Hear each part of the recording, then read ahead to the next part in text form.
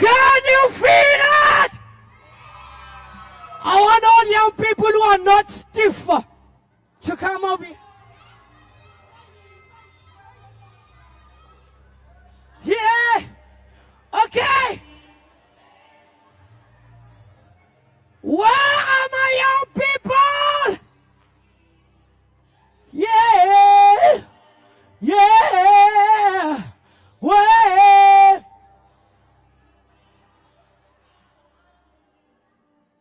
Young people scream. TETA Empowa you day one. We are here for you. Uppington. Don't sit down. Selector, my mic, selector. Selector. Open up the mic. Are you ready for TETA Empowa Youth? Are you ready for opportunities? Are you ready for funding and bursaries? Are you ready for moolah?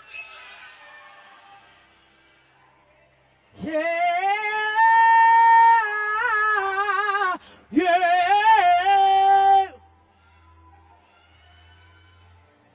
Swim out. Yeah.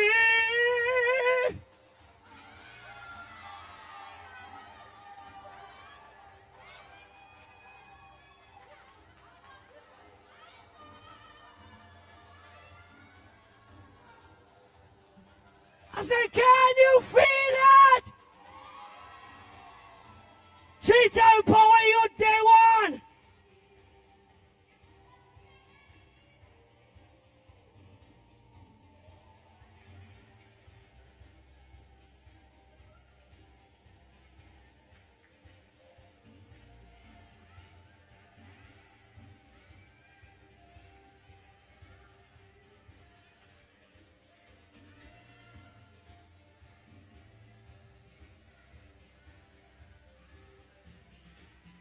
Can you feel it?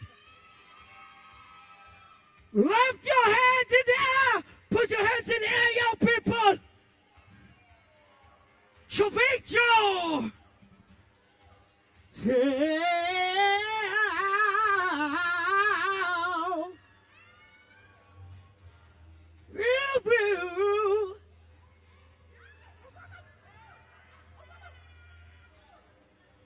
Where are the young people? I need 2 young people to come with me here on the front.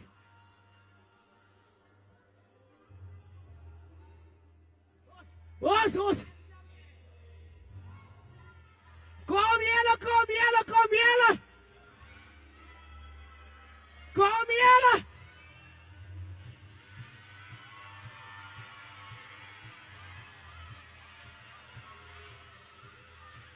What's a come here.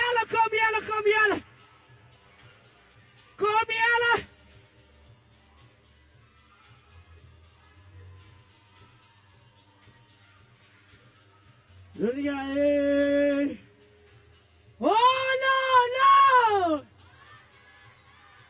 Oh no!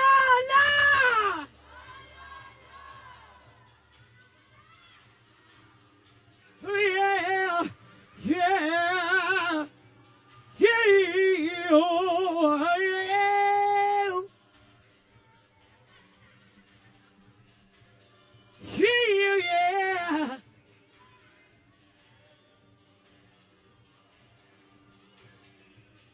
Can you feel it?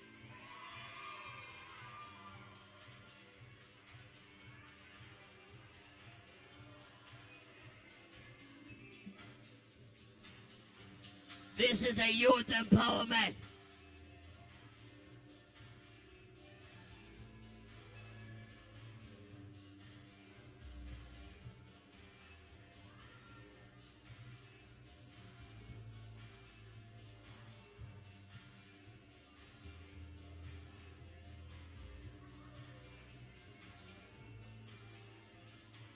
Are you ready? Young people, are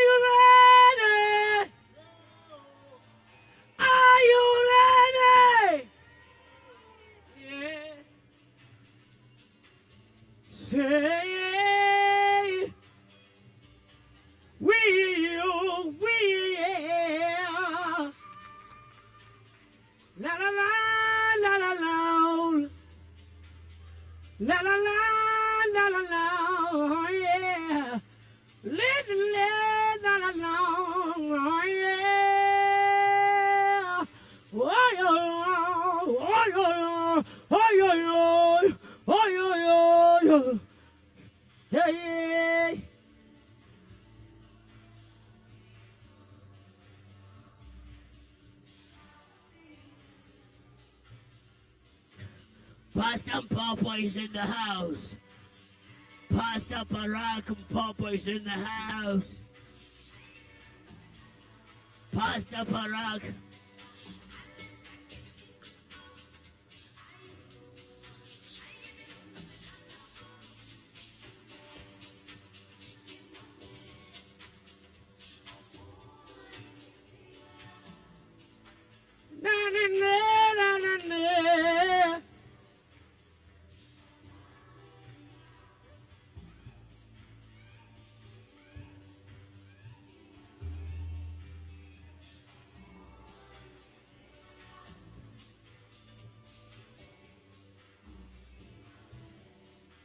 Open tin, are you ready?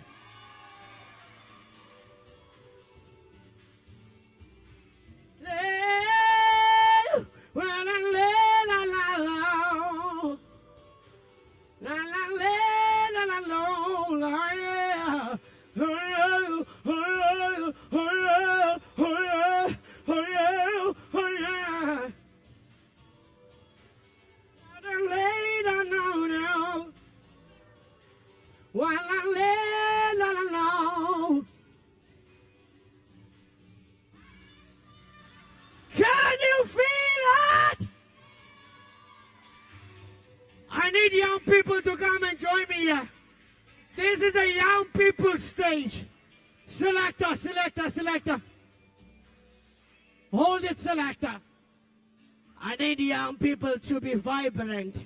I need energy. Somebody say energy.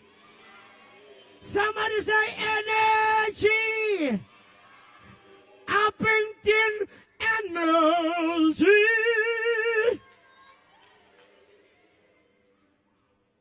TETA Empower Youth Weekend Day 1. Cause I need some energy. Cause I need some energy. Hey, hey, oh, yeah, babe. Selector, come young people, come here, come here.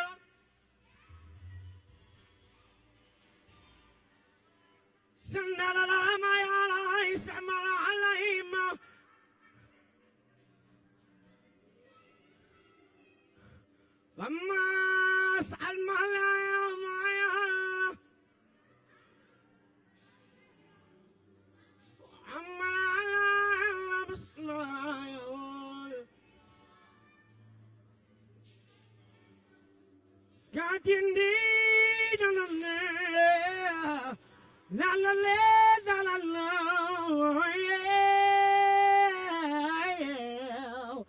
Are you ready, young people? Yeah. TETA Empower Youth Weekend Day 1. Everybody scream! Continue, yeah.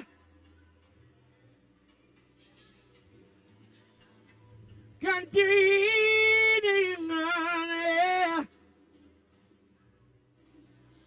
Yeah, continue on. Come here, come down. What? Continue on. Yeah, continue on. Continue on.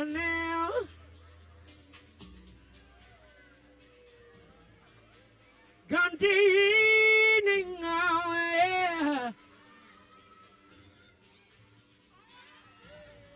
Yeah, continue on.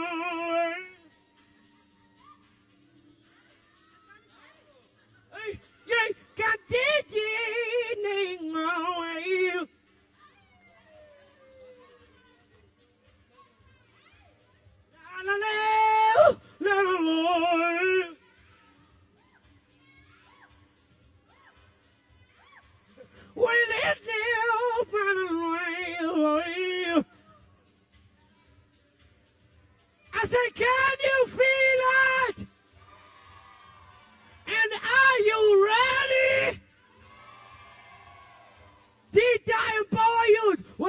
when I say TETA, you say Empower Youth. TETA! TETA! Give yourself a round of applause for coming early.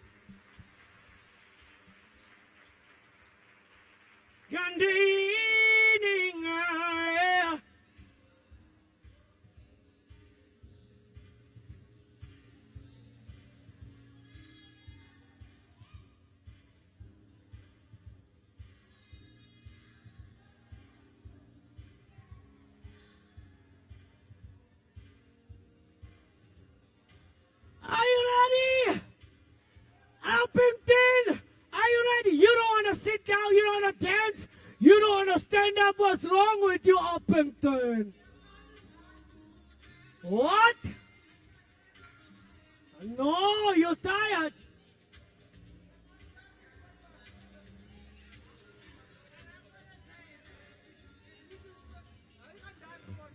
You are a youth. You want money. But you're sitting down on money. Hello? Hello? Sitting down on money. Young people, are you ready for opportunities? If you're ready, say yeah, boy. Say yeah, boy. Say ayobanas. Yeah.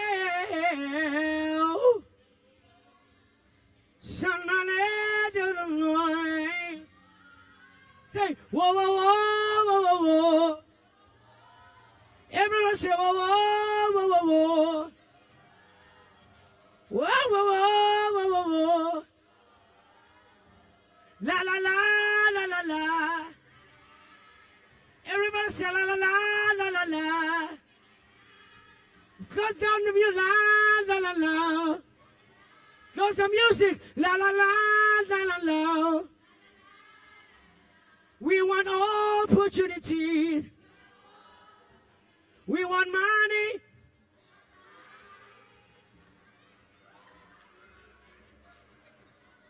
I know I want some money.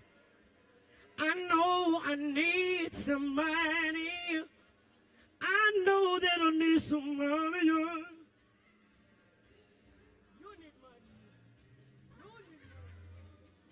You need money. La la la la la la. Yeah, la la la la la la. La la la la la la. La la la no no woo. Take the good for the new. Hey, Alpington, are you ready? It's gonna be lit. I tell you, Lord, Lord, yeah. Get down now, get down now. Not up and do, never not to do, but do put way.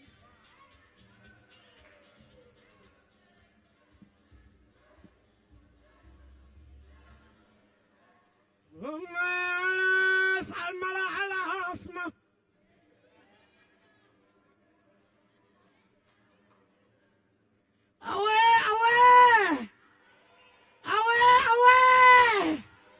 Alpington, away. Are you ready for funding and opportunities by TETA and Empower Youth?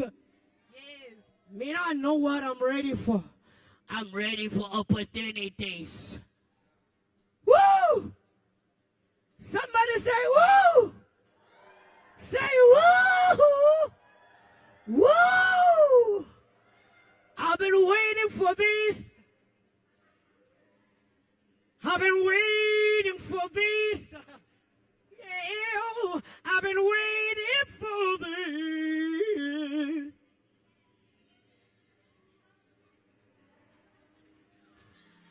Well,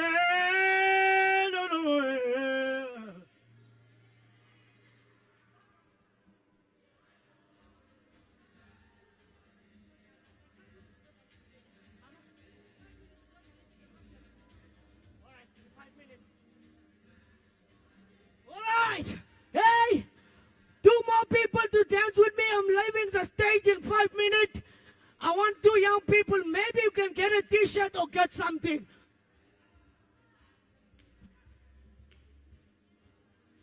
Come, Yella, come, horse. You might get something. Selector, come. I need a lady. Where are the ladies? Ladies, are you here? Where are the ladies? Are you here? We don't have ladies here. We only have guys here. We don't have ladies here.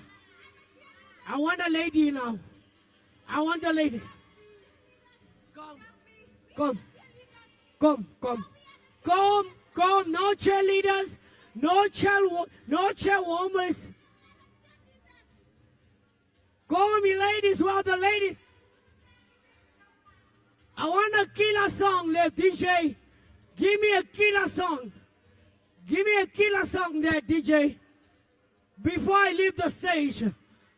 Come, Yella.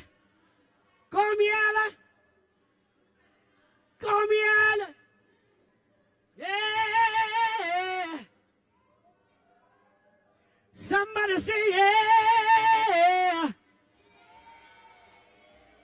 Yeah. Wah!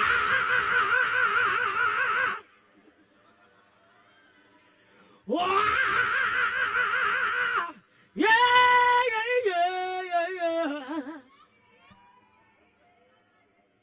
Say yeah.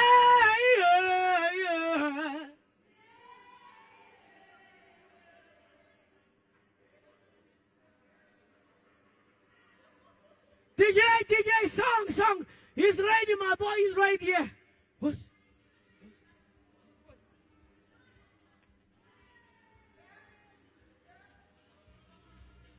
DJ, pump up the music, one.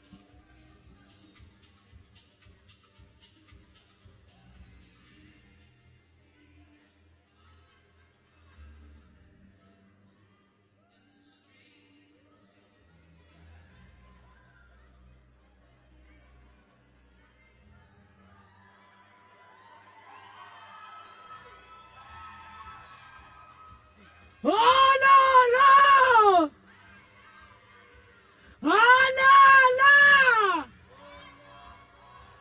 He's going to get himself something, I guarantee you.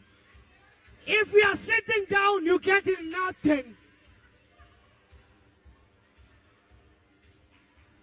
Yay!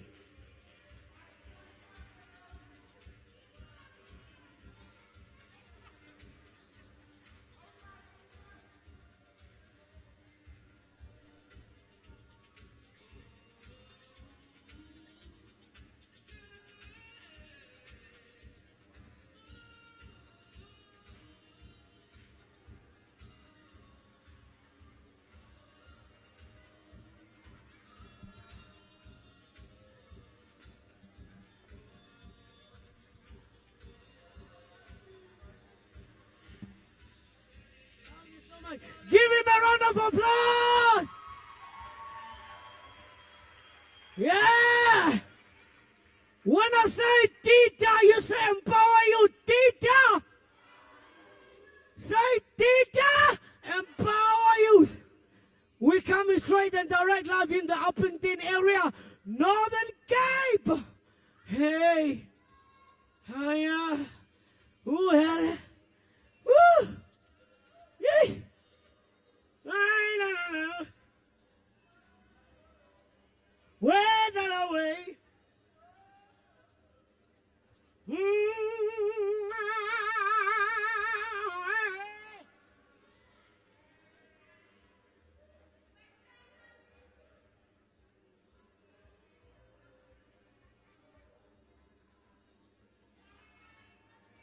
Somebody say swell. Somebody say swell. Give yourself a hand of applause. Put your hands together for yourselves.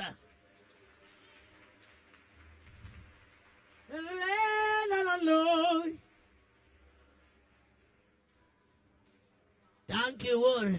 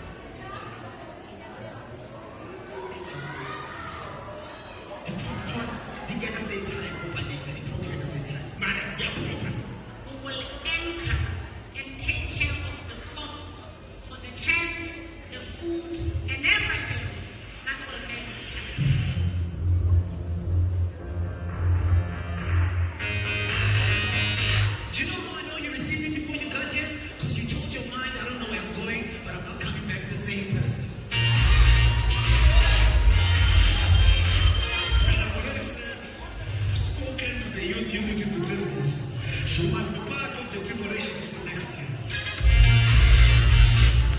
In 2020, during COVID, we became Edwin's top 100 fastest growing business in the world.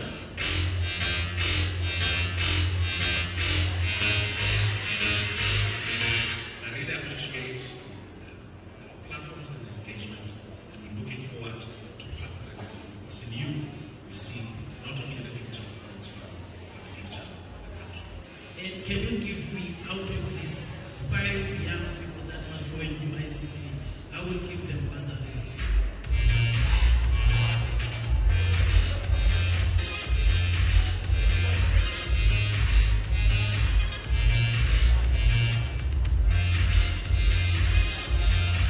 The things that change our lives are not big things.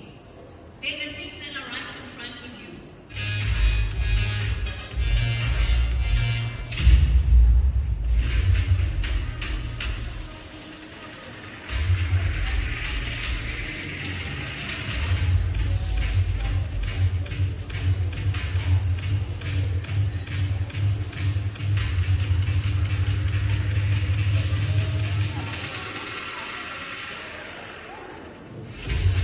Migrate from being humankind to being kind humans. I'm going to be forcing my office, talking to my colleague ministers in Monday, that a concrete program comes out of this place.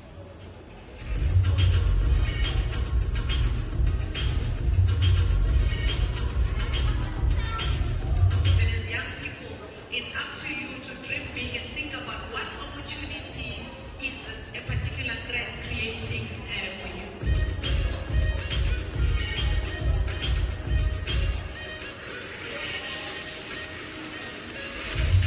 The young people of Orange Farm, we're not going to leave you behind. We are putting down money that's going to help you with digital skills. Committee 1.4 million.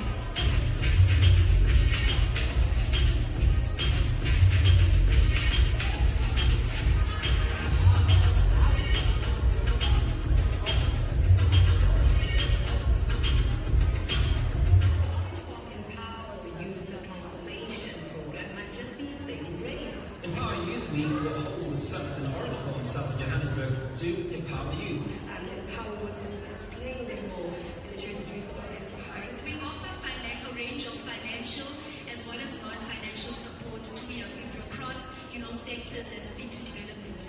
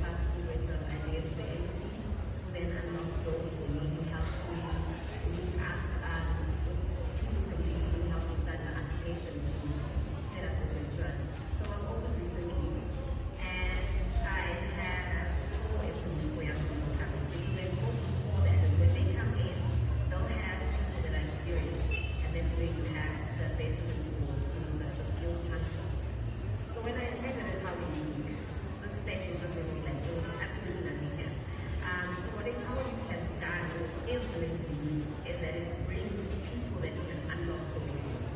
So we're going to set up a shop, an express supermarket. So we take all this past shop experience and elevating it to another level. And I think it's a mission for you to take advantage of it. Then this is our legacy of grandfathers and other past shops. They're not in our hands anymore, but we can get them back if we do them right.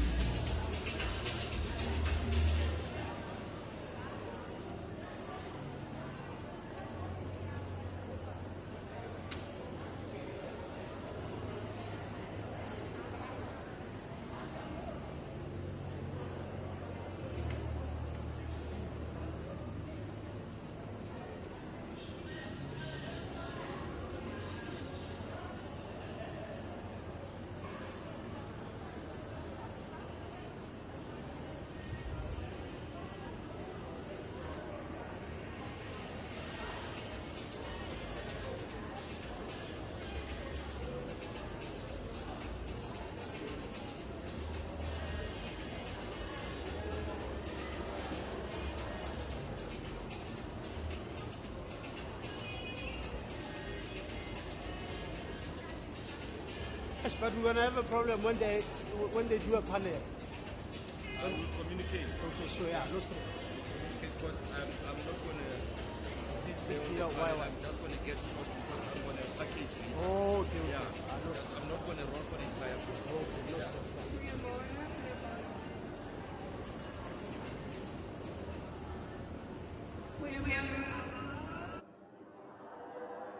A very good morning.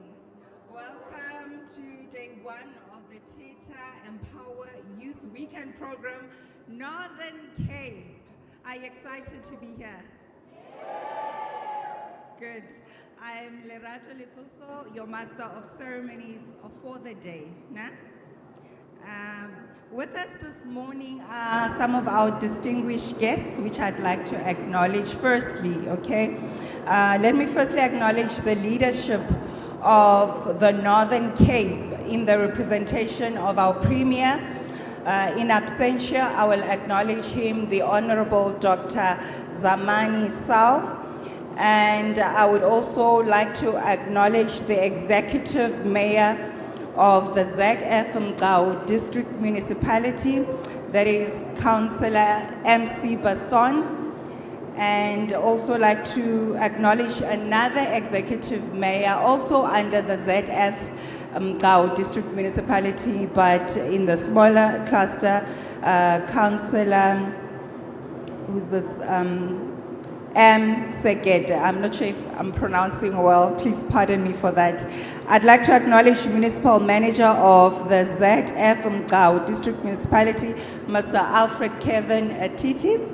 And of course, from TETA, our anchor for the summit is Executive Mayor, Corporate Services, who is Khatile Nkala. A very warm welcome to our distinguished guests, and thank you so much for joining us.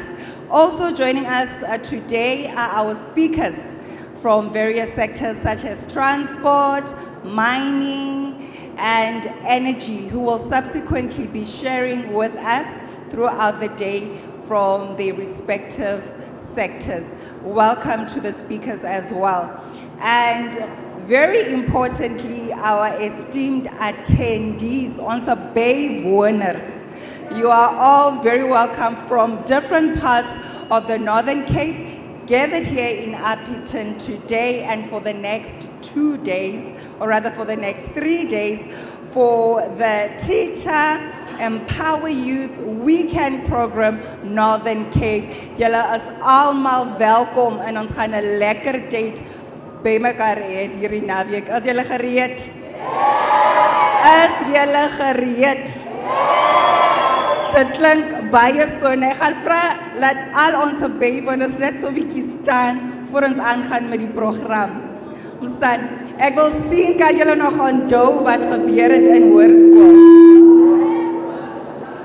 Right.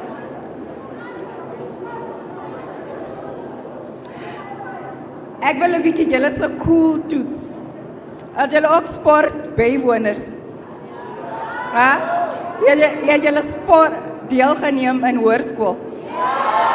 O, dan moet julle nou kan doen.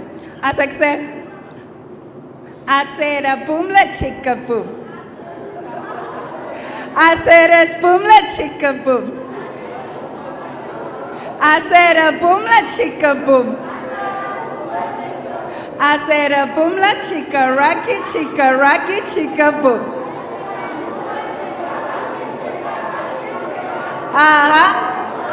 Oh yeah.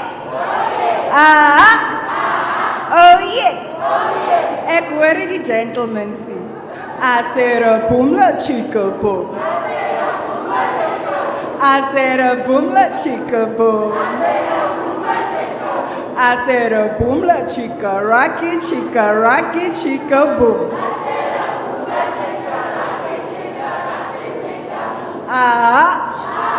Oh yeah. Oh yeah. Julle is baie gereed. Klap aan my handjies.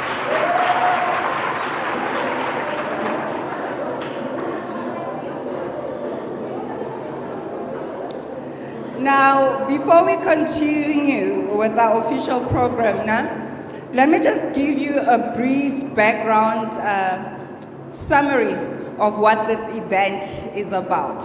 Now, this event is not just a summit, it is a movement that seeks to ignite flames of inspiration and empower the most valuable asset of our nation, that is our youth. Right? So, and the aim is to drive a purposeful summit that positively impacts the socio-economic future of the youth. Now, since 2021, we have exceeded our goals and have gone on to create extensive opportunities for the youth in Orange Farm, in Limpopo, in KwaZulu-Natal, in Mpumalanga, in the Northwest, and in the Eastern Cape. And now, this weekend, we are here in the Northern Cape, which will be, yes, I love that spirit, which will be our 6th province outside of Gauteng that we are hosting, okay? And, you know, ultimately, the bigger picture is to reach and create opportunities for as many youth in South Africa as possible. Now, what we would like to achieve, ideally, by the end of this program, is for all attendees to, at least when you leave here, leave with tangible opportunities, or at the least, you know, relevant context that will help with your future ventures. Wat ek bedoel is, by die einde van die program, by die einde van hierdie naweek, wil ons graag hê dat al bywoners hierdie naweek, as die program nou klaar is, dan het julle at least daarom nou kontakke of meer goeders het wat julle kan gebruik vir julle se eie toekoms. Hoe klink dit vir julle? Nou, elke spreker wat nou hier is vandag, as ons nou later by die verskillende panels bywoon, wil ek graag hê dat julle moet luister, en as julle vraag het, dan moet julle vra, moenie skam is nie. Want nou, hulle gaan vir ons nou sê wat elke, sector het. Whether it is mining, of energy, of transport, gaan hulle by ons nou sê wat se opportunities het hulle nou daar vir hulle. En nou, ek wil nie hê dat goeder met julle mis sien, né? So julle moet baie mooi luister en die details maar neerskryf daai wat notes is of met julle se phones notas sê. Is that all right? Now, for those of you that are interested in this movement and would like to know, please visit www.empoweryouth.co.za, and our social media handle is @empoweryouth on all our social media platforms. So please do follow us there as well. Thank you very much for that. Now, in the meantime, I'd like to have our first speaker to start getting ready. If our first speaker can just start getting ready, and whilst they're getting ready, I'll probably just take the attendees through some of the house rules for the day.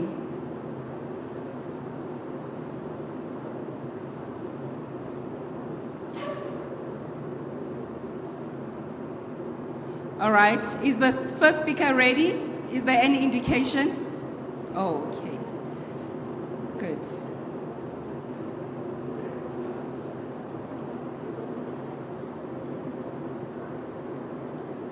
So, Mr. Alfred Kevin Titis, like I said, is the municipal manager of the ZF Mgao District Municipality, and he will be officially opening the program by giving us a welcome. You may come, sir. Let's give it a round of applause for the kids.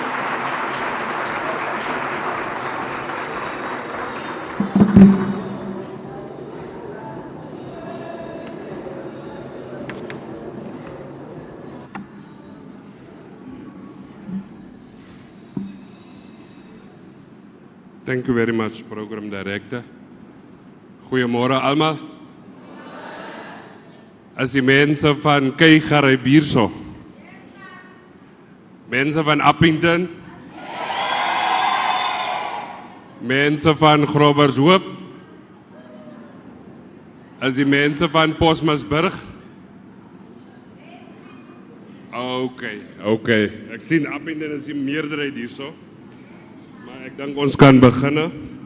Program Director, mine is just to do the welcoming address for this very important program for the young people of ZF Mgao District Municipality. The Honorable Premier, in his absence of the Northern Cape, Comrade Dr. Zamani Sol, Honorable Executive Mayor of ZF Mgao District Municipality, Councillor Marina Bason, the Chief Executive Officer of TETA, Mapefu, the CEO of TETA, Ms. Mpo, the CEO of TETA, Mr. Pillay, leaders of business, investors, here present, directors, chief managers, delegates from different organizations presenting our youth, distinguished guests, ladies and gentlemen.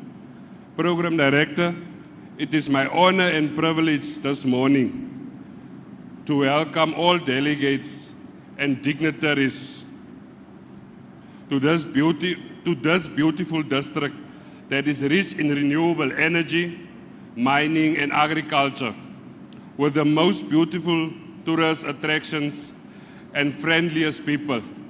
Maar hulle lyk nie vandag so vriendelik. Hallo hulle ernstig, né? Okay. Welcome to this youth empowerment program that will play a significant role in the skills development of young people and youth empowerment at large in our province as the Northern Cape. Empower Youth is a vital platform that brings different industries, information and opportunities to the youth where they are and fundamentally impacts the lives of young people by inspiring and connecting and transforming them. Program Director, today we have gathered here to engage each other on a number of opportunities that are available for youth and different sectors that include mining, sustainability, energy sector, the transport sector, and also tourism, amongst others. The Northern Cape Province and the ZF District Municipality are continuously working towards decreasing the unemployment rate in the province and upskilling young people to contribute to the economy of this province. Under the leadership of our Premier, Dr. Zamani Sol, the Northern Cape Province has managed to decrease our unemployment rate to 26.9%. And we visualize that as a modern, growing and successful province, and programs such as this summit blend in very well with the vision of our province and our district. Program Director, through our engagement with Empowa Youth, while planning for this summit, the first question I asked them was, how will the youth of ZF and Gau benefit from this summit? We don't want a talk shop for these 3 days. We want to see after this summit that young people have learned something. There was a truly contribution made by all the stakeholders and all investors here. And I've asked these questions to the management and senior management of Empowa Youth. And we was very clear, we want opportunities for young people of ZFM. Opportunities such as job creation, SMME development, educational opportunities. The leadership of Empowa Youth promised us to deliver only on that. And I will be here, Program Director, to hold them account. Therefore, we welcome real, relevant jobs, learning and entrepreneur funding opportunities to mitigate critical youth unemployment statistics in our province and within our district.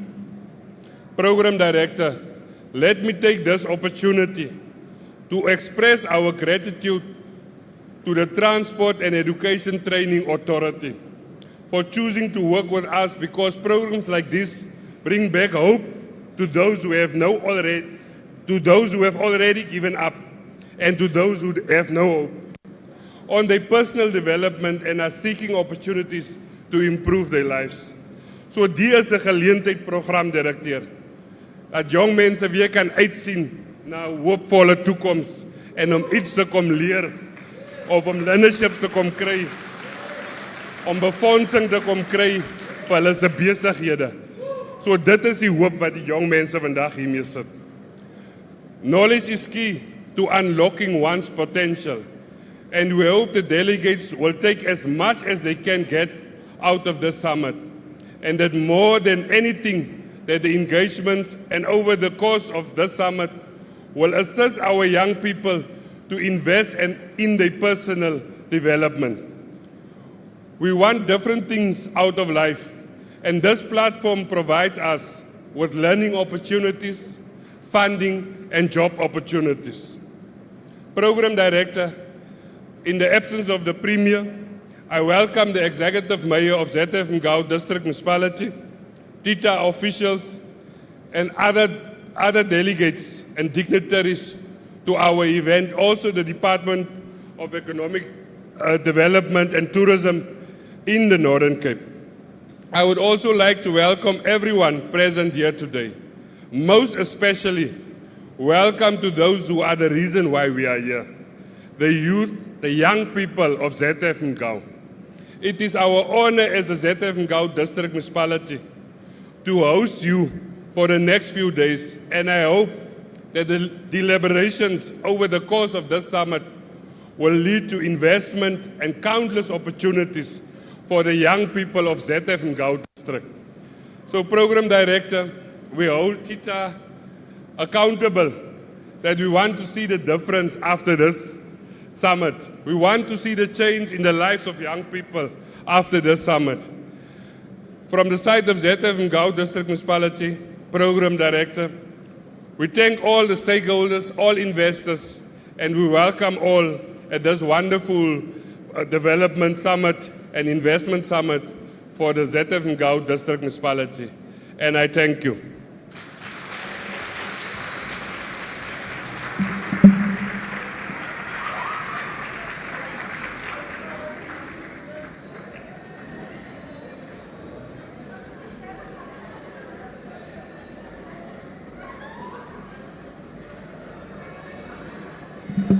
Another round of applause.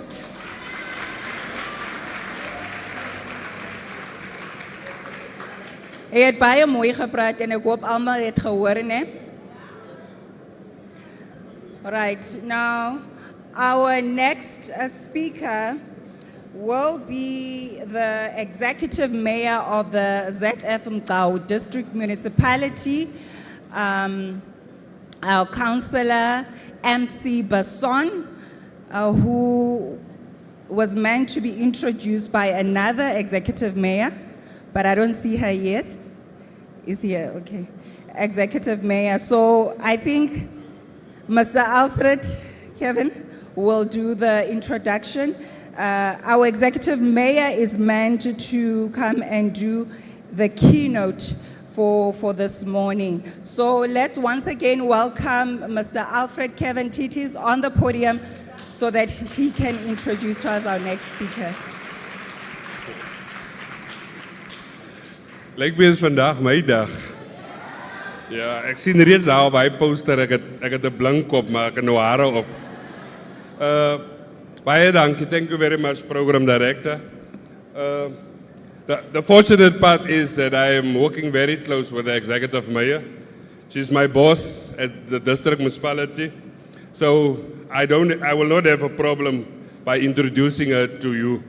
And I think most of the young people here, they also know the executive mayor. She's a councillor, she was a former speaker, she's a former councillor of ZF Empowa District Municipality.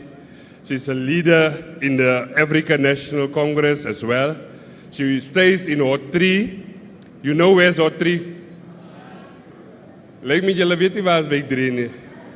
Sy bly net die ander kant Rainbow, daar voor Progress Civic. So as die jong mense probleme het, kan hulle sommer tot daar gaan. Ja, I would like to introduce to you the executive mayor, Maureen Marina Basson, to the podium. Thank you very much.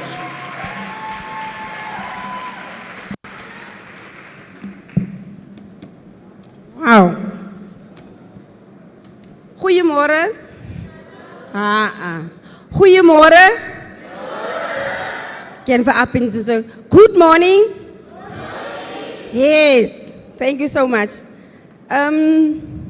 Programma-directeur, achtbare uitvoerende burgemeester van die David Kruiper municipaliteit in sy afwesigheid, hoofuitvoerende beampte van TETA, Mafefo, Anna Frompeng, hoofuitvoerende beampte van EFSO, Julle maar vergewe vir die van as ek hom verkeerd bespel. Hoofuitvoerende beampte van EFSO Kopela, hoofuitvoerende beampte van TETA, Shesan Pele, hoofuitvoerende beampte van Empowa Youth, Tumi Lelaru, hoofuitvoerende beamptes van verskillende instansies, leiers van besighede, beleggers en belanghebbendes, afgevaardigdes van verskillende organisasies wat ons jeug verteenwoordig, lede van die gemeenskap, jong mense van die gemeenskap, dames en heren, goeiemorgen weer even once again, good morning once again. Programdirecteur, dat is my eer en voorrecht om vandaag hier te staan om alle jong mense, beleggers, belanghebbendes van die publiek en privaat sector van ZF Empowa District Municipaliteit te verwelkom. Dat is my riem onder die hart om te sien hoe die jeug geprioritiseer word deur so 'n geleentheid aan te bied. Die doel van hierdie beraad is om geleenthede nader aan die jeug te bring en om jong mense se begeertes om hulle sosio-ekonomiese toestande te verbeter en te ondersteun. Hierdie beraad skep die geleentheid vir die jong mense wat hier teenwoordig is om soveel te leer en om van al die potensiële geleenthede gebruik te maak. Die programdirekteur, die primêre doelwitte van hierdie beraad is onder andere om werklike werksgeleenthede, opleiding en entrepreneursbefondsing daar te stel. Om die jeug te bemagtig om met eenvoudige idees na vore te kom en om ontwikkelingsgeleenthede te identifiseer. Om die jeug die nodige inligting te gee om impak in die projekte kan mee te begin. Programdirekteur, dit is noodsaaklik dat ons die uitdagings van armoede, ongelykhede en werkloosheid uitwis. En een van die maniere om dit te doen is om te sien dat ons jong mense die nodige vaardighede gegee word en vir hulle self uit armoede te lig en hulle eie werksgeleenthede te kan skep. Hierdie beraad dien as 'n platform vir jong mense. Die regering en alle rolspelers om mening uit te ruil oor die nasionale jeugwerk situasie en om goeie praktyk te kan deel. Ons gaan vir 3 dae net praat oor dringendheid van werkskepping en die rol wat die jeug speel. En die rol wat die jeug speel. Die beraad is ook bedoel om te help om bewustheid te verhoog oor die dringendheid van die bevordering van ordentlike werk vir ons jeugdiges. Programdirekteur, hierdie 3-dagse program is vet van lekkernye, dis vet van inligting van kennis en ons het vir julle 'n potjie kos kundiges en geleerdhede voorberei. My versoek is dat u dit ten volle sal benut. En as die Saterdag hier klaar maak, moet daar niks oorbly nie. En dat julle terug sal gaan na julle onderskeie gemeenskappe en 'n verskil gaan maak in julle lewens en in ander se lewens.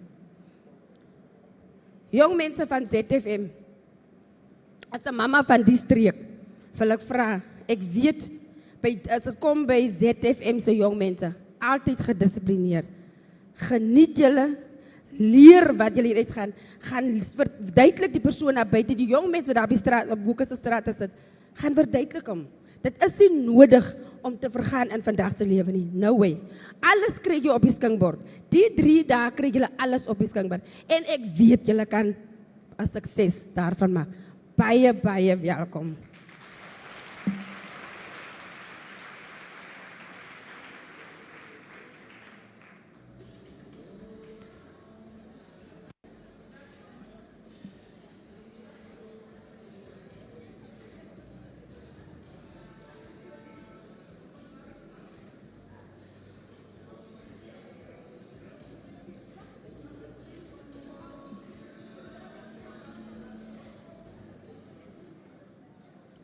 Kom ons laat nou weer ons hande.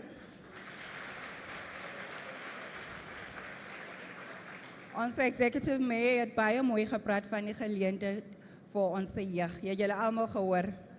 Wat nota. Now our following speaker is Executive Manager Corporate Service Khatile Nkala from TETA. If she can just quickly get ready for her bit, she will be sharing with us a sponsor's address.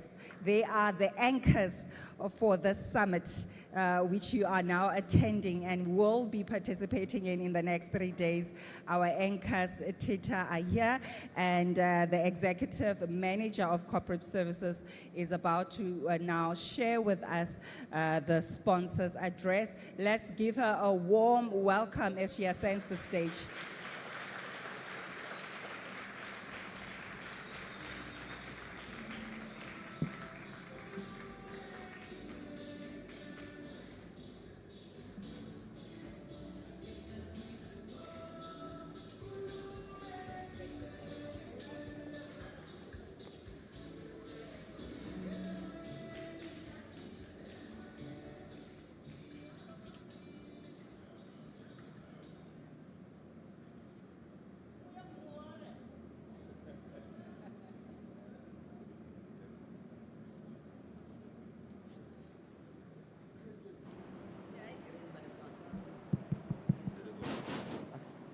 Goeiemôre. That one I got right. I must tell you that in South Africa, you know, we are put into regions. I come from the Owe Transvaal, Johannesburg, Daien. There we never spoke Afrikaans. We only spoke Afrikaans in the Afrikaans class. When the teacher said, Makasin, en daar is een sin wat ons almal geweet het. Die man kap die hout. And then the onderwyser kom and then he says, put it in verlede tyd. And then the trouble starts. die man het die hout gekap. And then when they put gister in there, then die woordorde van teer mekaar. Ons het nie geweet if we must say die man het gister die hout gekap of die man het die hout gekap gister. And then there was that one, is it verleden date? That one where you must say die man die hout word teer die man gekap. Ah, that one. So that's the best I know of Afrikaans. But I tried, I said, good morning, goeiemorgen.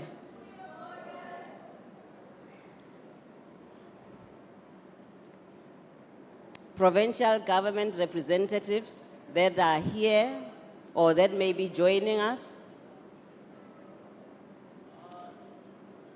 David Caper municipality representative, in particular the ZF Matau district municipality. Let me thank the program director, Mr. Alfred Titis. Thank you very much for welcoming us, the acting municipality manager. Madam Mayor, thank you very much for having us at TETA and the stakeholders that are here today. Various stakeholders represented here by directors, CEOs, and various heads of departments. Education training authorities that are here, that may be joining us, and stakeholders that are bringing opportunities to young people here in Uppington. It was Mayor and Mr. Titis who clapped. I don't know about you.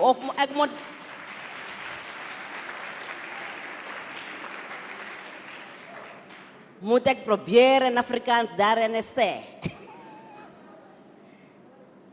All the stakeholders that are here, that will be joining us, that have pledged to be with us here to bring opportunities to young people in this region. That for us is very important, and that's where we show our passion. And I will talk about that later. Members of the media helping us extend our reach as we reached here today in the Northern Cape in Uppington. And you, the young people, you have demonstrated by being here that you are committed. And for us, it goes a long way. That's just the beginning. That's just the beginning of the journey that we want to have with you. Now, as they say, every journey begins with the first step. Now, for us, as Transport Education Training Authority, we believe this is the first step. So thank you very much for having us, and I greet you. Normally, because I talk to young people, I was not going to be confined to the speech. But my boss there, who writes the speeches, told me today I must confine myself to this speech. I mustn't do the things that I normally do. So I will try and mix both so that we have fun. Because this is for young people. So Mr. Speaker, we are going to have fun here today. As I reflect on Uppington, which boasts around 72,000, just over 72,000 inhabitants, with the economic dependency on agriculture, services, and tourism. There's also a lively informal sector that is present in this town. There are a few companies that are either national or multinational, like Oranje Cooperative, Karakul and Livestock Cooperative, and Oranje Refir of wine cellars. I'm laughing because let me see if the people that I came here this morning remember why I'm reading the wine cellars. This morning I woke up and I just jogged around the area because I'm a runner, so I woke up and jogged around the area. And then I saw the sign of wine cellars tasting. I even took a picture there. And where I was, it was saying it's 4.8 kilometers to get there. And then I thought to myself, when I'm still early, I can try and get there. So I got there. So I'm happy to say that I can see it in the speech. I saw it this morning with my running shoes. I went there.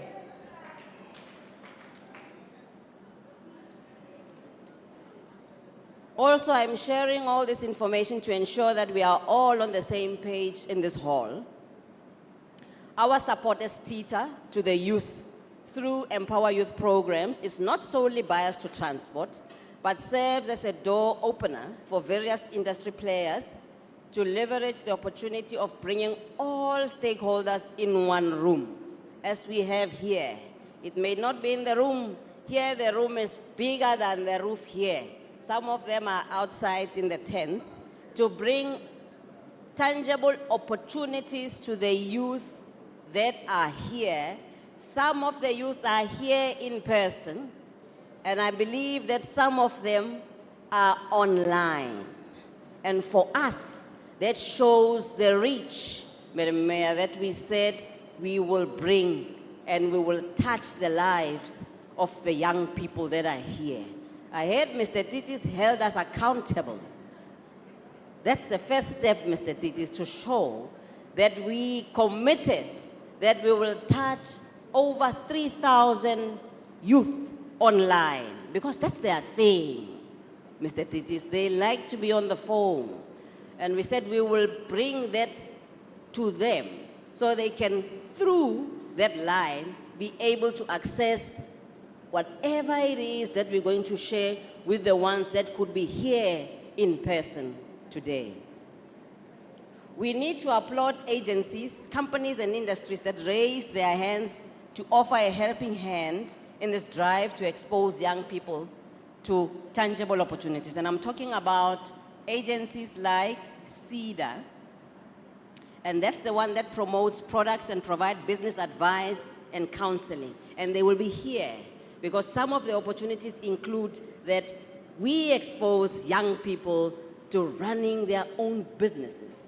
And CEDA will be here to give advice to the young people as to the ins and outs of running your own business. We'll also have Standard Bank, and they offer learnerships and bursaries for the year that's coming, 2024.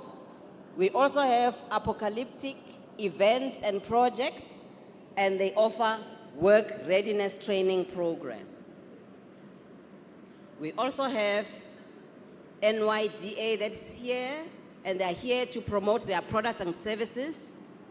They've walked the journey with us, and we have seen them provide business management training, life skills, job preparation, and they've offered vouchers to young people who've opened their businesses, and they are here today to do the same as we've done with them in all the regions. We also have Evotel, and they are placing young people into jobs in the installation of fiber.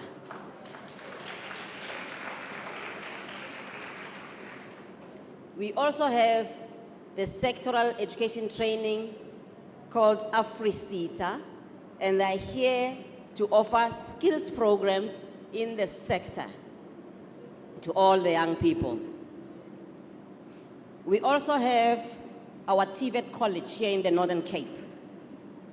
And of course, it was not going to be the same without them, because they are positioned to look after trades and skills, not only in transport, but everywhere, to prepare our young people as they come out of education, that one, basic education, so that they can find skills that they can learn, that they can master, and go and contribute in the economy of our country. So thank you very much, the TVET College of Northern Cape, for being here.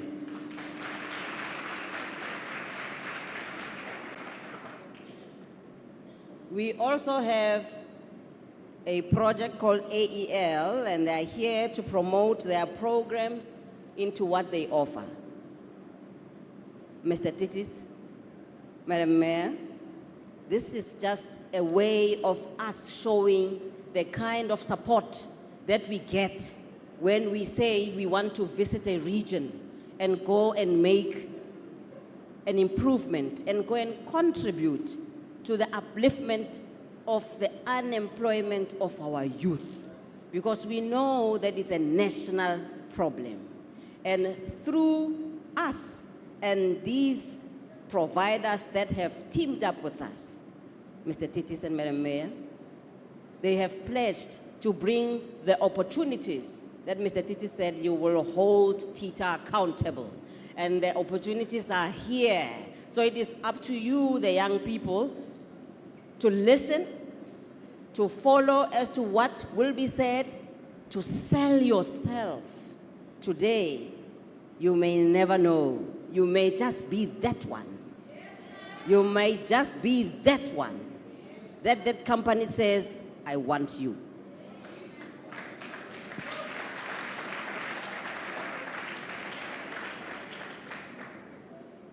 I want to share with you our journey of the similar contributions, Mr. Titis, that we've made throughout our country.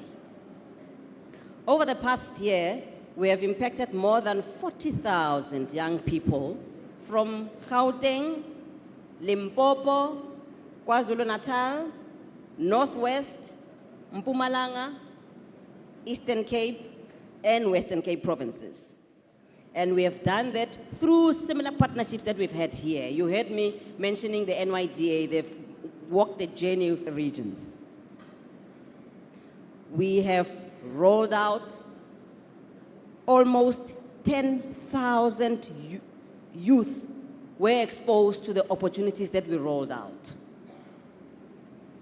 And when we count for all the regions, the number climbs and it gets to over 100,000 youth that were exposed to the kind of opportunities that we are sharing with you today through all the partnerships that we've had with the companies that have pledged, like the ones that have done here today.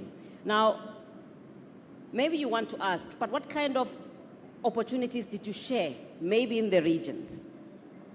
And I'll share with you, for example, in KwaZulu-Natal, we went to areas like Vryheid, so we really touched areas in the rural areas where we know our youth struggle to access opportunities, because we know that migration of people, logically, they go to the affluent areas, to the urban areas. Now, it is our duty, Madam Mayor and Mr. Titis, companies like TETA, organizations like TETA, to go out and take the opportunities to the rural of the most rural places where our youth may be forgotten, or where they may think themselves their lives will never change. But we've done that with a lot of the partners, that some of them are here, and we touched a total of 3,000 youth in areas like agriculture, tourism, mining, transport, which is where we are, health and wellness,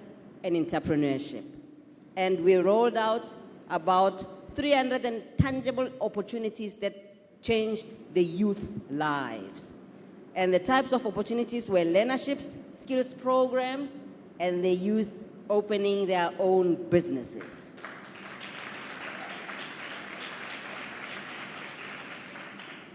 I'm sharing this with you so that you don't think that, there they come with stories. But I want to share with you our journey, where we have come and what we have done. We went to Limpopo in Giani district. Now the youth, because you are always on social media, you would know where Giani is and how Giani looks. It is the rural of the rural area. We exposed our youth in agriculture, tourism, mining, transport, wellness, similar to what I've shared with you here. We had over 550 opportunities leveraged. Learnerships, business training, and just owning businesses was what the youth took.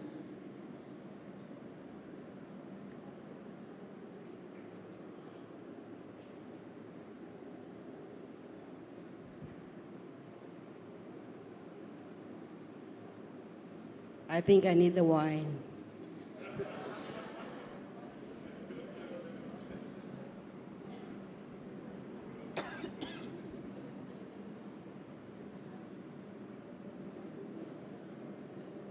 We did the same in Gauteng when we had similar opportunities and the areas of exposure were the same, but we added wholesale and retail, just to show you the type of collaborations that we have and where we can reach.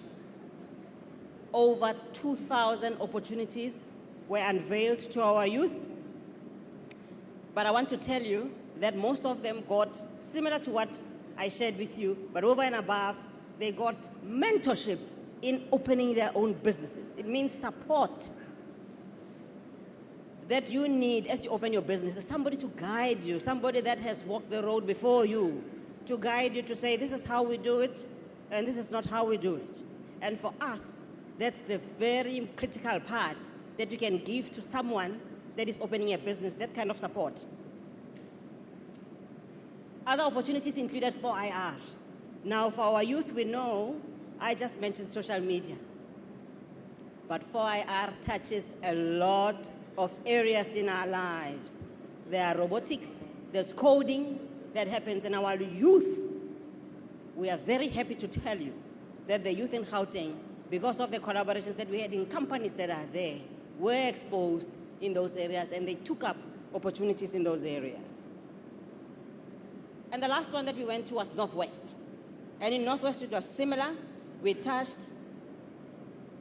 over 3,000 lives of the youth and over 800 opportunities, just under 900 opportunities, tangible opportunities were given to the youth. Now you may ask, why do you have a disjuncture in terms of the numbers of youth lives that you touch? Because we're telling you about thousands, but we may tell you just under 1,000 of opportunities that were unveiled for our youth. And that is, the key also lies with you, but the key also lies with those companies that come through and unveil the youth, the opportunities to the youth. The journey has not stopped. We are still doing what we need to do for our youth, so those numbers will keep on climbing, Mr. Titis and Madam Mayor. And when we report back, perhaps when we come back to report here, next time we will report to say that over and above that, we also touched the Northern Cape.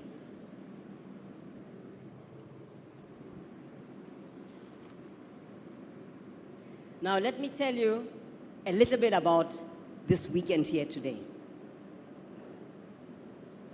Even if we are here in the Northern Cape, but it was part of our passion and part of our dream that the Northern Cape becomes one part of the puzzle that we want to put up, showing the support that we have for the youth in our country. And that we do through, Mr. Titis, you may know this in your work, through the district model.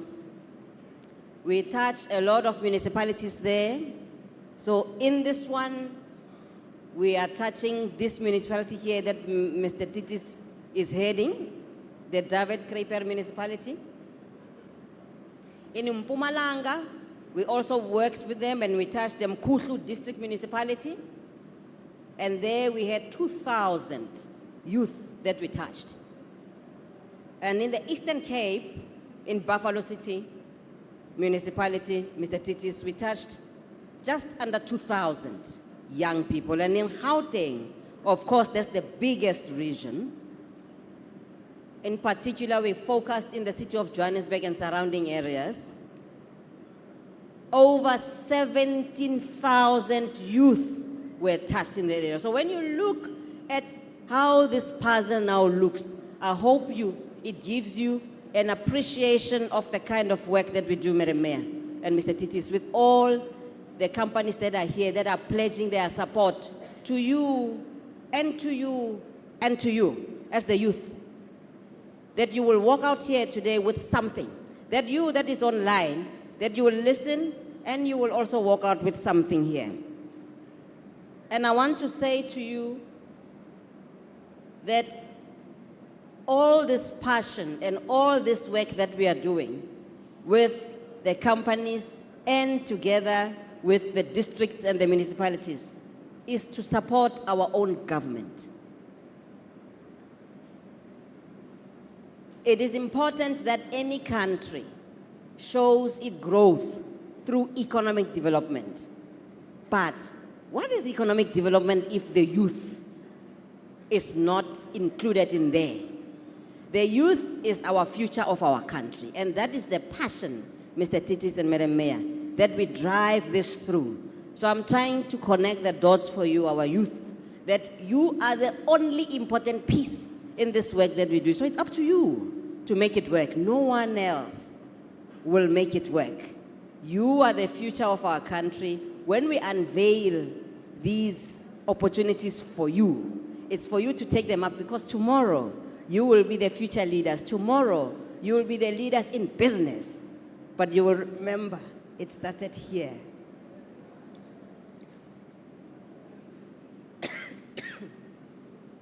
I want to end my talk here today by saying to you, in the next 3 days, we will not be bringing empty promises to you. I've shared with you our history, our journey in this year, and I've shared with you the numbers in terms of the lives of the youth that we have touched.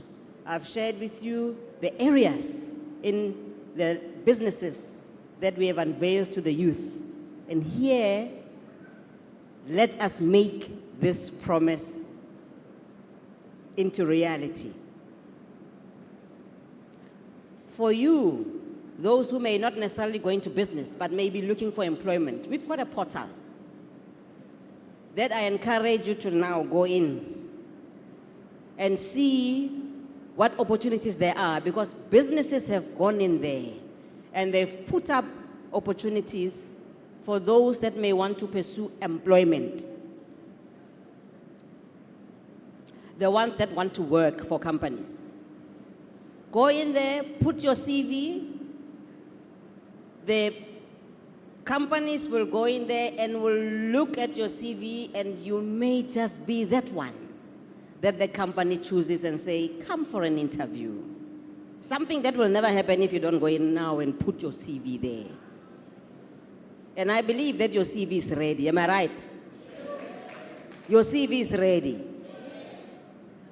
I want to say it in Afrikaans. I don't know how to say it.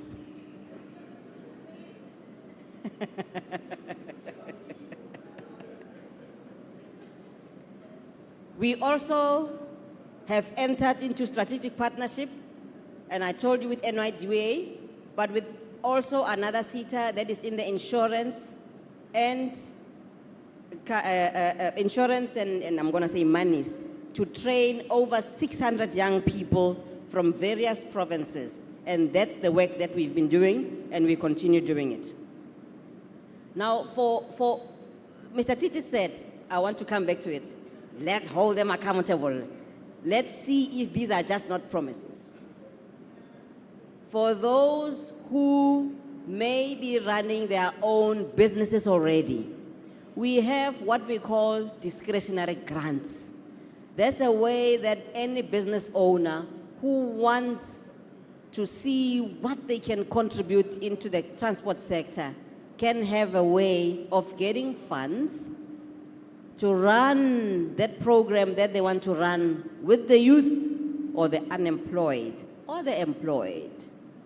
Because in our work, we look after skills in the transport sector. And the skills for those that are employed are everything that is in transport. We've got the transport of the sea, we've got ships. So did you know that the ship has got a captain, and has got a skipper, and has got an engineer, and has got a technician?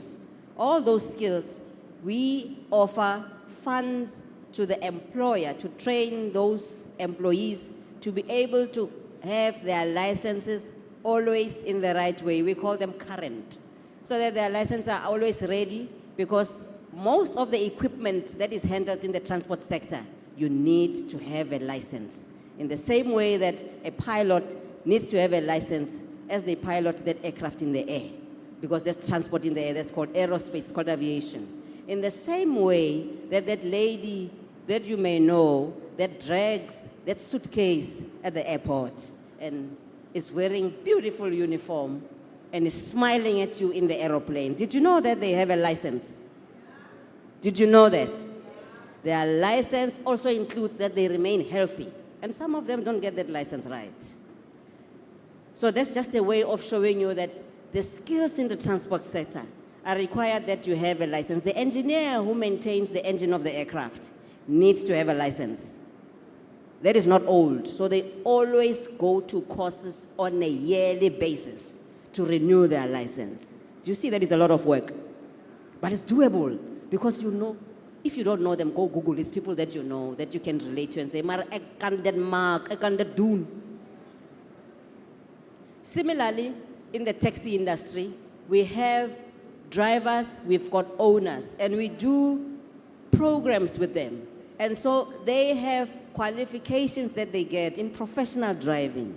You know, you may not believe because you see them driving here in the way that they drive, but they've got professional driver's licenses that we fund the associations to take those drivers to those professional programs. Some of them also go into management.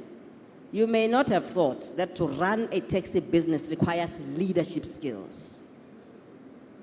That's the work that we do.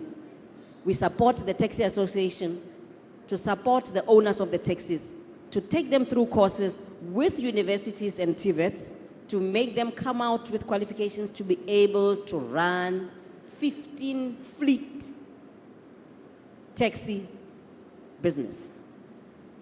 Trucks, because of what you may have seen in the news with trucks killing people. But we offer skills for the for the drivers of the trucks, in similar to what we call professional driving, but also the engineers, and also there are what they call telematics. And I'm mentioning this because I was watching the news yesterday. There are companies that offer telematics that manage the truck fleet in a way that will tell the owner that the driver did not sleep as they went to the DRC to deliver. They were supposed to have slept. After a couple of hours, they did not sleep. The tire pressure is not correct. So there are those telematics that is part of 4IR that is required for those skills. So I'm sharing with you to just remind you to say, when we say that the skills in the transport sector are critical, and we fund the employers to be able to make sure that the employees that are within the sector are trained and they hold the right licenses, that's what I'm talking about. But what about the ones that are still coming into the sector? You. We also look after you through similar programs that I'm talking about. We are preparing you today to be able to enter the employment in the transport sector and in other sectors that are here today to say, come. The TVET is saying, we will train you, but the employers that are here today are saying, we will open the doors for you to come and get exposure into what work is like, so that at least you get that 1 year experience that you can put in your CV and say, I have 1 year experience, and any employer can now look at you differently. That's what we're talking about. But I'm surprised you're not clapping.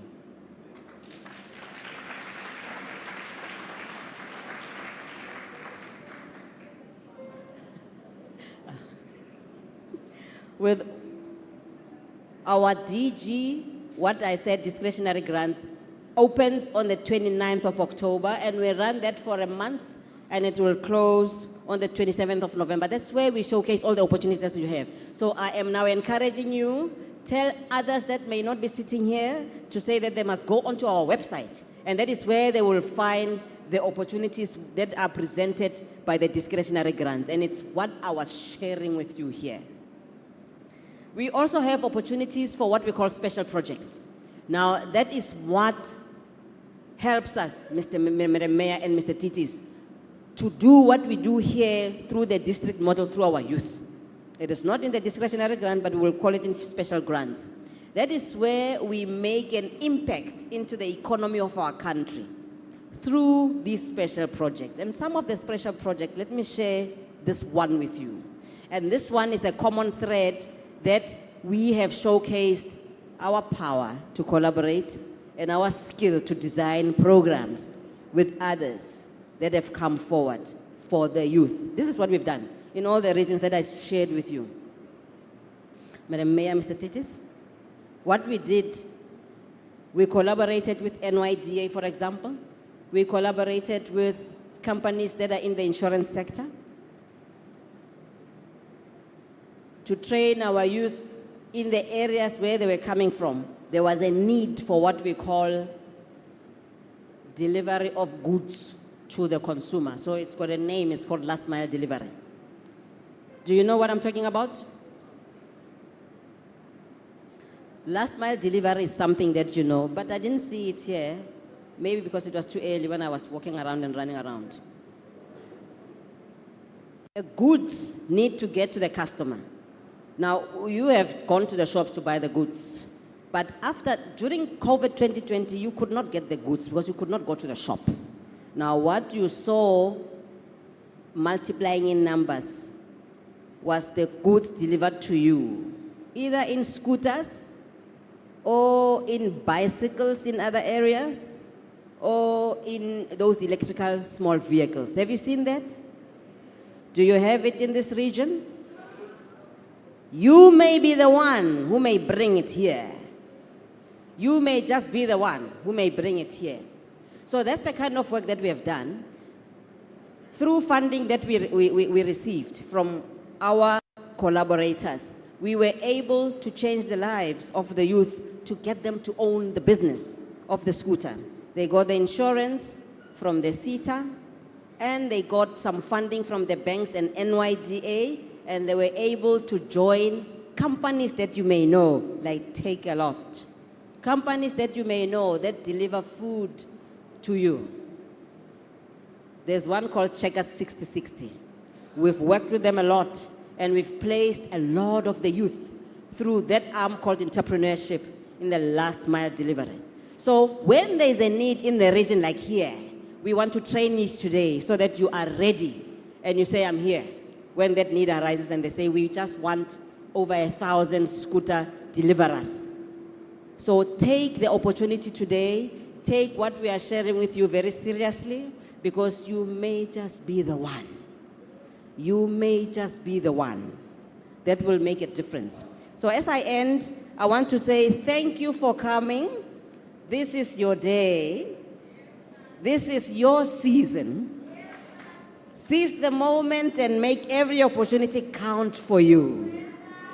Always remember, no opportunity will ever be delivered to you on a silver platter. You must be prepared to compete with others that will step up with you on the line. When opportunities become available, you must be prepared to compete with the person sitting next to you when opportunities become available.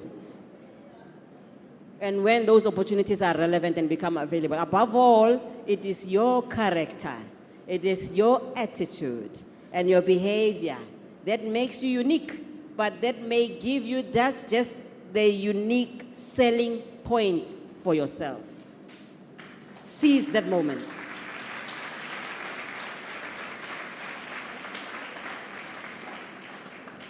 With those words, Mr. Titis, I hope that I have now opened the curtain and unveiled the mist and said these are just not promises, but we are here as a commitment, Madam Mayor, to say that we are here to change the lives of the young people.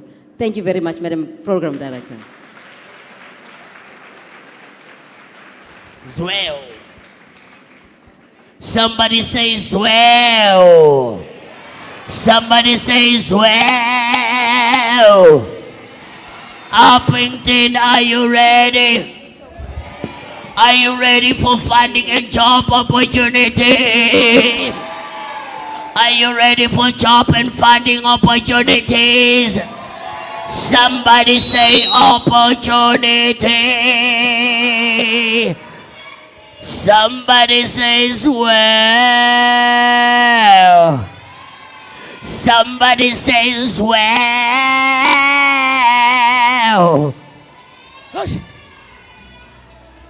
Yeah.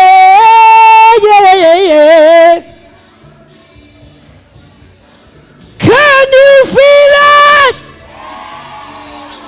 Can you feel it? Somebody scream! Swell, Ngangasi.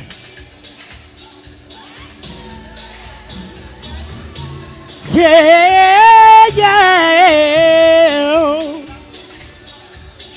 Can you feel it? Can you feel it?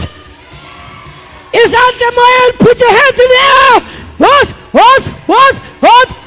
Ngangasi. Can you feel it? Yeah.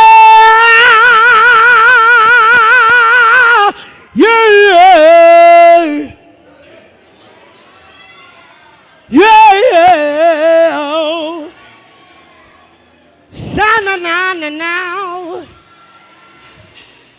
No matter, I'm gonna make it. Somebody says, Zwell! Angus. No.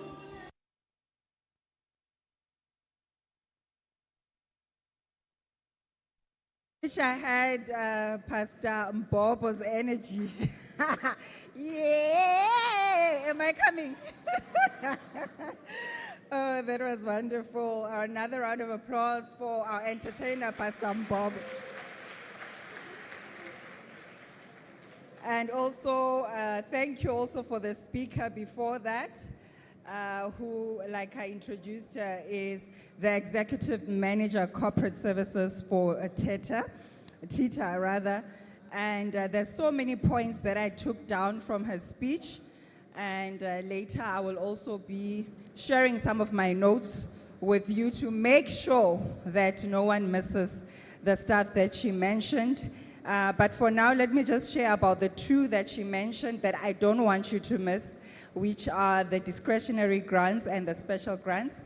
There is going to be an opening on the, is it 27th October, 29th until the 28th November.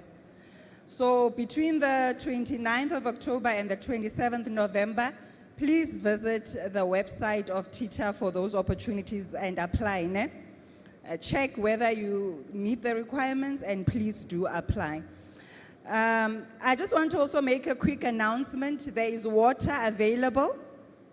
So please, if you feel like you need water, just outside at the main entrance, all the ushers you see wearing the branded t-shirts of Empowa Works, just ask them for a bottle of water. So daar is water beskikbaar daar buite, ne? So al die bywoners, as jy voel jy wil 'n bottle water hê, kan jy net so by die daar uitstap. Elke iemand wat daai Empowa Works t-shirt het, dan vra jy vir hulle vir water. Hoor julle almal?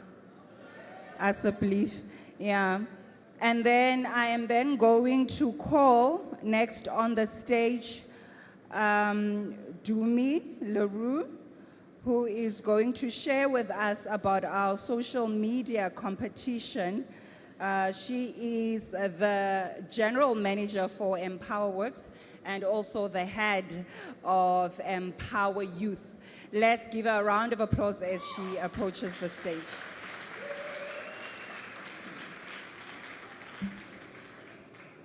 Goeiemôre julle.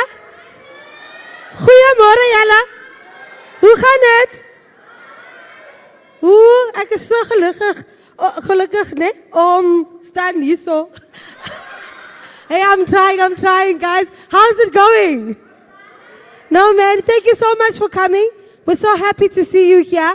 I'm here to share good news, ne? So, how many of us here have Facebook? Raise your hands. Majority, ne? I mean, it's 2023, yo. I mean, what am I even saying, right? And Instagram, how many of us here on Instagram? Okay, so we've got a social media competition for the next 3 days. Cash prize, lala. Right? Cash prize. At the end of the day, my social media manager over there, Cash, her name is Cash. She's got a cash prize, and her name is Cash, right? She's gonna give me a winner of who's the winner of the social media competition. What do you need to do? Okay? You need to make sure that you follow Empowa Youth page on Facebook, on Instagram. All the posts that are coming out today, you need to share. You need to like, you need to comment. Okay? And you also need to take your own pictures of you, your friends, and whoever that's around you. When you're outside, you're having lunch, and you're meeting the exhibitors, you must take pictures, you post, and you tag us so we can reshare your picture. Okay? The person who dollars the most, ne? The person who dollars the most will win the money. Ne? We're together. Hey guys, I said cash prize. So don't lala because you will sala. Ne? Alright, so I will speak to you guys properly tomorrow. My address is tomorrow. But I stand before you representing Empowa Works. We're a marketing agency from Johannesburg and really here to make sure that the youth of Uppington are not left behind. Okay? There's a lot of opportunities that are here for the next 3 days. So don't lala again because you will sala. Ne? There is literally 150,000 from Coca-Cola tomorrow. So again, if you're an entrepreneur, you're in the food and bev, meaning you're selling food, you've got a container somewhere, best you be here tomorrow. And for the next 3 days, because other things can also come, right? You're going to come up and you're going to pitch your business under 1 minute. Okay? 3 winners will walk away with funding on the spot. All right? There's opportunities from TETA. Okay? For last mile delivery, for apprenticeship program, CEDA's here also, Standard Bank is here. There's literally training and readiness program opportunities. There is installation of fiber opportunities, which is jobs. There's Agri-CETA learning programs. The NCR TVET college is here. Guys, everything is right before you, ne? So make sure that you use this next 3 days very wisely. But I'll be talking to you properly tomorrow, showing you some of our success stories, what we've been able to achieve and how we've been able to impact together with TETA across the country. This is a South African platform. It seeks to address all the young people that are within our country. So what are we going to do? We're going to hashtag, ne? What are our hashtags? It's hashtag EYW23, ne? Hashtag EYW23. The other hashtag is hashtag TETA Empowa Youth Weekend. Hashtag TETA Empowa Youth Weekend.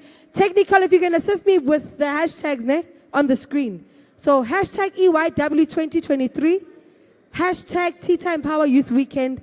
The last one is hashtag EYW_NC, which is Northern Cape. Okay, you got them? You got it. Thank you so much, guys. Program director, I'm done.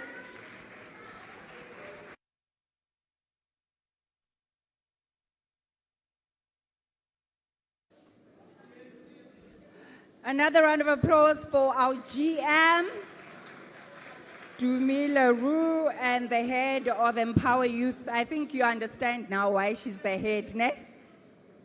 She has the energy. Once again, just a reminder that there's water available outside. So don't sit here and get hot and then have an emergency situation. So there is water available outside. Anyone who's wearing the branded Empowa Works t-shirt can assist you with that. Daar is water beskikbaar buite. So enige iemand wat die Empowa Works a t-shirt aan het kan vir jou help met 'n bottel water, né? Now, volgende, we're going into what we call the transport stage.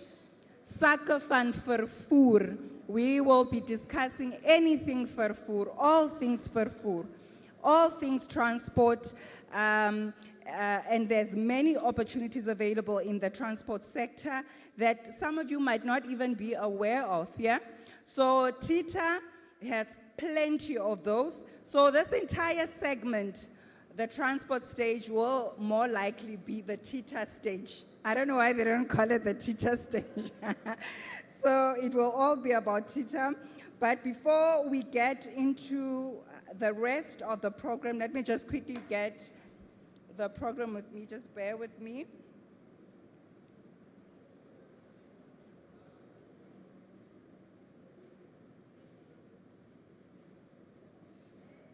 Yeah, there we have it. So what TETA means, in case you didn't know, is a Transport Education Training Authority, right? So we're just saying TETA, TETA, TETA, but I promise you it has very little to do with the tea that we drink. So it's the Transport Education Training Authority. So I'm going to call our first speaker under the stage, who is going to give us the official opening address for our transport stage. She is Mashabane Oma Ledwaba.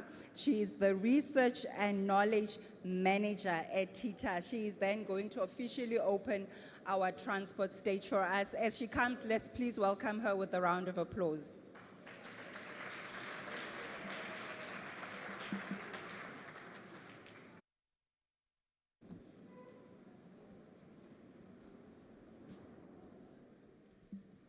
Good afternoon, morning. Goeiemôre. Hoe gaan dit? All right, as introduced, young people, my name is Oma. Ekesa Oma. And my surname is Ledoava.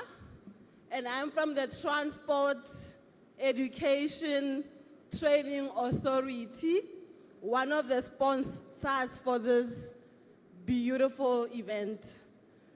Are you ready to be inspired? Are you ready to be connected? Are you guys ready to be transformed? Do you have the right attitude? Okay, I'm waiting for my presentation to be flighted here. I'm not sure who's helping me with that.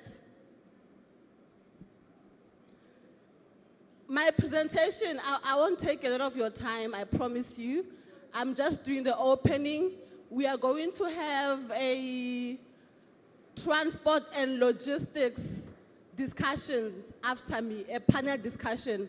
So I'm just going to give you guys an overview of what we mean by transport and logistics, and also give you guys opportunities that are in the transport sector, future career opportunities. And I'm going to ask all of you to take out your notebooks, because I want you guys to note down the opportunities that I'm going to present to you. Do we have notebooks?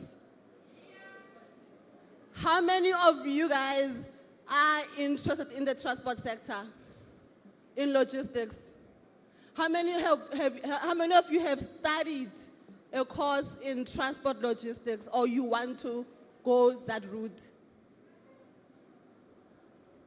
Okay, there are a few hands, but I'm hoping that after my presentation, some of you, more of you guys will be interested will have an interest in pursuing career opportunities in the sector.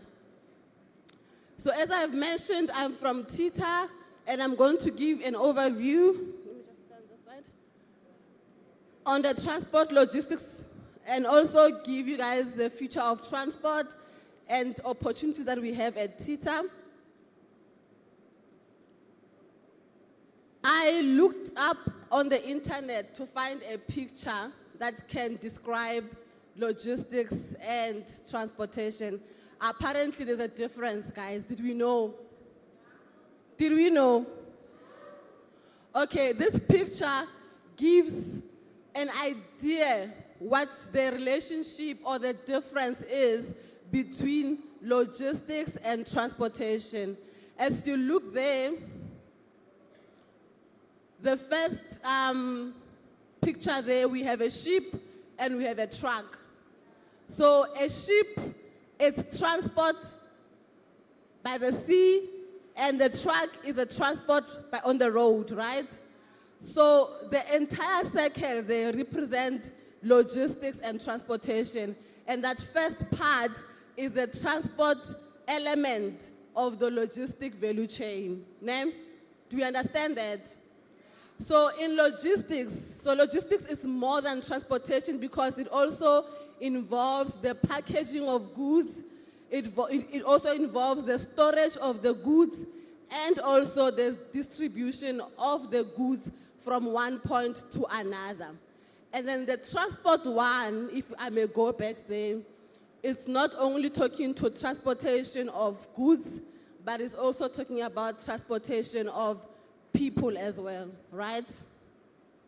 So where I come from at TETA, we have demarcated the transport sector into 8 subsectors.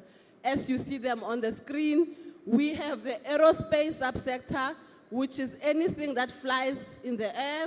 Your aeroplanes, your drones, they all fall under the aerospace subsector. We have also the forwarding and clearing, anything to do with the export of goods and the import of goods, it falls under that subsector. Freight handling, warehouses, where we store goods before they can be distributed to retailers or to customers, is what we call the freight handling. Maritime, anything on the sea. Ocean economy, that is maritime. And then the rail subsector, trains, road freight, anything to do with trucks, big or small, as long as it's trucks that are transporting goods from one place to another. Road passenger, we talk about the buses transporting people. And then the last one is the taxi industry, which we all use a lot on the day-to-day, that transport us from one place to another. Are we clear on these 8 subsectors? So I'm going to talk to you about opportunities that are now emerging in the transport sector, right? That's where I need you guys to take out your notebooks to note them down if you are interested in pursuing a career or a business in the transport sector. So the first one is drones. Have we seen a drone before? How many of you have seen a drone? Oh, quite a lot of us. How many of us have operated one? Do you know that you need a license to operate a drone? Okay, so I am encouraging you, if flying things is your thing, please go do your own research, go find out what is it that you as a young person can do to obtain a license to fly a drone. And down here, there are opportunities that you can grab as a drone pilot. So once you have completed your drone pilot training and you have obtained your license, you can work in these different sectors. Drones can be used in agriculture. It's a transport career, but it can also be used in other sectors of the economy, including agriculture, construction as well. If you look at the pictures up there, can you see the different things that the drone is doing there? Can you see that the first one over there is a police drone? And then the one in the middle is transporting goods. I think it's McDonald's. Then the one here, what is it doing? In what space is this one? Agriculture. So you can see there's a lot of opportunities that you can do once you have obtained a drone pilot license for yourself. So if you are interested, youth, please be inspired and get connected, get yourself a license, get in touch with TETA and find out from us, or do your own research to find out what is it that you can do to become a drone pilot. The next one, e-commerce. Mem Khatile spoke about this. Guys, remember during COVID, there was a time when we were locked down. Ne? There were no movements allowed. Remember? Do you remember? Didn't you have lockdown here in Appleton? You did, right? How did you guys get goods to yourselves? How did you buy groceries during that time? Huh? You were locked down, there were no, oh, okay. How many of you did make use of e-commerce, which is buying goods online?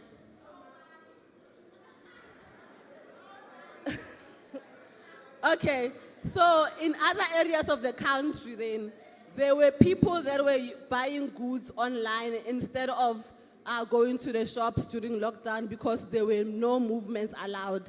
So that's when this career emerged during that time. And since then, a lot of people have remained using e-commerce to buy goods and services. So this is an opportunity if you are interested in being a motorbike driver, which is one of the top 10 skill occupations that are on our list as TETA. Please go to our stand. There are opportunities that we are offering to learners or the youth that wants to become motorbike drivers. And the good thing about this is that you don't have to work for somebody else when you are a motorbike driver. You can start your own business. We can connect you with other retailers that you can deliver goods for them. Companies like Take a Lot, companies like Checkers. Those are the opportunities that you can grab if you are interested. And this one, particularly this one, is available today. Please go to our stand and put your name down for this opportunity. And then there's also e-hailing. You guys were very negative about e-commerce. I'm assuming there isn't e-hailing in Appleton. There isn't. So don't you guys see it as a business opportunity? You don't. Do you have Uber here? Bolt? So this is actually a business opportunity. Remember, guys, when you want to start a business, you must always look for something that is not done yet, right? You cannot start a business and do something that we already have in Appleton. E-hailing, if it's not here, if there is no Uber here or Taxify or Bolt, please go find out how you can start a business, because this is one of the emerging opportunities in the transport sector. And then, have you been to a warehouse? A warehouse. Do you see this video that I'm showing here? Do you see what's happening here? Guys, we all know that in warehouses, we've got people that pack goods into boxes, they move the boxes around and all of that, right? So because of 4IR now, there are some of the warehouses that are getting automated. So instead of having people packing and moving boxes, they have what we call robots, right? And I know this might be a bit discouraging for you, thinking, okay, robots are coming over and taking our jobs, but I've got news for you. We cannot avoid technology, guys. We can't. It's here and it's here to stay. What we need to do as young people is find out ways that we can help ourselves to fit in this 4IR. And the next slide, I'm going to show you opportunities or careers in the automated warehousing space that you can take up if you are interested. So the automated warehouses, they need somebody to build them. And people that build those warehouses, we call them automation engineers. please go and use your smartphones to find out what an automation engineer is and what requirements do you need to go study to be an automation engineer. We also have warehouse robotics technician. We saw in the previous slides there are robots operating in a warehouse. Those robots, they need to be built, they need to be maintained as well. So that's where the warehousing robotics technician comes in. So go and find out what is it that you need to be a robotics technician. We also have the warehouse automation specialist. So please, these are the 3 that I have listed in the automated warehousing space. There are a lot, guys. Please, let's use our data effectively and go research on more jobs that are under the space and empower ourselves. Okay, this one, electric vehicles. They are not, we don't have a lot of them in the country, but they are coming in. Why? Because as the country, our government, we are trying to eliminate the footprint of carbon emissions.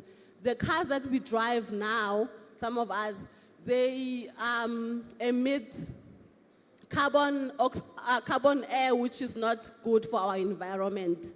So the government is encouraging citizens to go into a route of utilizing vehicles that do not have a lot of carbon emissions. And then that's where the electric vehicles are coming up. And of course, because they are coming up, we are going to need occupation or specialists that can help the country in making sure that the vehicles are manufactured and they are also maintained. And these 3 occupations there are the ones that are available in the space. If you are interested, if you like playing with electricity, if you are an electrician, go and find out which courses you can do to upskill yourself so that you can be relevant in the space of electric vehicles. There will be a need, a need for electrical, electronic, as well as chemical engineer. If you are in an engineering space and that's your passion, please also look into those types of engineer and see if you cannot upskill yourself or go study a diploma to become one of those engineers. And then this slide here, I'm just showcasing the skills that are also required in this emerging transport with the technology that is coming. These are the types of skills that you can learn at your own time. You don't have to go to school. All you need is your phone, guys. Please, if you have a spare time, if you have data, just Google the skills and find out what is that you can do to empower yourselves to obtain or to acquire these skills because they are required in workplaces. So for you to be an electrician, you need, or any other occupation out there in any sector, you still need certain skills. And these are the skills that you can go and learn on your own time and empower yourself.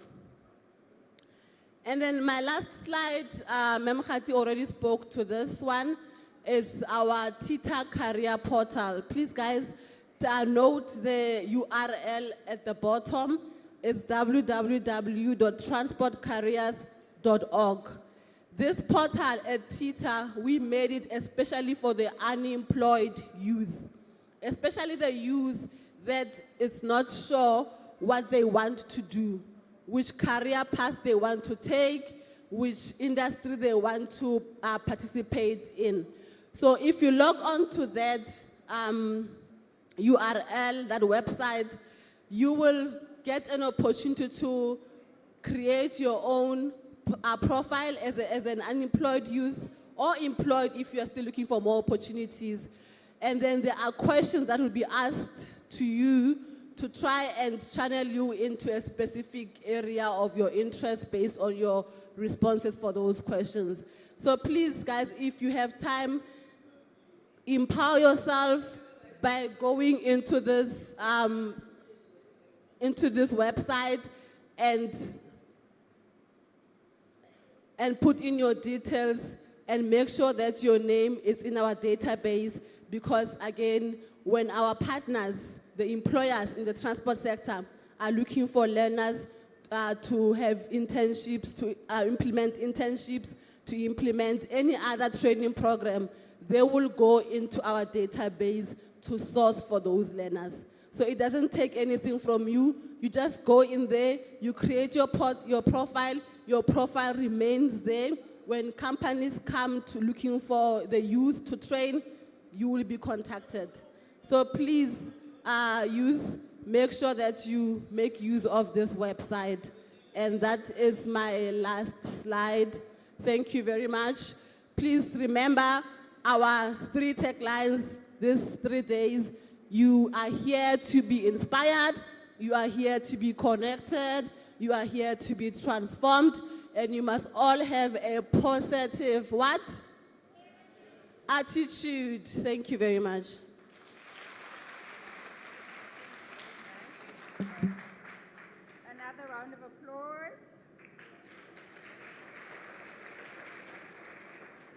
How many of you are now interested in transport?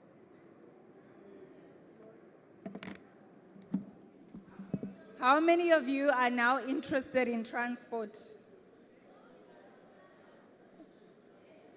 Okay, it's a few more hands than initially. We're still in the transport stage, né? And I'm now going to hand over to the head of marketing and communications at TETA, Sabelo Mbuku, who's going to oversee the rest of the discussion around transport. Please, is Sabelo ready? Okay, whilst we wait for Sabelo to come through for the next segment, I'd just like to touch on the speakers here. I think you've all received a copy of the program and the metrics. We are slightly, I think around 15 to 20 minutes a bit behind our program today, not to put you under any pressure, but I'm just saying that from now on, let's just start adhering to the time. I don't think I've had any issues with the speakers so far. So just going forth from the program, let's try to adhere to the time there. And I also want to again just remind you, attendees, of the hashtags that you need to have when you post. Remember the social media competition? Do you remember the social media competition? So when you really want that cash prize, please post your selfies, post your pictures, share on Instagram and Facebook, and the hashtags to use there are hashtag EYW23, hashtag TETA Empower Youth Weekend, hashtag EYW_NC. If you use the correct hashtags, then Empower Youth will be able to see your posts. So it's important that you use the correct hashtags. Right, so again, I'm calling onto the stage to continue the dialogue on transport, the head of marketing and communications, Sabelo Mbuku from TETA. A round of applause.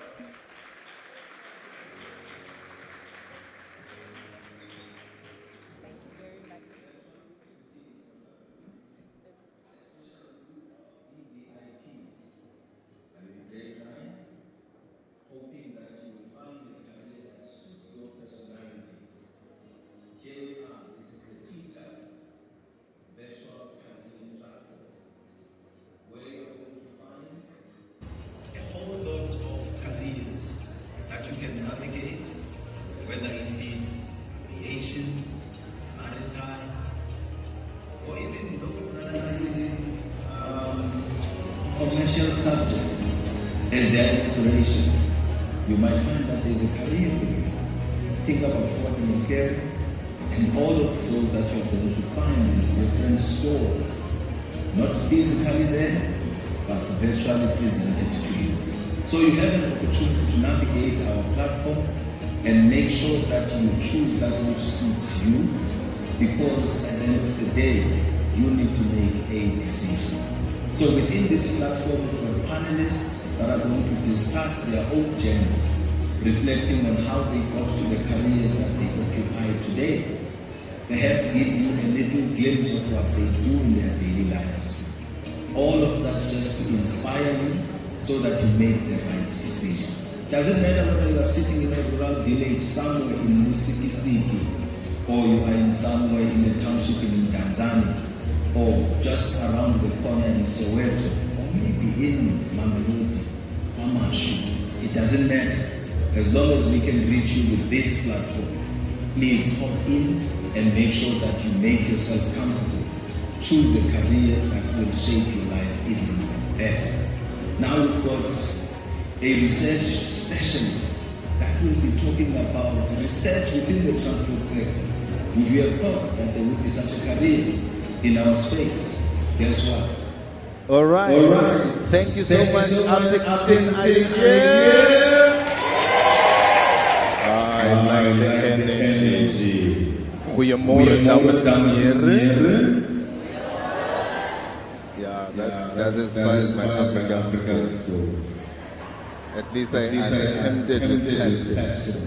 So, Madam Khatile, when she was speaking here, I felt jealous because I thought I know better Afrikaans than her. So now I'm lagging behind because I can only say goeiemorgen. And but I don't know what is but I had somebody saying but outside, I don't know what it meant, but I thought at least I'll take it inside and say but as to what it meant, they just say but. All right. Thank you so much. So we will be running this specific panel that is going to focus on logistics, transport related, and then we'll just have the conversation and unpack so that you can understand when we talk logistics, maybe you might be thinking along those lines, or you are actually in logistics, but you were not aware. All right. So I'm going to call upon Rian is from Orange River, Logistics and Transport. So he is going to come up front, so we can have a conversation with a local boy. Right? Put your hands together for Rian. Yes, we on here. Yes, that's right. And then we have Mukhumudzi. Mukhumudzi is coming from LA. So at least you can have a little bit of the air. So Mukhumudzi is going to come up front. Put your hands together for him. Great stuff. All right. And then our last panelist will be Mr. Ramulise Zulu from the Transport Education Training Authority. Let's put our hands together for Mr. Zulu. Right. Okay. So I'll be hiding behind the speakers. So if you don't see me well, then pretend like you are seeing me. That will help as well. All right. My name is Sabelo Bogu. I'll be your facilitator, and I'm gonna be asking them beautiful questions on your behalf. Then I'll give you an opportunity also to really ask questions. My plea with you would be just get to know what you want, and don't ask a political question for somebody who is not here. Are we together? If you ask for somebody else, you might miss an opportunity for you to grow or unpack or unlock your own opportunity. So ask a question that is relevant to you. So right now you are not a representative of your community, you are representing yourself. Are we together with that? Can I get a big together? Thank you so much. All right. Oh, I almost said ladies and gentlemen. All right. Gentlemen, let's quickly get on to it because we don't have much time. So these young people here, they just heard that there will be a transport stage talking about logistics. And it could be that logistics, they are thinking about logic in a stick. And that is as far as they can describe logistics. So can I just quickly maybe Rian, start with you as you introduce yourself and then give us your understanding, simplified for them to really understand, okay, this is Rian and this is where Rian is from and this is what he defines logistics as, so that these young people can assimilate with us. Good morning. I don't know. English. I was told that I had to speak English. I was told to speak English, so we're going to continue in English. My name is Northen. I'm actually from Kakamas, but I work here at Forest River Logistics and Construction. We are in the logistics and transport industry. So if you give you a simplistic reason or a simplistic answer about what is logistics, it is going to a tax shop, buy a bread. You wonder why that tax shop has that bread. Or you bought it at a bakery. That bakery got someone to bake that bread. The little guy from the bakery contacted this guy at the tax shop and says, listen, we have the freshest bread available at this price. Then that tax shop owner says, okay, I will buy the bread from you. And then the person brings the bread, you buy the bread, you get the bread at home, you give your children, you give your family something to eat. That is logistics in action. Wow. Rian likes bread. So he just gave you a narrative so that you can understand bread better. So when you go to the shop now, you won't be just buying bread, but you will be saying, I'm participating in logistics. Are you happy? Great stuff. So, Mukumutsi, Rian is talking about this journey of bread from warehouse coming to a bakery to the store. But obviously, as you introduce yourself, I want you to unpack. I'm sure there are little opportunities that make sense to make sure that all of this bread that is coming in is accounted for.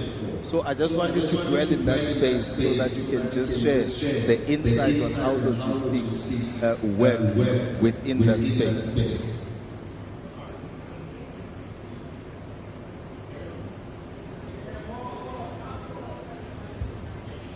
Right, technology. Good morning, afternoon, everybody. Hope you're well. My name is Mesh, and how I'm going to answer this question as from the where I started the industry that I am. As mentioned, I work for Airlink. Airlink is an airline company, so we move people from point A to point B or from place A to place B. Such as perhaps bread is one of the things that we move, we don't know. Right? But most of it is people that we move, so basically that. What he's asking me is that obviously where the bread comes in is that there has to be a person, right, that either bakes the bread, that has to count the bread from where it needs to go. So if a bakery says, I am supplying 10 tuck shops, means that there has to be a person that ensures that the bread is counted for the number that it needs to go to for each tuck shop, and it needs to reach that area. So there's a person who is a counter, there's a person who is a packer, there's a person who is a stock controller, there's a person who is a driver, right? There's a person that would have done the analysis to say, we have realized that Appington has a population of 100 people, and therefore we need to make sure that there's this number of bread that goes there daily. So that's where the human capital side of it comes in. That's where I come in to hire you to become that driver, to become that packer, to become that analyst that does the analysis, to become the logistics manager that ensures that the bread reaches where it needs to reach. To be sure that the routes of a particular driver, they have been verified, and there's a person that says you are going to use these routes every day to get to spaza shop A, B, C, and D. In the most simple form, I think, and I hope that I did. All right. Thank you so much. Yes. Great stuff. I think you are getting a sense like there is bread that is in a truck, that is, you go and buy the bread, you are on your foot, and that is transport. You use, that's another mode of transport. Mr. Sulu, having heard these two brothers really unpacking what logistics in a sense is, but maybe you might take it beyond bread in really unpacking how do you see logistics, especially today. So just really share so that a young person who is still a little bit confused because they don't eat bread, or maybe they missed bread this morning, then at least you can unpack it further so that there is a clean understanding of what logistics is about. But obviously you'll tap into the institution you represent as well. No, thank you very much, Sabelo. Dames en heren, goeiemorgen. Are you happy to be here? So am I. No, thank you very much, Sabelo. My name is Ramudi Setsulo. I work for the Transport Education Training Authority. I am blessed because two of my colleagues have already spoken. So you kind of have a taste of what TETA is. But then at TETA, I'm responsible for the taxi subsector. So you can imagine that I am responsible for a subsector that if it can stop working, the whole country will stop. That's where logistics starts. But I just want to give you a practical way of understanding logistics. Those who can look at their clothes and check their labels. Some labels will be saying made in China. Some will be saying made in Korea. And if you look at any food item that you are buying, there will be a label saying this food item is manufactured by this company at this location. And the other perspective that I want to put to you is that because we are talking about logistics in today's current world, in the world, there are over 8 billion people. Over 8 billion people in the world. And in South Africa, with the recent statistics, census that was done, there are 66 million people, 62 million people in South Africa.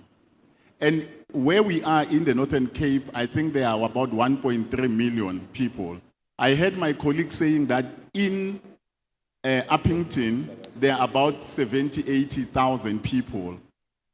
If we can take all the population of Uppington, we can fill F&B Stadium. So we can take all of you to Joburg, there'll be nobody here, you'll be at the stadium watching soccer. So all these things that we're talking about, talk about logistics. In short, logistics is about any product.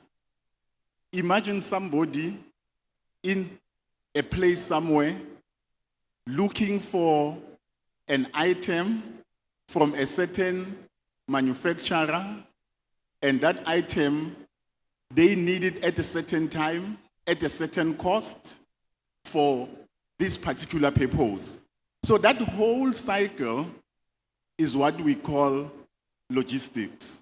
So I said to you, what is written on the labels of the clothes that you are wearing? Anybody? They are made in China. But the question is, why are these products not made in Uppington for people who are living in Uppington? Thank you. All right, that question is back to you. Put your hands together for Mr. Tsulu. Great stuff. So now, can I quickly check here? How many of you are owning spaza shop?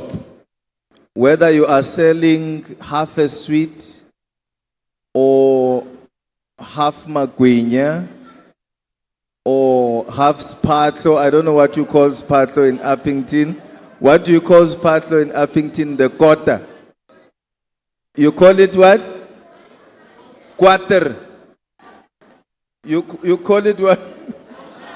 Bani chow. Yes. Anyone who's owning a spaza shop here? There are no business people here. Anyone owning a sweet shop? You're not selling sweets? You're not selling makwinya?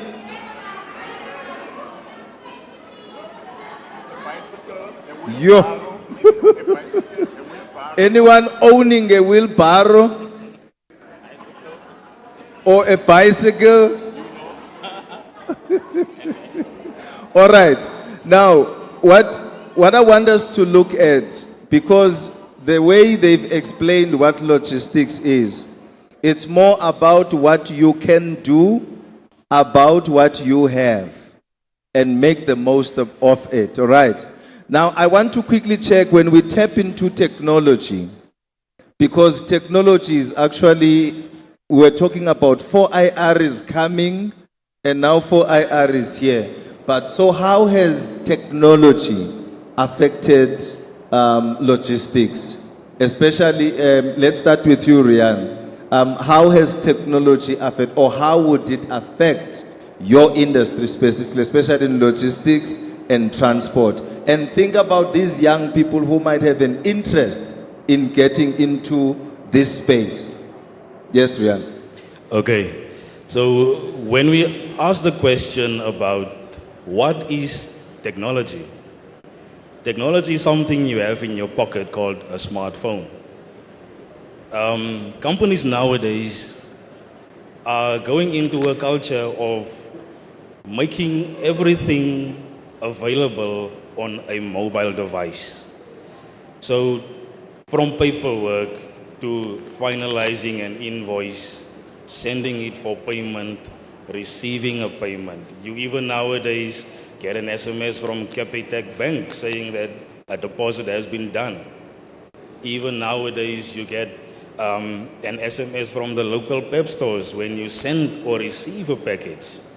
That is technology, but in the industry of logistics and transportation, logistics and technology currently go hand in hand.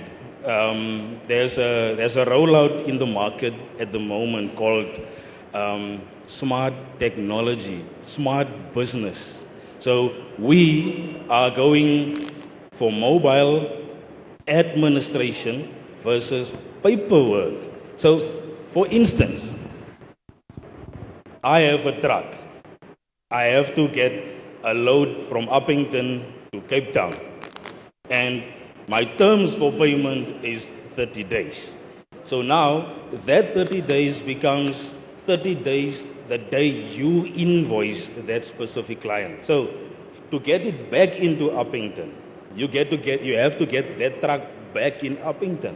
So it usually takes 2 to 3 weeks to get that same truck back at the depot. So nowadays we have a smartphone, we have a technology called InTouch. We use that app to administrate our administration part of business. So when that load gets delivered, you load today, you offload tomorrow in Cape Town. Tomorrow I can invoice. I can invoice that client, and from tomorrow my 30-day payment term starts. So for instance, now I don't have to wait 30 days plus 30 days. Now I only wait 30 days to receive a payment. So From that perspective, that is just a bit of the part that technology plays in this industry. Thank you. All right, thank you so much, Rian. So, Rian is talking about efficiencies that are created by technology. And I could see my brother here saying, but I wanted to get into that space and be the administrator. And now you are saying you are replacing me with technology. So what must happen? Mukhumutsi, I want to come to you. That concerned young person who is sitting here, not seeing an opportunity with what Rian just shared. I just want you to really unpack and help this young person at least position themselves so that they are able to either equip themselves or ready themselves for the new technology that's coming. Absolutely. So what would then happen is, with the question that we often then get to say, will technology replace human beings? Will these mobile devices replace us and our tasks? Such as in Rian's example where he says some of the administrative tasks would have been automated. The first thing to think about is, and how you can play your part in there is, obviously a company wants to streamline and be efficient. Being efficient means that you want to do things, in the most simplest and in the most quickest time that can deliver, if not the same results, better results to what was, right? How you come in is, you obviously would need the skill. You would need to know then to say, how would I be the one that could innovate this process? If Rian Logistics and Transport is saying, I want to automate this ordering process from it being manual to being, automated, do you have the skill? What skill are you going to need, right?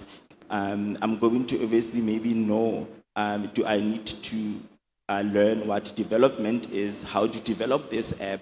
Or I do know how to develop an app, but I would need to perhaps know how to modify this app that it does what it needs. So there was somebody that was sitting behind a 60-60 idea, the checkers one, where you order food and it comes in an hour. There was a person who was probably thinking, oh my God, my job is on the line. But they then said, oh no, we could actually come with an app that could actually get food to people in this particular time. Then they asked themselves, what do I need to do? Do I need to study a course? Do I need to enroll? Do I need to read? And this is where now we come in. If I am in Rian's organization as an HR specialist that I am, obviously I'm going to ask him, so you're going to need to have people that do this or that develop this app. So we need to enroll them on a training or send them on a training that they could then take over from the fact that now they are the people that are behind the idea of automating. So there's a lot that you can go and find out. And this is what we look for. We look for people that can come and innovate these spaces, because these ideas and this innovation are sitting with you. But you are perhaps not having an opportunity to come forth. So Riyadh is saying, come and tell me that, oh, okay, this is actually what we can do to be able to track a parcel that we are sending to Joburg, and therefore a client would be most happy. They would be able to pay, and that's a return for him and to you too. So it's, in short, just basically about learning the skill, knowing what that skill is, and getting to ensuring that you do equip yourself with the necessary, knowledge, understanding, and capabilities to be able to innovate and to be a part of this process that is called technology and innovation. Thank you. Right, thank you so much. Put your hands together for Mukhumutsi. Great stuff. Now, lastly, Rems, I want us to look at the delivery services. You look at the scooters that are delivering food, at our doorstep, and other goodies, whether it be pharmaceutical or clothing and all of that. Now, I just want you to really zone into the various opportunities that are in that space And then there's drone technology also that is playing in that space. Just unpack that for these young people to see maybe value and opportunities in that space.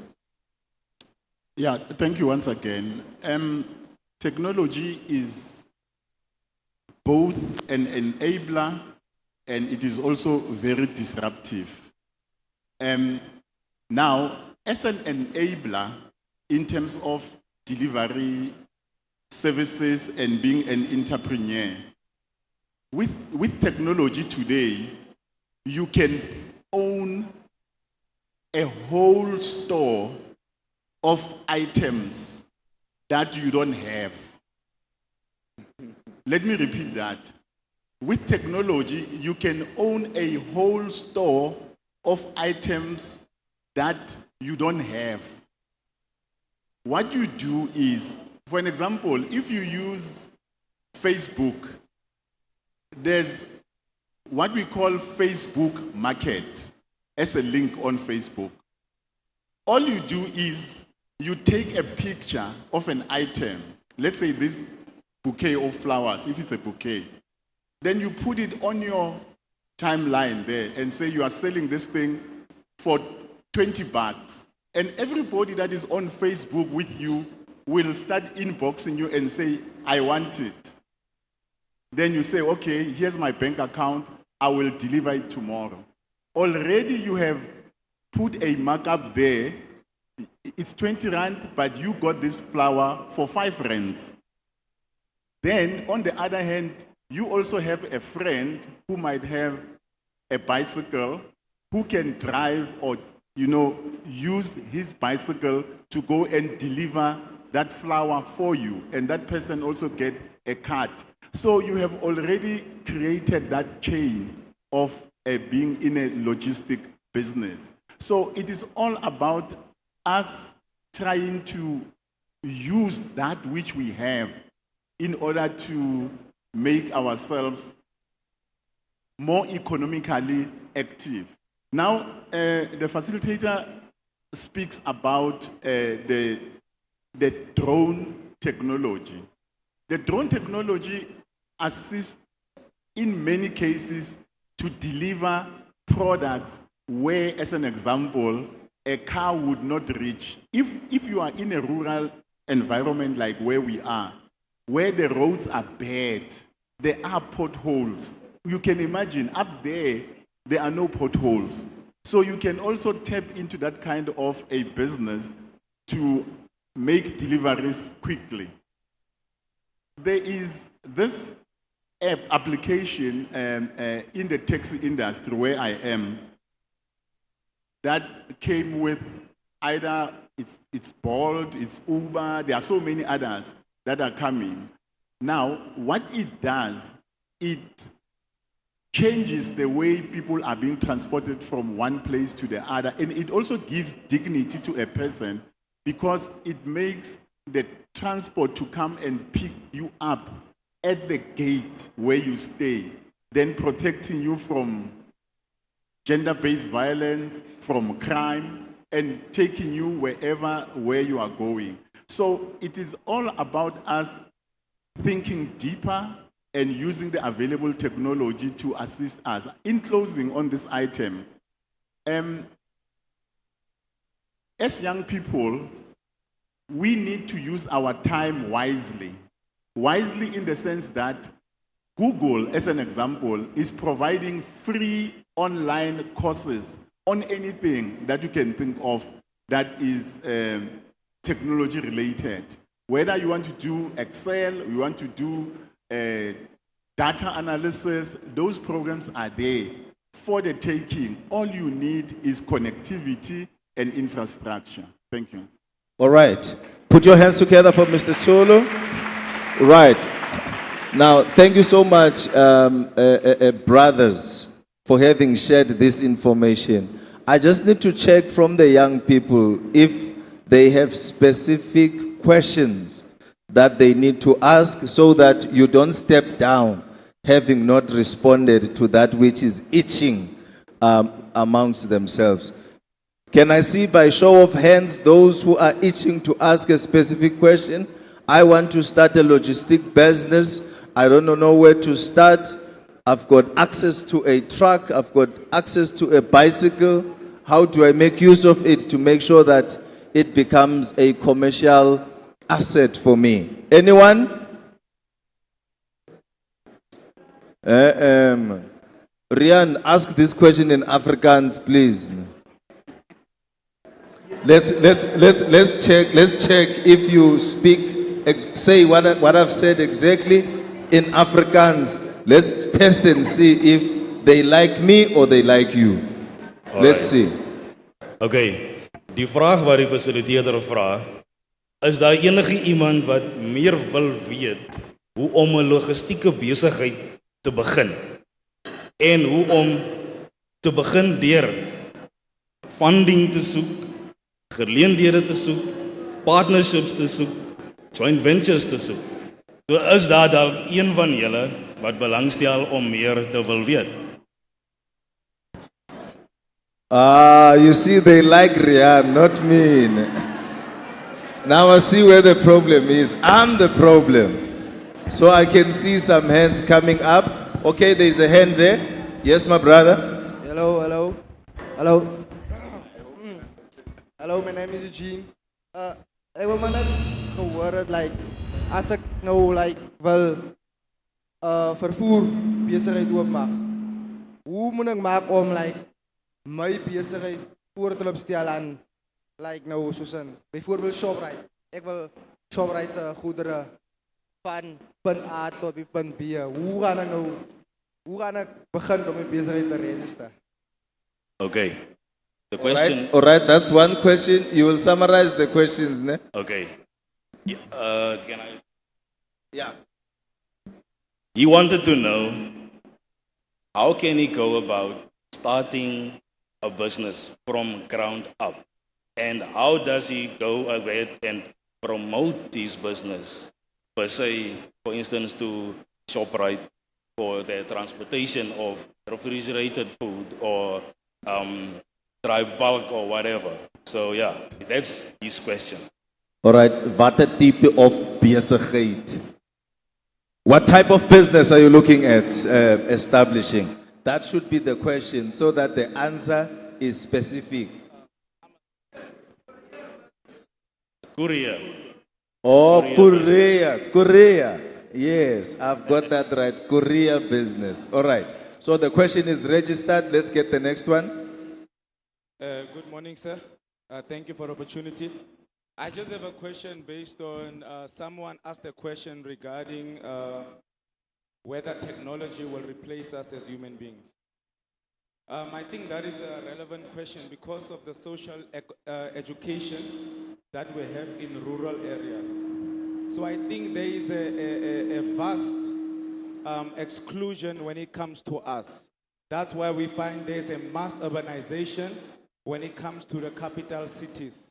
So I believe that our education system doesn't offer us enough information regarding technology so that we can incorporate it in business. So what can TETA do to ensure that education will be incorporated, technological education will be incorporated in our normal schools? Okay, let's get the third one.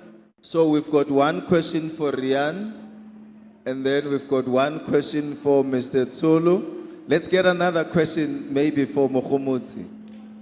Yes.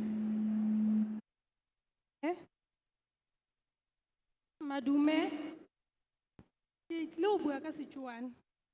Yeah, Mokhomotsi is ready for you in Sotho or Tswana, ne? Okay.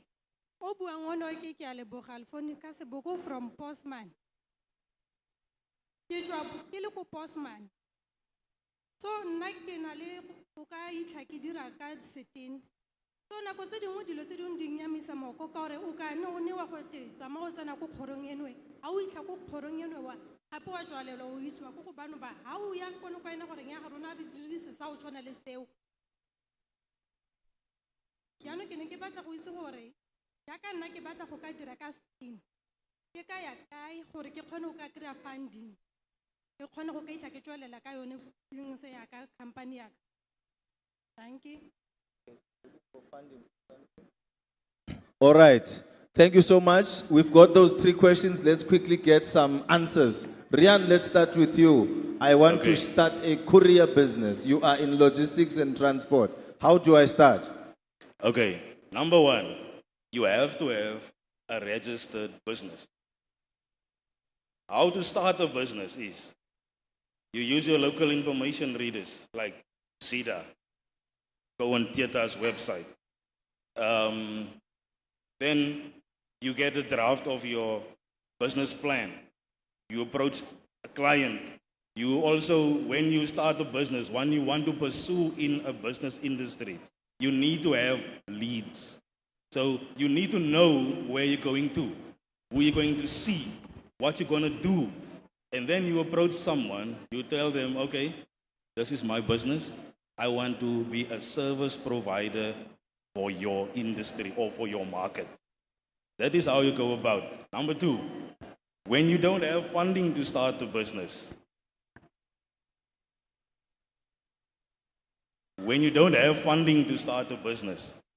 there are numerous sites you can visit. TETA has opportunities for funding. TETA have funding opportunities. IDC have funding opportunities. Just log on to the internet and search, type in your search, and then you will see whatever you want to see. You will get what you want to have. Okay. Then you have to be persistent in following the dream and the goal you have. Okay. All right, thank you so much. Thank you so much. So the answer there is that you need to first, you have an idea, you want to start a courier business. First step is have it registered. Because once it's registered, it can be recognized, right? Then once it is registered, there is an entrepreneurship segment that is coming on Friday. When is Friday? Tomorrow. Then you will have CEDA, all the entities that assist with the business plans. Now, once you have structured the business plan, it then gives you a vehicle to go and knock at doors for funding where possible to then kickstart your business. So you need to have clarity of where you want to go with your business and then have it registered, then engage with the funders so that you can then elevate your business to the next level. All right. Okay, let's take Mokhomotsi quickly. I think, and my Tswana or yeah. Okay, what I will do is I will just touch base on what she asked. Maitso refa o tlhalositse ka ditsela tse di farologaneng tse le goreng o ka kry-a the funding le gore menyako e o ntseng o kokota mo yone gore o ka kgona gore o tsenelle yang, right? I think go botlhokwa gore sa ntlha o itse gore ke bomang ba o yang ko bone le gore goreng o ya ko bone ene le gore o batla eng mo bone gore ge o tsena ko le gore o a laeditswe teng such as go CEDA ebe e le gore o kopana le mogomotsi o go fa information e le gore e le bagane le se e leng gore o tlo go se tlhoka mo go bone go botlhokwa gore o dire o batlisise because then go nna bonolo gore o kry information e o e batlang from batho ba e leng gore o batla go ya go bone for ditšhono tseo.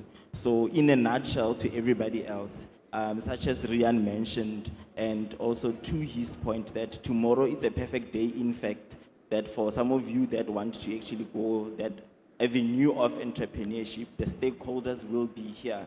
And it would then be best that, you know, we engage and ask such questions so that when you are here, you can ask to say, who is it that we need to speak to at this particular place for such information, so that you are also able to hold them accountable to the information that they're going to give you. Thanks. All right. Thank you so much. Put your hands together for Mkhumutse. Okay, great. And then there was a specific question that came from the brother there about education and all of that. So I think you can respond to that, but also just take them through the journey of the NVC as it relates to the last mile delivery. No, thank you very much. If the question is, will technology replace humans?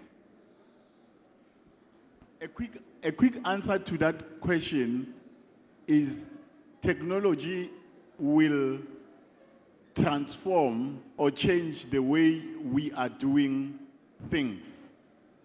I was giving an example to say, even if you can have a self-driven forklift or a self-driven car, that forklift will not see when the load is falling. It will just proceed. So you need somebody who will still supervise that technology in terms of how it does things. And I also want to also bring the term called reverse technology. Reverse logistics. To say, what is happening in the world, we sell products. And after selling products, these products find their way into our area of living. Say, for argument's sake, you get waste, you get plastics, you get batteries, you get all of those things. And those things, as we walk out of this place today, the amount of dirt and filth that we are going to walk past is a business opportunity already for you in terms of recycling and participating in reverse logistics. So, as young people, what we need to understand is understanding the area where we are. The challenge with young people is that you go to social media and you see what is happening in Kimberley, in Johannesburg, out there in the world, and you forget to check your own environment to say, how can I, living in Uppington, help Uppington to be clean, help Uppington to be crime-free, help Uppington to be self-sustainable. The message that I want to give you is that go and look around and see what you can do for yourself as you are in your own area, and aspire that Uppington be like your world-class cities where technology is already at an advanced stage. So we need to be looking at taking baby steps. Now coming to the issue of qualifications and technology and how TETA can play a role. There are qualifications that are formal, wherein you need to apply for a learnership and be enrolled and do a course in new venture creation, which will teach you how to start your businesses. Already there are young people, if you remember what the first speaker told us, those young people who are using scooters to deliver items. Today you might not have a scooter, but you can move around your community and walk on foot to collect orders and deliver things at a fee. You can buy or invest in a wheelbarrow as a group of people and start doing the things that we can do in our community. And then, in that way, you are going to develop yourself as a community. Thank you very much. All right. Thank you so much. Let's put our hands together. Right. Now, I want to close this session. If you have specific questions, these colleagues of mine will still be available. Then you can pull them by their jackets or by their shirts, and then ask. Some of you might be shy to ask in public. Yes, they are available. You can ask those questions so that you can get the help that you need. Are we okay? But I want to ask you, whenever there is a panel discussion, prepare questions for your sake. You want to ask so that when you get out of here, you are able to go and start something. Opportunities, they come wrapped. You need to unwrap them in order to locate that which would make sense to you. But then with that, I see the MC is already pushing me out. They are saying my time is out. So I'm going to wrap up. If you have a specific contact numbers that you want to share, please, let's quickly share that, or social media handles, so that these young people can quickly follow you and ask questions because they may not have had an opportunity to ask in here. Let's start with you, Rian. Okay. My cell phone number, 072 217 1091. All right, during office hours? Obviously, yes. 8 to 5. Okay, my email is Rian Dion, RIAAN D for Delta, Echo, October, November, @gmail.com. All right, there we go. Mukhumuti. Okay, I'm going to challenge everybody as a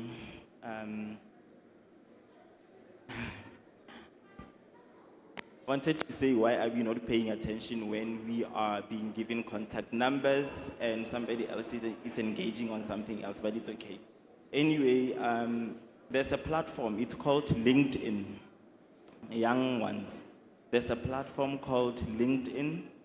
It is a platform that is used to connect young professionals, from people that are students, graduates, to people that are unemployed, to managers in organizations, to CEOs. Even the president is on LinkedIn. If you want to speak to him, you can send him a message there.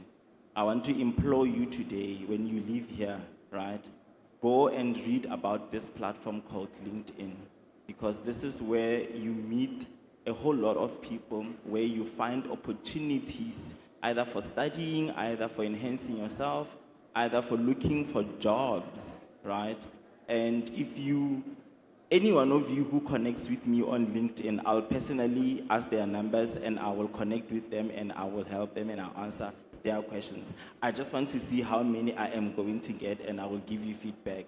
But you can find me on there, Mukhumuti Lesejane, it's my surname, and you can connect on LinkedIn and I will take any of your questions. But use that platform for the benefit that it has, to reach out to people, to network, to seek out for opportunities, to knock on doors, because that's where we find ourselves. I spend literally half of my day on LinkedIn, either looking for somebody that I can hire or looking for somebody that I can refer to someone that is hiring. And that's how easy it is sometimes, even in the rural areas that you say you are in. Thank you, sir. All right, thank you so much, Mukhumuti. Mr. Tsulu. No, thank you very much. I'm just going to give you the TETA website. It's all over here, and you can also follow the hashtags of this summit. I will just leave it there. But I think I just want to emphasize what my colleague Mukhumuti has said in terms of LinkedIn and other connecting social media. And I just want to say, social media is a powerful tool, but it can also waste your time and destroy you. So there are social media sites that you need to follow in order to empower yourself. I want to repeat, young people, if you can have data, there are so many courses that you can do for free that can develop you and give you a step ahead of your other colleagues. So with those few words, I think I will leave it there. Thank you. All right, thank you so much. Can I have 3 young people now for 1 second? I'm sensing something. Just 3 young people so that we can unlock that thing. 3 young people to come here while we are taking photos. Let's come and take photos. Let's come and take photos. 3 young people.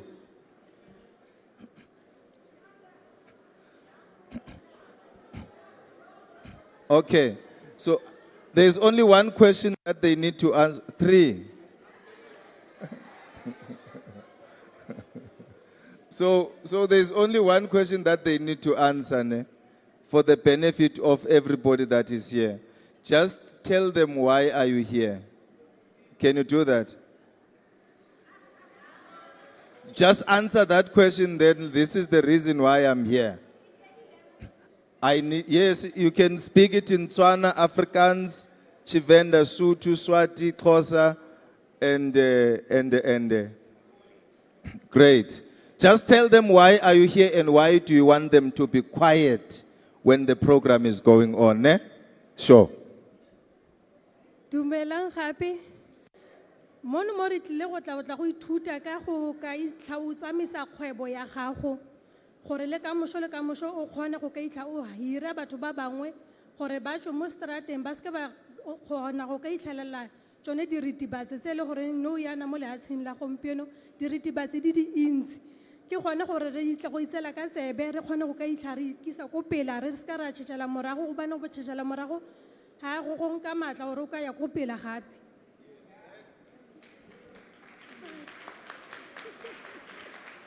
Good morning, young people.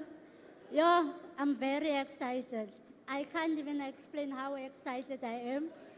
First of all, me and my friend shared me this empowered youth. And my friend was asking me, did you register? I said, yes, of course. And I'm gladly to be here today because I want to learn more about the youth empowerment. And I'm very glad that they have launched it here because it's an opportunity that everybody have waited for and everybody have longed for this opportunity. So I'm very grateful and I'm glad.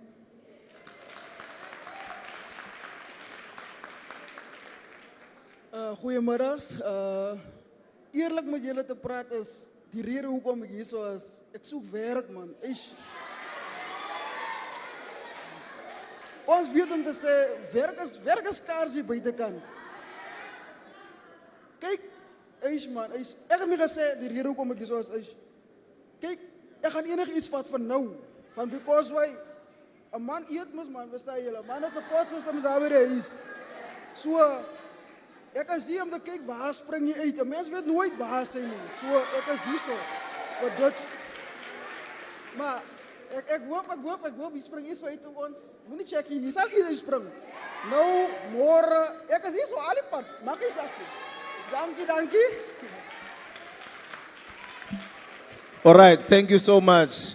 Please, young people, can we just pay attention? Every time there's somebody ascending the podium, no squeaky, but let's just concentrate and give each other an opportunity. Can we do that? Thank you so much.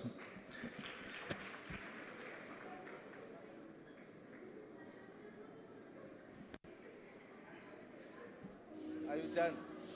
All right, thank you so much. Thank you so much. Thank you, facilitator. Thank you.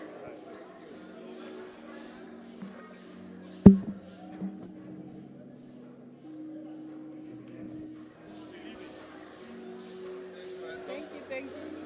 You are doing it well.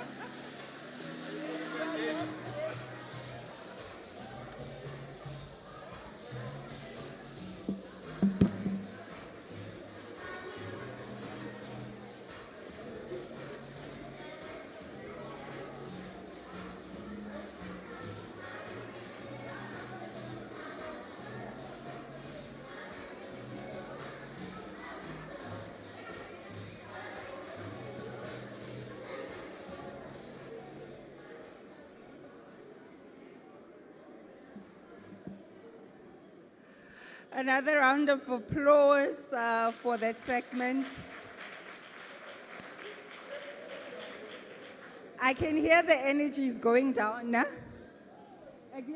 Ek weet dit is baie warm. En ek kan voel ons is nou 'n bietjie, weet jy. Maar nou, ek wil vra asseblief laat ons net 'n bietjie kalm bly. Sodat ons nie uitmis op baie belangrike inligting wat ge-share is nie. Ons gaan net nou hierdie segment klaar kry, dan gaan ons 'n bit of entertainment kry, né? So net vas asseblief. Want nou as julle nou baie praat, dan mis julle uit. Of as jy nie belangstel nie, dalk iemand hier nader jou stel belang. Nou hoor sy nie wat gaan aan nie, want jy is nou besig om te praat. So asseblief, kom ons probeer om kalm te bly, né? So volgende, ons gaan nog aan met die transport stage van vervoer, maar nou, this time we will be tackling at entrepreneurship in the transport space. And again, facilitating this dialogue is Usabelo once again. I'm just going to give him a chance. Perhaps if you can just play that video again, or as we wait for you. Are you ready? Are you ready? Are you ready? All right, a round of applause for him again, as he's going to take us through the entrepreneurial dialogue of transport.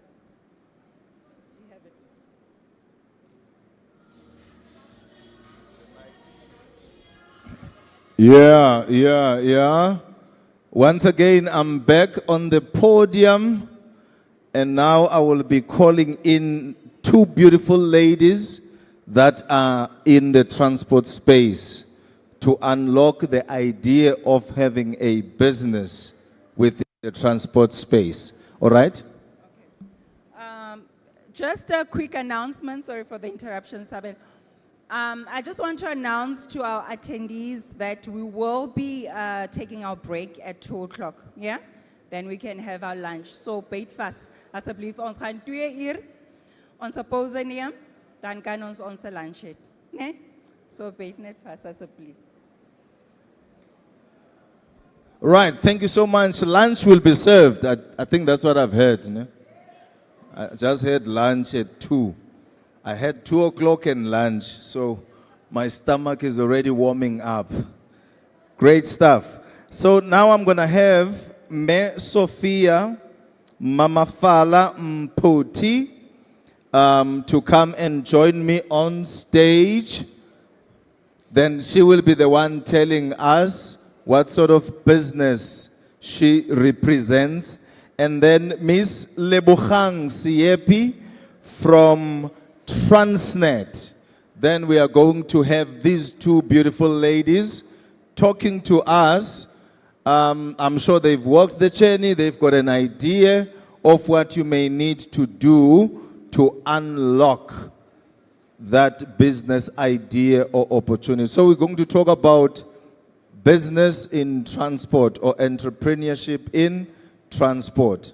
Anyone who thinks they have an appetite for business in transport? Just lift up your hand. Even if you didn't hear me, just lift up your hand. It's still okay, right? So that at least I pretend like you like me. Okay. So we are going to quickly have that conversation. Ladies, greetings. My name is Sabelo, and I will be your facilitator. So all I will be doing is just to ask you questions as if I am them. Then when you respond to me is as if you are talking to them. So we understand. So that means we don't pitch the conversation at the level that is above us as young people who have attended here. Because I might be here, my idea of business is still buried under, and I need somebody to really awaken me so that I know the baby steps that I would need to take in order for me to really start a business that will change the story of my community. All right. Young people, are we ready? Thank you so much. Sophie, do you have your mic? All right. Yes. All right. Let's start with Sophie. Just introduce yourself and tell these young people what sort of business are you in, so that at least they have a sense. Thank you. Good morning to you all. I am Sophia Mama from Puti. I am Sophia Mama from Puti. Ne? Ek weet julle praat Afrikaans. Yeah, yeah. I'm not very good in Afrikaans. My Afrikaans is baie fraud. Maar ek gaan my beste probeer. Maar voor ek daar gaan, Sizoji kizinto wanokhalela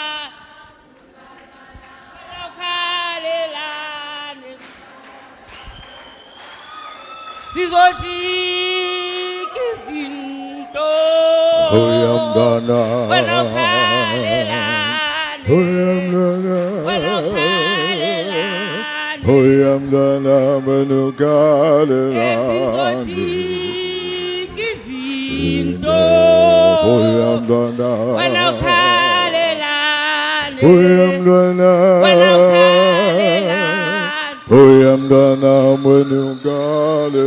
If you believe in yourself, sizawujika ne?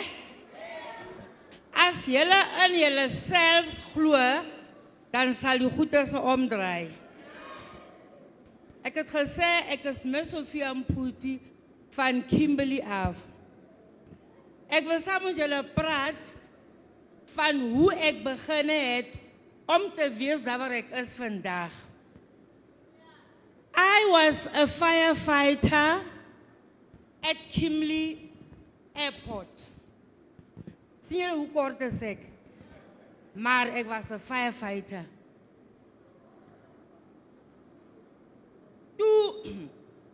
Toe kom kry ek die mense waar the people that I was working with.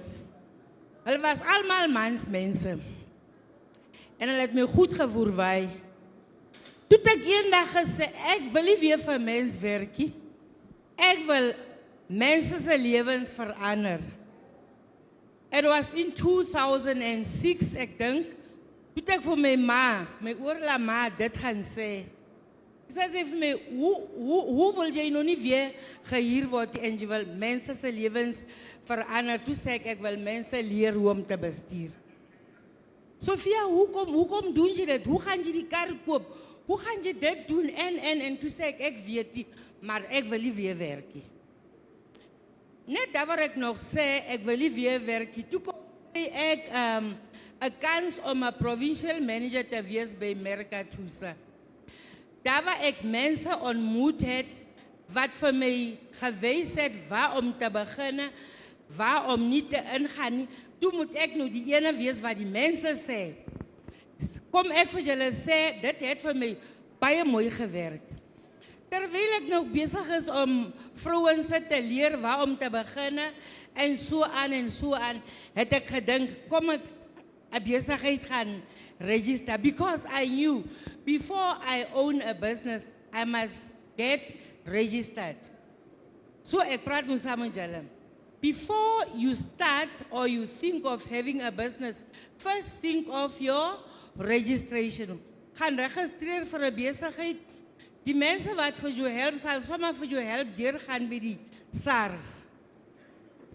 Dit het ek gedoen in 2006. Nou toe het ek geld om karre te gaan koop om 'n driving school te maak nie. Eendag, ons was op so 'n ding, toe was daar bankmense, mining houses en. Sê die ander vrou vir my man, jy sê jy soek geld om 'n besigheid oop te maak, 'n driving school. Daar's mense wat kan vir jou help karre koop, want al wat ek wou gehad het, dit was net die karre om die besigheid te doen. Toe gaan ek na die mense toe. Ek was so gelukkig want Ek was die eerste mens wat hulle kon gehelp het daai jaar. Wie is die mense? Hulle was de Bezimele. Julle ken van hulle. Ek sê julle nou van my. Toe gaan ek na de Bezimele se mense toe. Sê hulle vir my, jy is so gelukkig, jy is die eerste mens wat ons sal help. Hulle het vir my 'n trok gekoop en 'n Code 8 koop. Code 8 kar gekoop. Maar die eerste ding wat ek vir julle wil sê is, if you are going to be in the driving school sector, number one, have a valid driver's license and moet jy net Code 8 maakie. 8, 10, 14. Dit het my seker meer as 6 jaar gevat om 'n Code 14 te hê. Sien julle hoe kort is ek? Maar as ek 'n leikar van my is, jy sal nie glo nie. Ek het my beste geprobeer toe ek nog by die firefighting is. Het ek geprobeer om 'n Code 10 te kry. Toe pas ek my Code 10 lisensie. Nou toe ek nou in die besigheid was, sien ek partykeer ek het die instructors nie. Nou ek moet probeer om 'n Code 14 te kry. Ek het Code 14 gevat met my eie trok. Verstaan julle? So, al wat ek vir julle kan sê as jong mense, as jy glo aan jouself, jy sal kom daar waar jy wil kom. Maar gedurende die tyd het ek nie net gestil gebly nie, want ek dink die eerste jaar het ek gesien, man, nou Oktober, November, Desember is 'n tyd waar ons nie baie besigheid het nie. Toe ek gehoor van die TETA mense, hoor julle, ek het by TETA gehardloop vir 4 jaar voor ek 'n accreditation gekry het. Weet jy hoekom? Want ek was lei om al die goeders te gaan soek. As ek gesê word, gaan maak jou ID certified, gaan maak jou dit certified, jy moet begin met alles wat reg is. En daarvanaf, nadat jy die accreditation gekry het, dan sal jy nou 'n bietjie smoother te loop. Toe hoor ek van die mense, hoor julle hierso, die mense het my gelift tot waar ek is vandag. I am 13 years in this industry. I am the founder, the managing director, the CEO van Sophia's Excellence Driving Academy. Ek staan hier so, kyk julle my hier agter. Julle sien, né? Dit is hoe ek myself bemark. Ek wil nie laat ander mense vir my bemark, meer as wat ek dit kan doen nie. So ek trek altyd my klere aan. My karre is so geskrywe. Dit maak nie saak wat vir kleer is dit nie, maar al my karre sal jy sien, hulle is so. So bemark jouself terwyl jy in jou besigheid is. Dit is nie maklik nie, maar die een ding wat ek vir jou sê van TETA se mense, if you don't comply, hulle sal nie vir jou help nie. Number one, learn to be patient, comply. As jy klaar comply het, dan kan jy later complain. Maar die mense gaan jou uplift tot daar waar ek is vandag. Ek word oral geken van die mense. Van elke jaar het ek mense, kindertjies gehad wat ek getrain het om die driving te vat. Nou ontlangs ek het kinders van Appington, Springbok, die ene die Noordkap se kinders gehad om Code 14 te maak. Weet hoe ek die kar gebetaal? Van die geld wat ek gekry het by TETA. Soos hulle vir my betaal om mense te train. Wat ek like van hulle het 'n stipend. Jy leer, maar jy word gebetaal. Hoe lekker is dit? Jy leer, maar jy word gebetaal. Maar as jy een dag mis, hulle trek die geld van die dag. Wat jy nie geattend het. So wat ek vir jou sê is, be disciplined. As jy disciplined is met geld, moenie agter lekker te loop nie. after holidays gaan, when you are a new business person, maak jou band vas.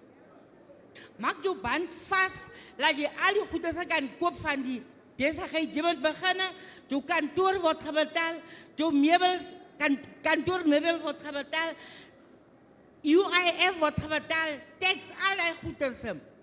Maak seker dat jy die goeders sal bekostig, want as jy dit het, hulle sal ook sien, die oomele, hulle sal sien om te sê, oh, Sophia het die annual, wat kan het? Die annual goeders gebetaal nie, hulle sal nie vir jou help nie. What I'm trying to say is, they are so connected, die sal hulle nie kan rob nie. Nou, daar was mense wat altyd gaan geld kry. Nadat hulle die first tranche kry, daar koop hulle weg. Moet nie van die mense wees nie. Die eerste tranche is om vir jou assessor te betaal en jou moderator te betaal.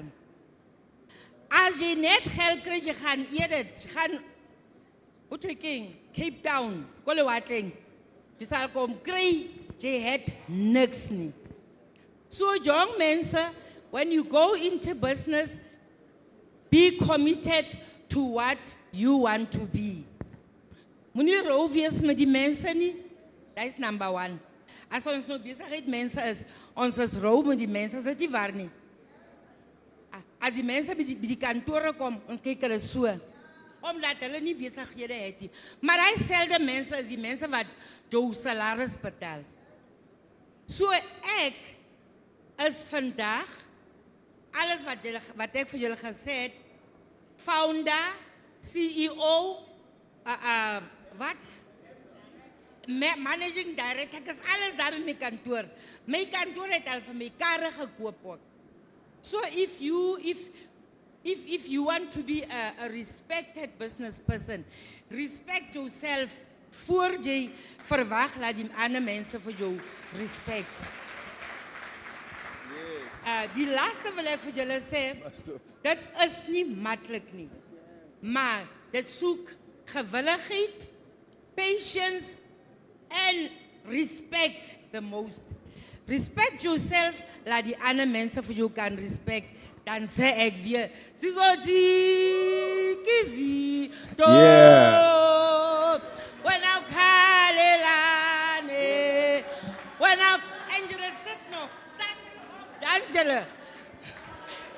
Sisoji, Kizi, to, when I call Elane, when I call Elane, to them when you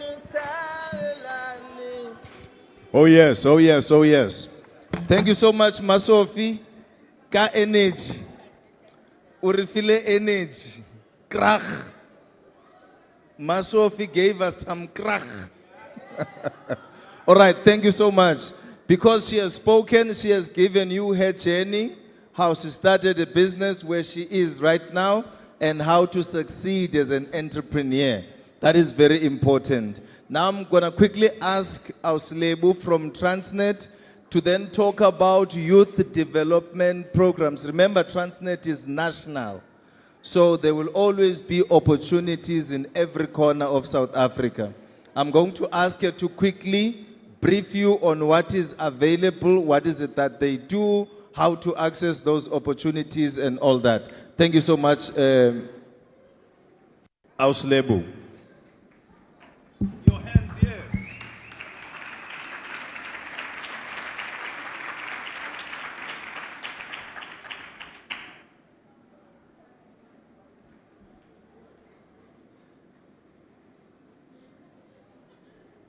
Yep. Good afternoon, everyone. My name is Lebogang Sepi. I'm a youth development specialist. I'm employed by Transnet under faculty of Transnet Academy.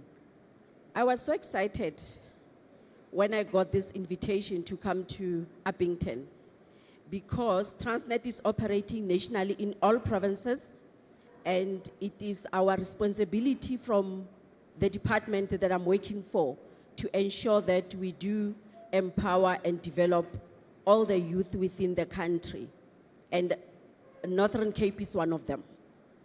So I'm gonna quickly share with you a brief information about Transnet, which has 5 operating divisions. Where I'm coming from, it may be called Transnet Academy, but it's under TCC, the main office in Johannesburg. We do have Transnet Freight Rail, which is the largest freight logistics within the organization countrywide. You find it everywhere, both inland and coastal. We do have Transnet Port Terminal. You find it in coastal areas only. We have Transnet National Ports Authority. Also, you find it in coastal areas only. We have Transnet Engineering, both in coastal and inland. And the smallest operating division is Transnet Pipeline, which is also found both in coastal and inland. We have a very small part which is called Transnet Property, which is everywhere as well.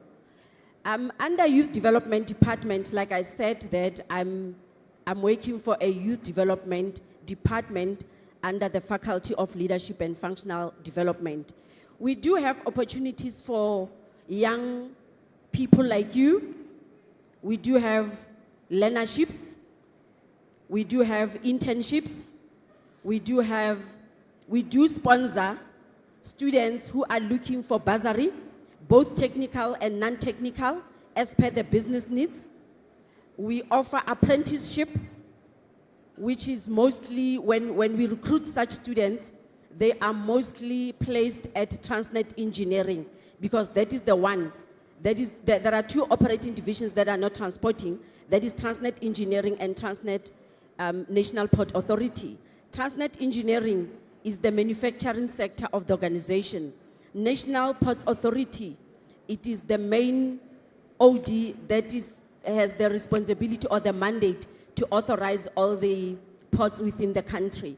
But all these other TPT, TPL, and TFR, they are the ones that transport. So we do have the CA program, which is Chartered Accountant program. If you have studied BCom and then you want to pursue to be a CA, we also offer that. We have what we call TIA, which is Transnet Internal Auditing. For students who have studied auditing, we train them within the organization so that they are the future internal auditors of the organization. We do have learnerships for PWDs, meaning persons with disability. We have so many youth development programs. So that is the main reason why you see Transnet here. And then under the operating divisions that I have said, TFR, like I said, is the largest OD. That is the OD that have the opportunities again for a person to become a train driver, a person to be a yard official. You find them there.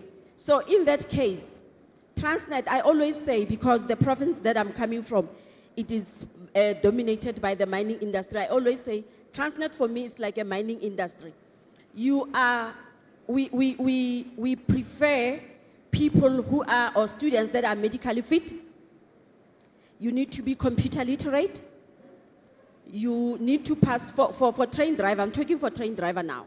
You need to pass your matric with physics, maths, English, 60% and above. That is for you to be a train driver. Again, for you to be offered a full-time bursary, that's the same. Physics, maths, and English. We always want to see 60% and above for these 3 subjects. And then we've got, for train driver, TFR, the one that I just said, has School of Excellences. The main School of Excellence is in Johannesburg, which is SLN Park. However, we do have satellites in Port Elizabeth, in Durban, in Cape Town and in Pretoria.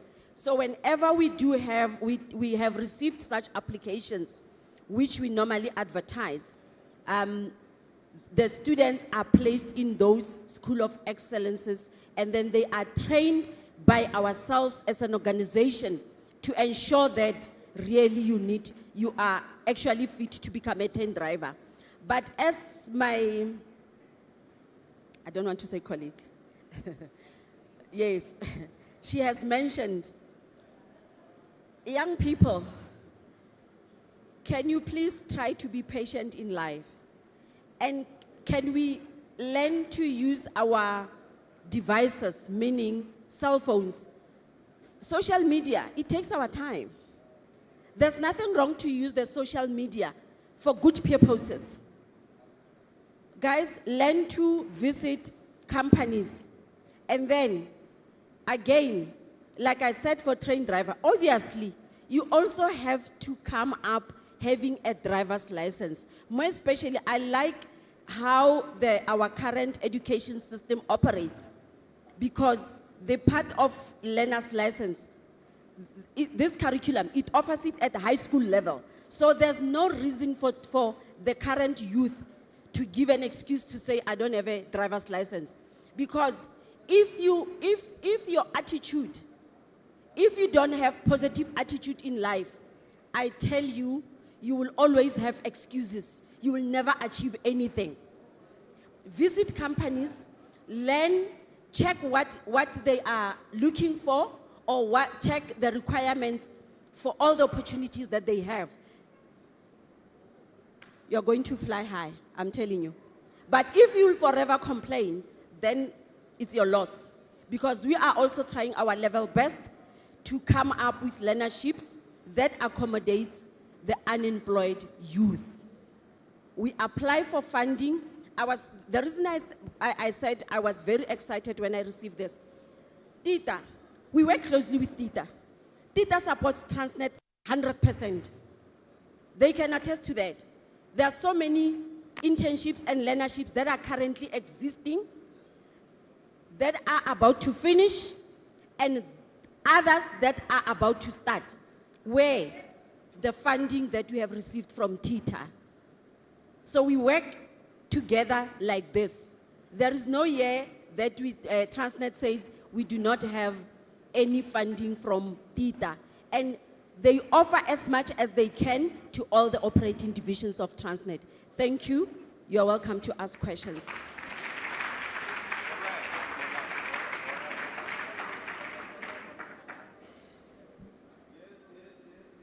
Yes?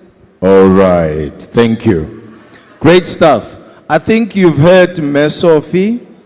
She spoke and then told us her story, and then she said, and TETA funded us to train these young people. Are we getting that? So when we heard Mecha Tilenkala speaking on behalf of TETA, she said there is a discretionary grant window that is going to open. If you are running a business and you need to apply. So that is how that entrepreneurship concept comes in. That if you are in business, you have an opportunity to apply for funding to assist training young people. Now, she also mentioned that you need to go to www.transportcarriers.org. www.transportcarriers.org. Right. Now what we are going to do is we are going to speak to Transnet. We are going to speak to Ms. Sophie. Say when you want to recruit, we now have a portal that you can then check these young people. Some you'll find them in Uppington, and she said they are available national. So she would then have access to that database to make sure that you and I have access to the opportunities. They will definitely apply for the DGs. You will definitely apply for the DGs. But then where do young people find all of these opportunities? At that portal. Are we getting the relationship? Are we together? Great stuff. All right. Now I want to give you a chance to ask questions again, right? But whenever I talk about questions, then your faces turn and then you are quartet May. Why is he quartet May? Ah, now we're going to ask questions. Anyone with a specific question or a specific request for, please hold my hand. I want to start a driving school.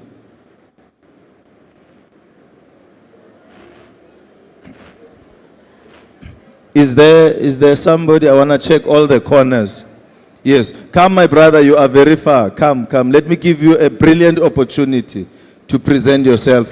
Anyone else who wants to ask a question? Anyone else who wants to ask a question? Great stuff. Come and sit here, my brother, and then ask a question. Yeah.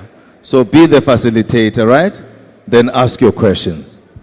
Okay, hello everyone. My name is Sean Abdolf. I'm from Uppington. I want to ask Ma'am Lebogang a question about the train driver learnerships. Why is the requirement so high? I talk about the physical science and the mathematics. And is it only physical science and mathematics? Because I did technical science and technical mathematics on school. And what are the chances for when you do the learnership and I have done, let me say, I have done look at information at the railway. I see it's 18 months for the train driver learnerships. What are the chances to be recruited after you finish that learnership or so? Thank you so much, my brother. So when she answers, she will answer for all of us. Thank you so much.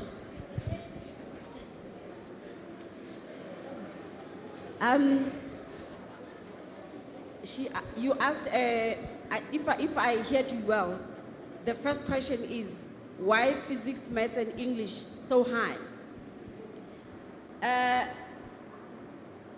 The fact that we offer bursaries, we have to align, we have to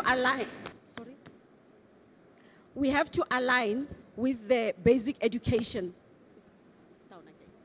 We have to align with the requirements of basic education, because we cannot downgrade what the basic education is saying. So all of us as government companies, we are regulated. So hence we cannot downgrade what the basic education is saying. That's the answer. And then I think your second question is learnerships. Absorption. Train driver, for your information, it falls under critical and scarce skills. As a result, we may not be, or we may not obliged to offer job. But I'm saying to you, once you see any career that falls under critical and scarce, the chances of being employed after completing your learnership is very high. And the other thing, we are not only training for ourselves, we also train for other companies, including some of the SADC areas. So we have the database of all the trainees that you have trained. So chances of being employed after completing that learnership, I'm saying to you, are very high, including our company itself. Thank you.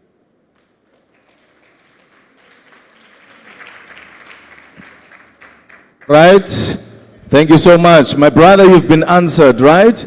He became the facilitator for 2 minutes. That was good. Great stuff.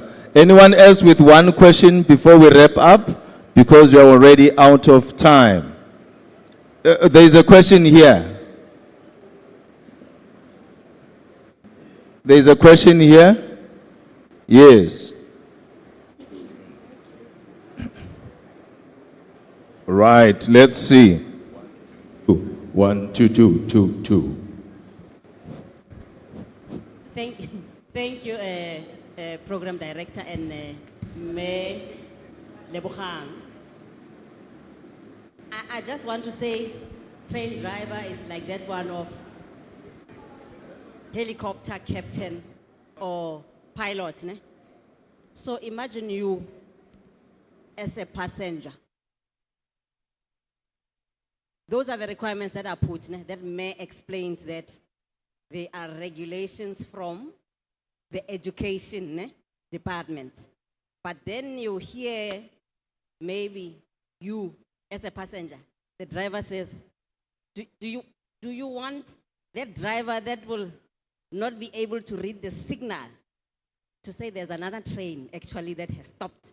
So slow down as you come onto this rail. And know the calculations, because you know, May will confirm here, together with the pilots, before they go in to take the controls, they do some work of calculations of how is the weather looking like and where am I going to detour, where is this rail going to? They say I must take this one to, I forgot the name of the place I saw in the morning when I was running, Kukismoor or whatever. And they say the rail must turn this way, so that driver, before they take the controls, they sit down and calculate at home before they leave. So now, if you have that driver who doesn't know how to do calculations, how will that make you feel as a passenger? How will that make you feel? Unsafe, ne? Or they know how to calculate, but they did not get the 60% that they are looking for. And then they get it wrong somewhere. You know how to solve for X, and they don't know how to solve for it. No one is checking them. Eh? They get X wrong. And then they get there and they go like, Aish. Do you want Aish? As a passenger. I just wanted to add that, even as a pilot, is the same. What May is saying here is, together with basic education, there is also other authorities like safety that contribute to why the standards will always be high. Because in our space in South Africa, for example, and in Africa for that matter, we rarely have a lot of accidents like you would have heard in other countries. That's the regulation, that's why. So that is the part I wanted just to add there.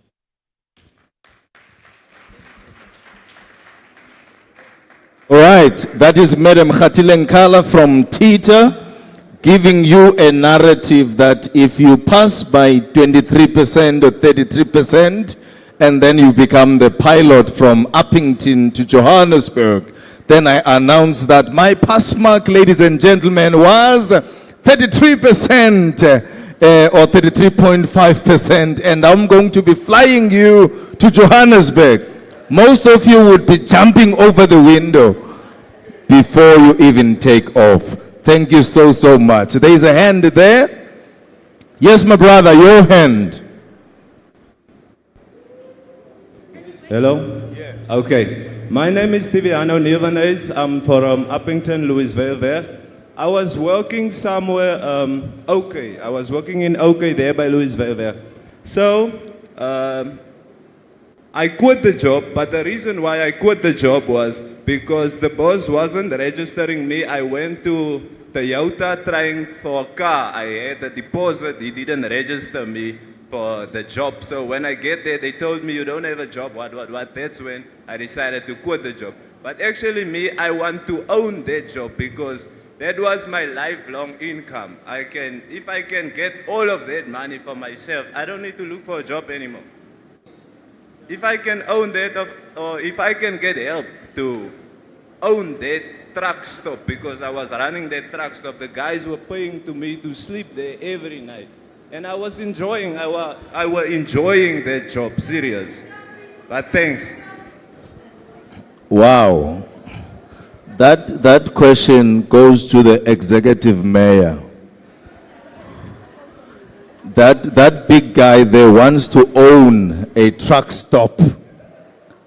So he wants the land and everything else that goes with it, so that he owns the land. So I'm not sure if the executive mayor will be able to respond and say, you know what, I'm here. I see you. Executive Mayor, should I bring the mic? Should I bring the mic to you? Because he's asking a relevant question when the relevant people are here. Yep. Okay, yes. Hello? Yeah. Thank you so much. You know me, you know where I am. Stay where is the office of the executive mayor. But this one, it's referred to the local municipality, DKM. But if you come to my office, I will go talk with a specific person who's there, and we will take it from there. Thank you so much. All right.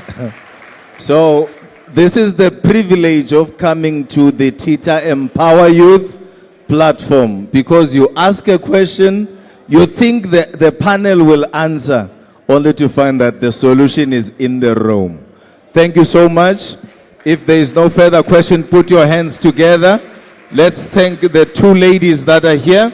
All right, ladies, let's quickly take a photo so that we can exit the podium. The MC, I can see they are looking at me passionately. But before, let me give you each a mic, because let me just switch it on. So all I want is that give them your contact details so that they know how to access you for further inquiries. Ms. Sophia, there is a lot of potential drivers here and potential business young people. Please just give them a way of reaching to you within 30 seconds, starting with you, ma'am. Good afternoon again. I actually forgot to thank TETA and again, Empowa Words for this opportunity. I am here if you want to start your business. I'll carry you by the hand, to the end, up to reaching TETA. My number is 082 613 1520. I am from Kimberley. We are at Corner Pinel and Tyburn Road in Kimberley, just in the Indian Center, opposite the tile place. The tile place. But I've already given you the address. Corner Pinel Road and Tyburn.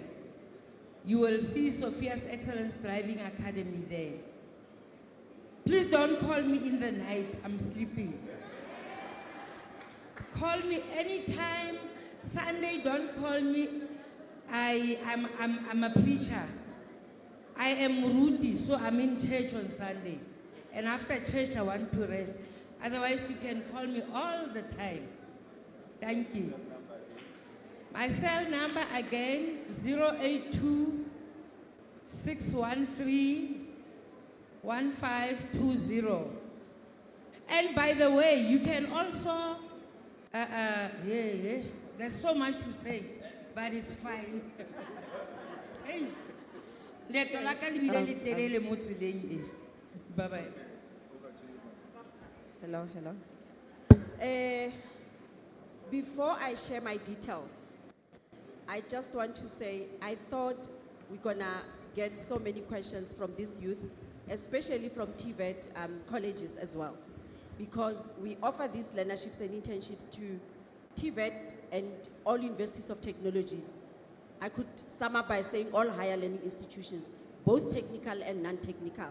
However, you can contact me at lebogang.sepi@transnet.net. And then if you still want to try your luck, the fact that we are here, let me give you the email address of a person who receives the applications. Her name is Sana. The email address is Sana as in SANAH .maleka@transnet.net. If you are interested in applying for any opportunity, TVET colleges, technical and non-technical, please send your CV to sana.maleka@transnet.net. The contact number 011-584-1193. Thank you. All right, thank you so much. Please just share a smile to him. Stand here and pretend to be smiling at him.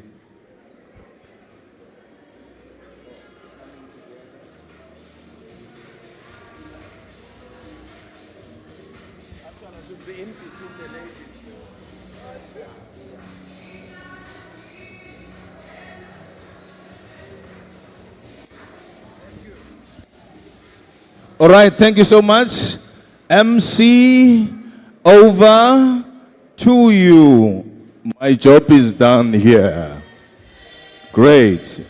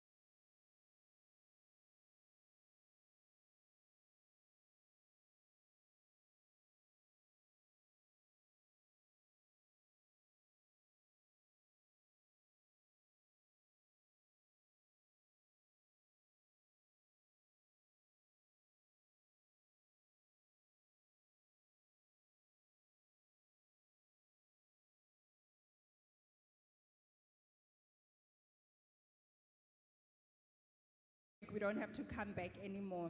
So we are about to start our mining and energy stage, but whilst my guests are getting ready for that, I just want to remind you that we're still running that cash competition, the social media one. I've already spotted a few of you taking selfies and all of that. I hope you're sharing on the right platforms, on Instagram and on Facebook. Remember, our social media handle is at Empowa Youth, right?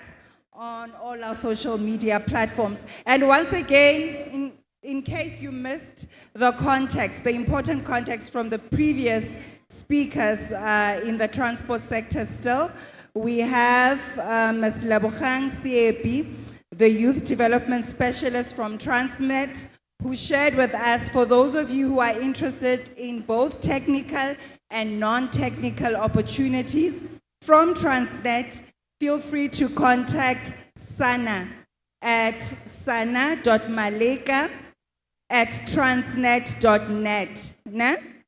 So this is a chance for you to get it down if you missed it the first time. And the phone number is 011-584-1193. I repeat, the email again is sana.maleka@transnet.net. And the phone number is 011-584-1193. Ms. Sophia Mputi, for those of you who are interested in acquiring your driving skills, she also left you her address, which is in Kimberley at the Indian Center opposite the Tiles Place, right? And the cell phone number is 082-613-1520. 082-613-1520. That is Ms. Sophia Mputi of Sophia's Excellence Driving Academy, right? What I love about Empowa Youth Weekend is that you get to have opportunities now, immediately during the session. You don't have to first go home before it happens. Yeah? So now to officially open the segment of our mining and energy stage, I'm going to invite on stage Mr. Soli Mahape, HR Manager of PMG Mining Company, as he gets ready to come and give us his opening statement for the segment. Let's please welcome him with a warm round of applause.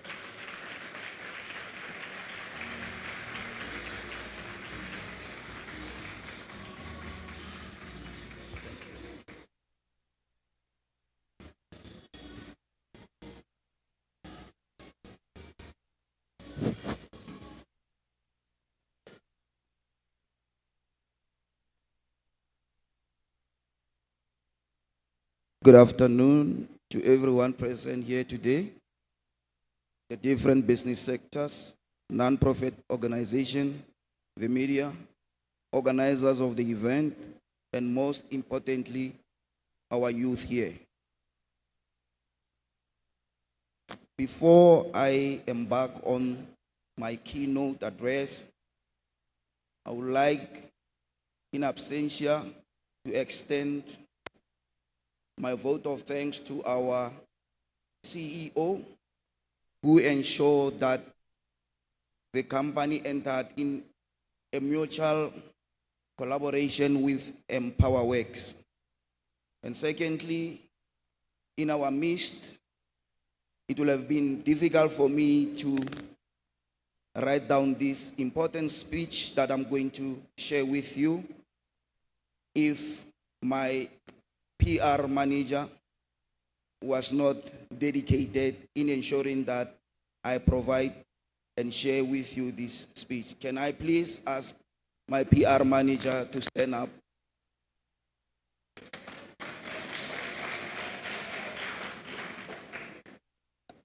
I was also assisted by our company doctor.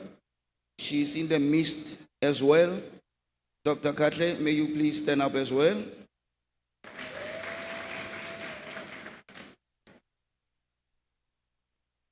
Thank you so much.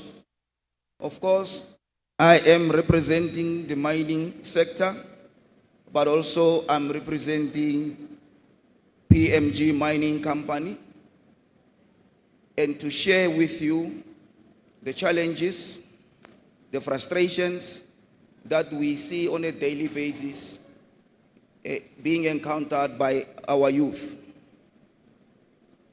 I am of the view that a platform like this will ensure that mining companies as big as us, the Anglos, should at least make an effort to ensure that our young people at an early stage in their grade 10s are being exposed to careers in the mining sector so that they can be able to make the right career decisions. It is a great for us as PMG Mining Company to form part of this positively changing event and continue to actively reach out to companies that target youth to unlock opportunities for them. When we look at sponsoring companies, we look at the companies that will channel the money that we fund them to youth development, to skills development. Those are the prerequisites that are non-negotiable. We have entered into this mutual collaboration with Empowa Works to ensure that we reach all the young leaders in the entire province, because we are exploiting their land in the Northern Cape. And it is a commercial decision to ensure that the 1% from our profit is spent on the youth of Northern Province. And I can share with you that it was difficult for us, having no background in PR, that we then attracted Mr. Reginald, who was a seasoned journalist of SABC of over 15 years, to come and join us. I share with him the dream of PMG Mining, that we want to make a difference to the youth of this country. We want not only to offer lip service, but we want you, if you join us, to ensure that each and every young leader here in Northern Cape understand that PMG has got opportunities. And I'm proud to inform all of you that we are sending 3 kids from Northern Cape to BRIC Summit next month, where they are going to represent Northern Cape Province amongst their peers from all over the world.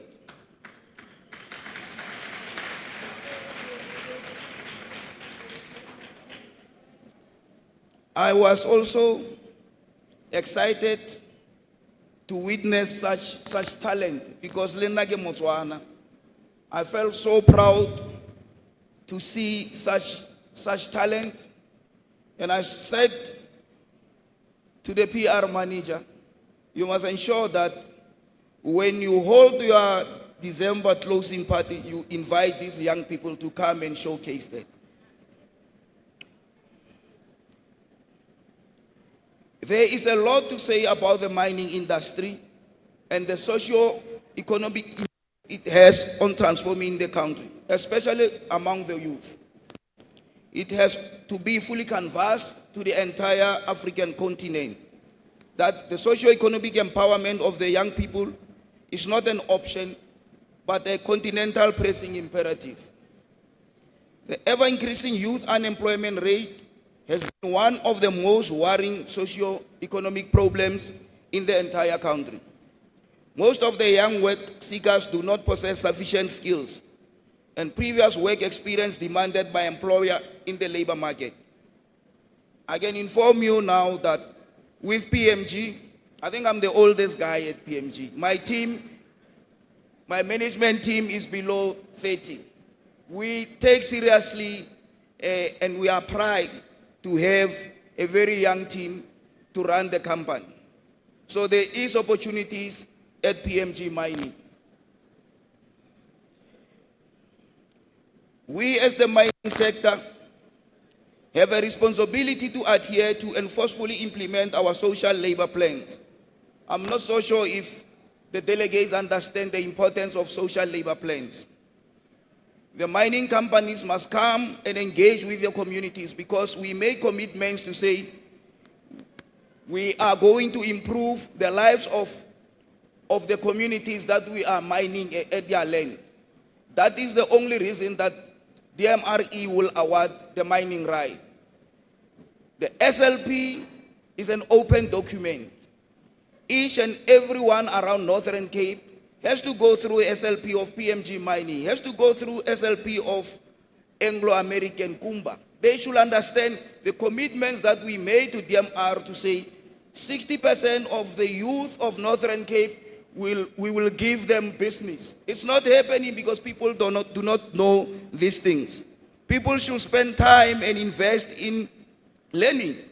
People should understand what is mining charter, especially to the young ones. Especially to you guys as youth, you should understand that, yes, I don't want to be political, but the government has made it very clear that a certain portion in the mining charter, a certain portion in the SLP, a certain portion in triple BEE is apportioned to the youth. It's up to the youth to access those opportunities and change their lives. Just to share with you guys, we are busy now developing a second mine, which obviously, just let me give you the background. Our mine is owned by Singapore and Chinese partners. There is, of course, some South African shareholders from Northern Cape. We then decided that we want to give youth an opportunity. Then we decided to start another project from scratch, which we will, if things goes well, we will open that mine second week or third week of April with an anticipated labor force of plus minus 600 people, and particularly we'll be targeting the youth. Our youth plays a critical role in the mining sector, and there are plenty of opportunities for them through skills development, upliftment programs to improve their lives and livelihood of young people. The Department of Mineral Resources has created mining awareness program to specifically target youth about these opportunities. However, there are numerous challenges the mining sector itself faces. But through minds and innovative ideas like yours, you can play a positive impact in changing this. We are obviously moving from intense labor to smart mining.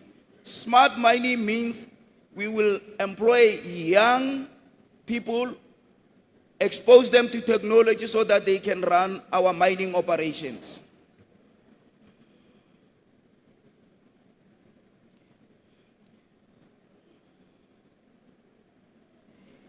Earlier this year, PMG Mining Company announced a contribution of 1.25 billion rand in manganese mining at the South African Investment Conference. We also partnered with South African National Defence Force, where we will be having an event sometime next month, where we will invite more than 4,000 youth to attend so that we can expose them to various careers at PMG Mine.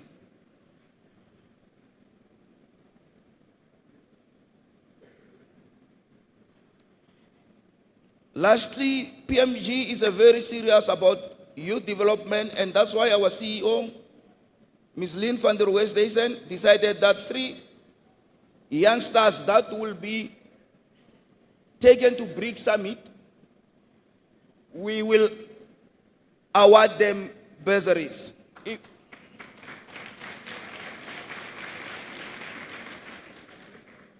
We are also having a collaboration with Sol Plaatje University, we will be hosting a gala event on the 10th of December, where we are going to ensure that we give bursaries to the deserving students, learnership, and internship. It is our commitment that 10 deserving students will be given bursaries, internship, and leadership by PMG on the 10th of December.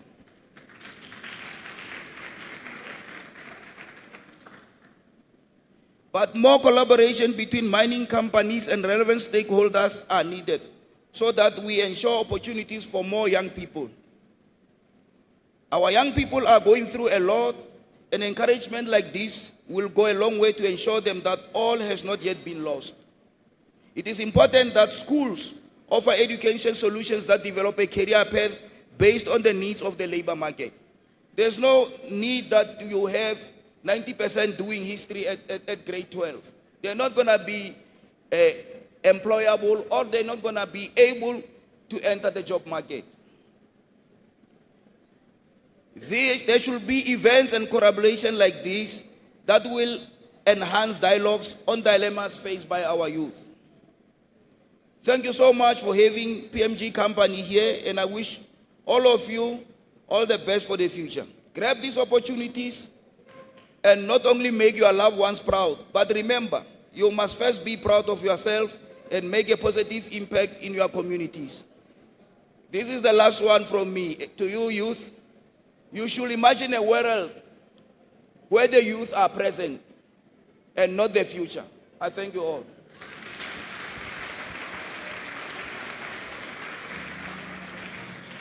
Thank you very much, sir. Another round of applause, please. Julle het mos vir Mr. Solimape gehoor, né? Daar's baie geleenthede in die myn. So asseblief, gaan sien vir PMG, gaan op hulle se website, gaan by hulle se kantore, vind uit hoe kan hulle vir julle help, né? All right. So to wrap up our mining and energy sector, we're just going to do a brief panel, and I'm going to invite the following speakers to kindly join me on stage for a panel discussion on opportunities for youth in mining and sustainable energy sector. So we're going to talk more. I think Mr. Mahapi already touched on opportunities, but now we're going to dwell more where we're going to find out what more opportunities are there in the mining and the energy sector. I'm going to then invite on stage Matsiri Sogama, the Drill and Blast Section Manager of Anglo-American Sishen Mine. And I'm also going to invite Manini Mbele, the Manager of Quality Assurance Mining Qualifications Authority, and Dr. Vivian Khatle, Occupational Medical Practitioner, BMG Mining Company, on the stage with me, and then together we are going to quickly go through the discussion on the opportunities for the young people in the mining sector. Please, a round of applause for them. Please test this mic. We're going to need more mics for my panelists.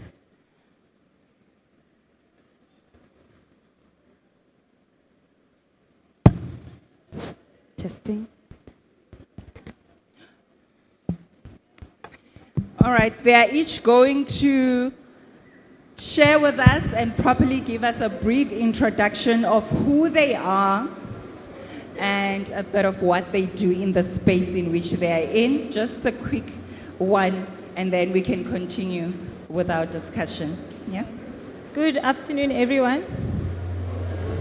It's good to see all of you here and still energetic. I know you're probably hungry. We know the attention span also goes down as the day goes. Okay. My name is Dr. Vivian Khatle. I'm an occupational medical practitioner which basically means that I trained as a medical doctor and then I specialized in occupational health. And that's how I ended up working in the mining industry. I'm currently working across various industries, but the one that I'm more passionate about is mining.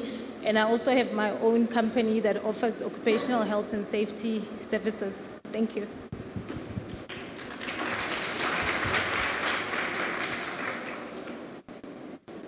Good afternoon, everyone. My name is Manini Mbele. I'm the Quality Assurance Manager at the Mining Qualifications Authority. I'm sure most of you knows it as the mining SETA. We are a SETA in the mining and mineral sector, and our mandate, it is clear, it is transformation through skills development. And obviously our main focus and priority, it is the youth, because we want to see the mindset of the youth changing. We want to see our young people empowered and enriched, so that they understand that opportunities don't always have to come to you, but you also have different platforms where you can go and get those opportunities. We've got offices across all the 9 provinces in South Africa, and with regards to the Northern Cape, our regional office is situated in Katu, the Northern Cape Rural TVET College, that is where we are situated. Thank you. Good afternoon, everyone. My name is Matsibi Sokama. As introduced, I am a drill and blast section manager based at Sishen Mine in Katu. I studied mining engineering at the University of Johannesburg. So briefly, what I do in my space is optimization, design work, execution of drilling and blasting. So before the load and haul team goes in, I need to ensure that the rock is blasted. So in brief, if you wanted to become a mining engineer, I normally tell people I blow things up for a living. Now that sounds like in case you missed it, for those who missed it, she says she blows things up for a living. Wouldn't that be nice? So, and what I have noted on this panel, I'm looking for one person who can note and read my mind. What do you notice about this panel? Exactly. Isn't it just amazing? And this is a panel on mining and energy, right? And it is constituted of women. And also amongst the women, young women at that. And we've had one saying that she studied mining engineering and all the technicalities that her job description has. So every young girl who is an attendee today, please do not rule out an opportunity in the mining and energy sector on the basis of your gender or your stature. Because I mean, no offense, because we've been told that certain professions are for certain people. So let's break barriers and enter the spaces that, that are not likely for us to enter. So let's quickly move on to some questions. I think the first question, the most important one, is about opportunities in the mining space. What are the opportunities for young people in the mining and the energy sector that they can actually actively participate in and contribute towards, irrespective of their educational background? No, who's going to take this one for me? I'll start. Dr. I'm sitting at the beginning. I think when you pose that question, the first thing that comes to my mind is the 2 words, hard and soft. Because when people think of the mining industry, they think it's a hard industry, meaning it's the hard work, it's the haul trucks, they don't actually think of the soft side of mining. And basically what I'm trying to say is that, yes, there's the traditional mining roles that we all know, which are the hard mining, which was traditionally what made the industry to be male-dominated. But there's also other career paths that people can follow, which are traditionally not just the typical mining careers. For example, like myself, I'm a doctor, and people don't understand how you're a doctor and you are in mining. And that just basically came about. I attended a function and I saw a lady who was also a doctor looking very smart, and I said, how do you look like that? Because doctors are always tired, wearing scrubs and sneakers and all of that. And then she said she's in the mining industry. And from there, I took interest and started learning more about it. And eventually, when I completed my community service, I then went to work for Anglo American when I started out in my career. So there's various opportunities. We even have a PR manager here who's working for a mining company. He studied communications and he's working in mining. Nowadays, the mining engineer will tell you more. There's drones that they use in the mines. So a person can be a drone pilot that likes to take pictures, and they can actually find a job in the mining environment. So usually those careers are mostly administrative, managerial, and other support services that support the traditional hard mining. So if maybe you're not into the hard mining, as I call it, there's always something, and it's worth looking at to see what suits your personality and what you like. And you can always reach out to the mines. I think even the HR managers in the mines, if they receive a call from somebody, they're more than willing to always advise to say what's available, what are the opportunities, and stuff like that. I'll just hand over to my colleague here to tell you more about their training and how it fits in. Okay, as indicated that I'm from the mining sector, right? So our responsibility is to make sure that the mining and mineral sector, we've got equipped workforce, meaning trained employees to work in our sector. So there are a wide range of opportunities in the sector. The doctor has indicated some of them, including the soft ones as well. But then looking at the more hard skills in the sector, we've got a list of the hard-to-fill occupations, and that list, we develop it based on the submissions of the WSP. So the hard-to-fill occupations are those occupations that our mining houses have had a difficulty of filling for a period of 6 months and more.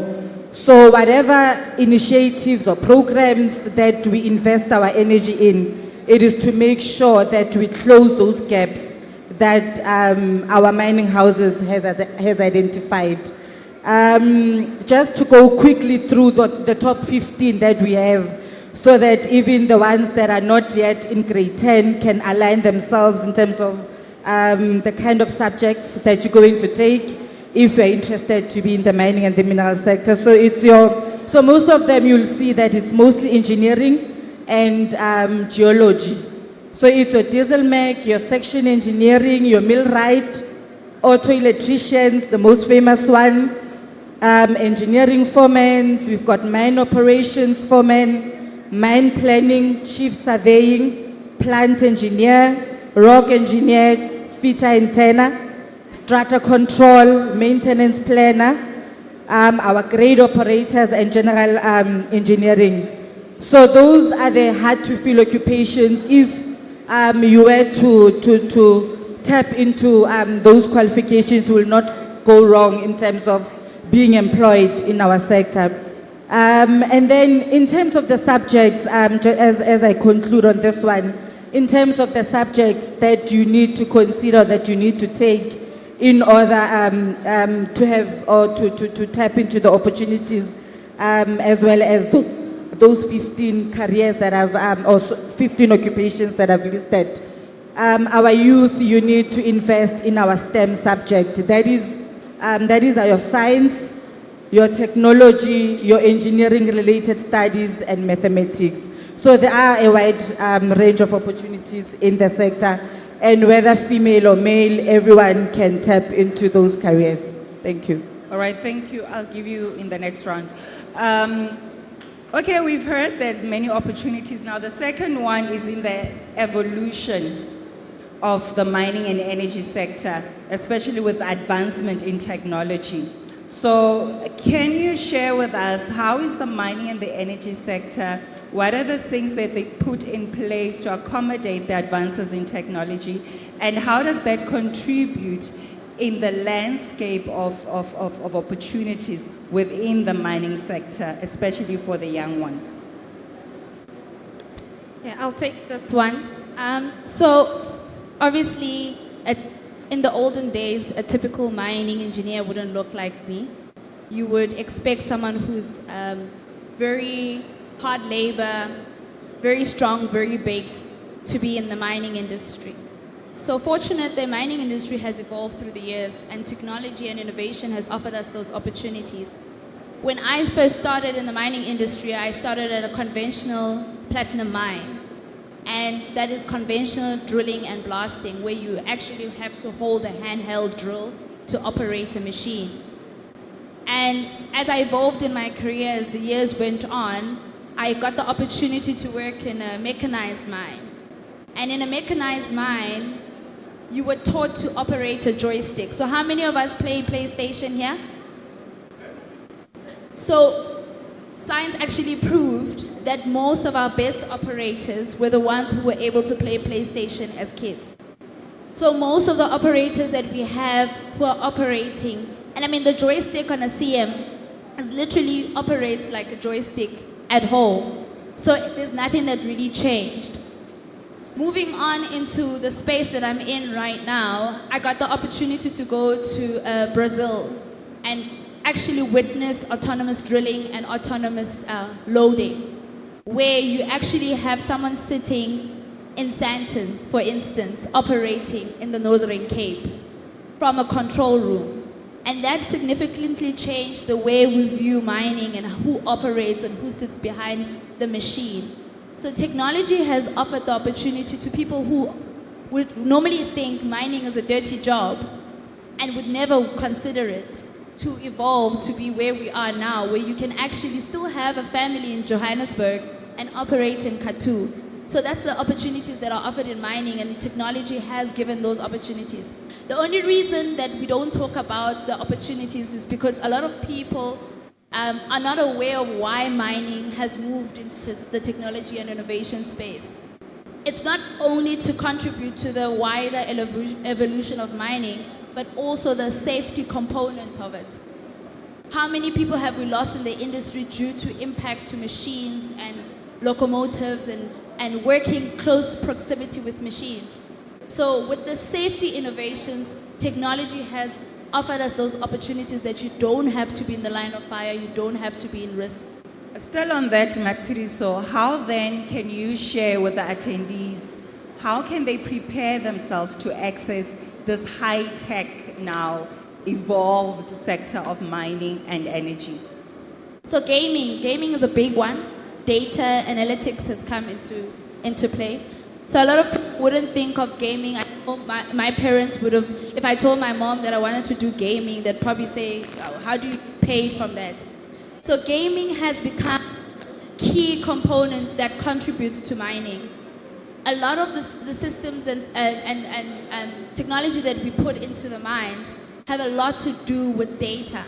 So if you spend a lot of time with the latest technology, if you own a cell phone, if you look at the innovations that are in the industry, it's about analyzing data, looking at information, and converting that information into usable data. So most young people don't know that. Yes, there's still the normal stream of mining where you would study maths and science, and obviously that still offers you an opportunity to go the normal stream. But that's why we say in the mining industry, we're probably one of the few industries that employs everyone, because we employ from doctor to even photographer. We spoke about our PR manager over there. Some people don't think, I'm going to study photography for the sake of studying photography. But in the mining industry, we hire people professionally to just take pictures of what is happening in our day-to-day life. So if you as a young person are looking at moving into the mining space, Dr. touched on it. It's not about the dirty environment. It's about how can you utilize the career that you're in now to evolve the mining industry that we're looking for in the future.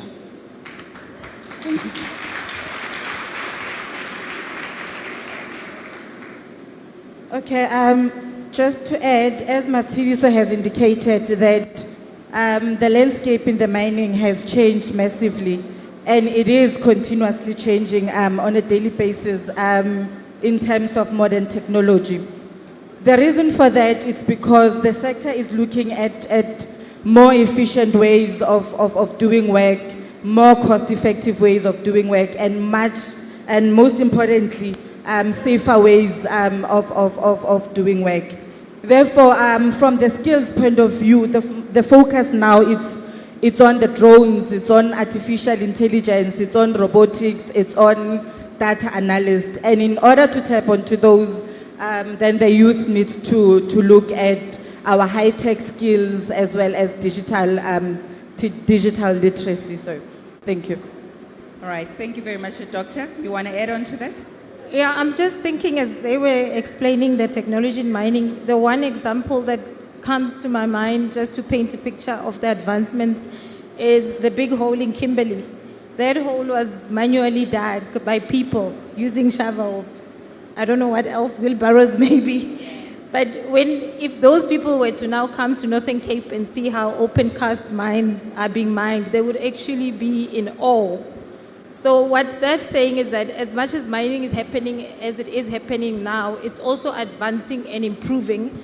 And that's the best time to always get into an industry when new things are happening, new things are advancing, because you with that skill set will be the one that's available to fill those vacant positions as the mine is doing things to improve safety and improve automation.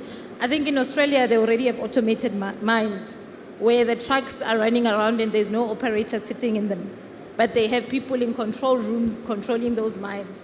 So it's a big thing to really look at for everyone actually, because I get surprised a lot in the mines that I see a lot of people who are not from Northern Cape working in the mines, and I'm like, where are the people from Northern Cape?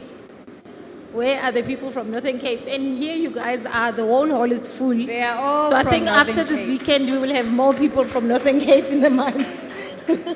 I'm glad you touched on safety and some concerns with the work around mining and energy. Now, which brings us to the following questions of environmental concerns.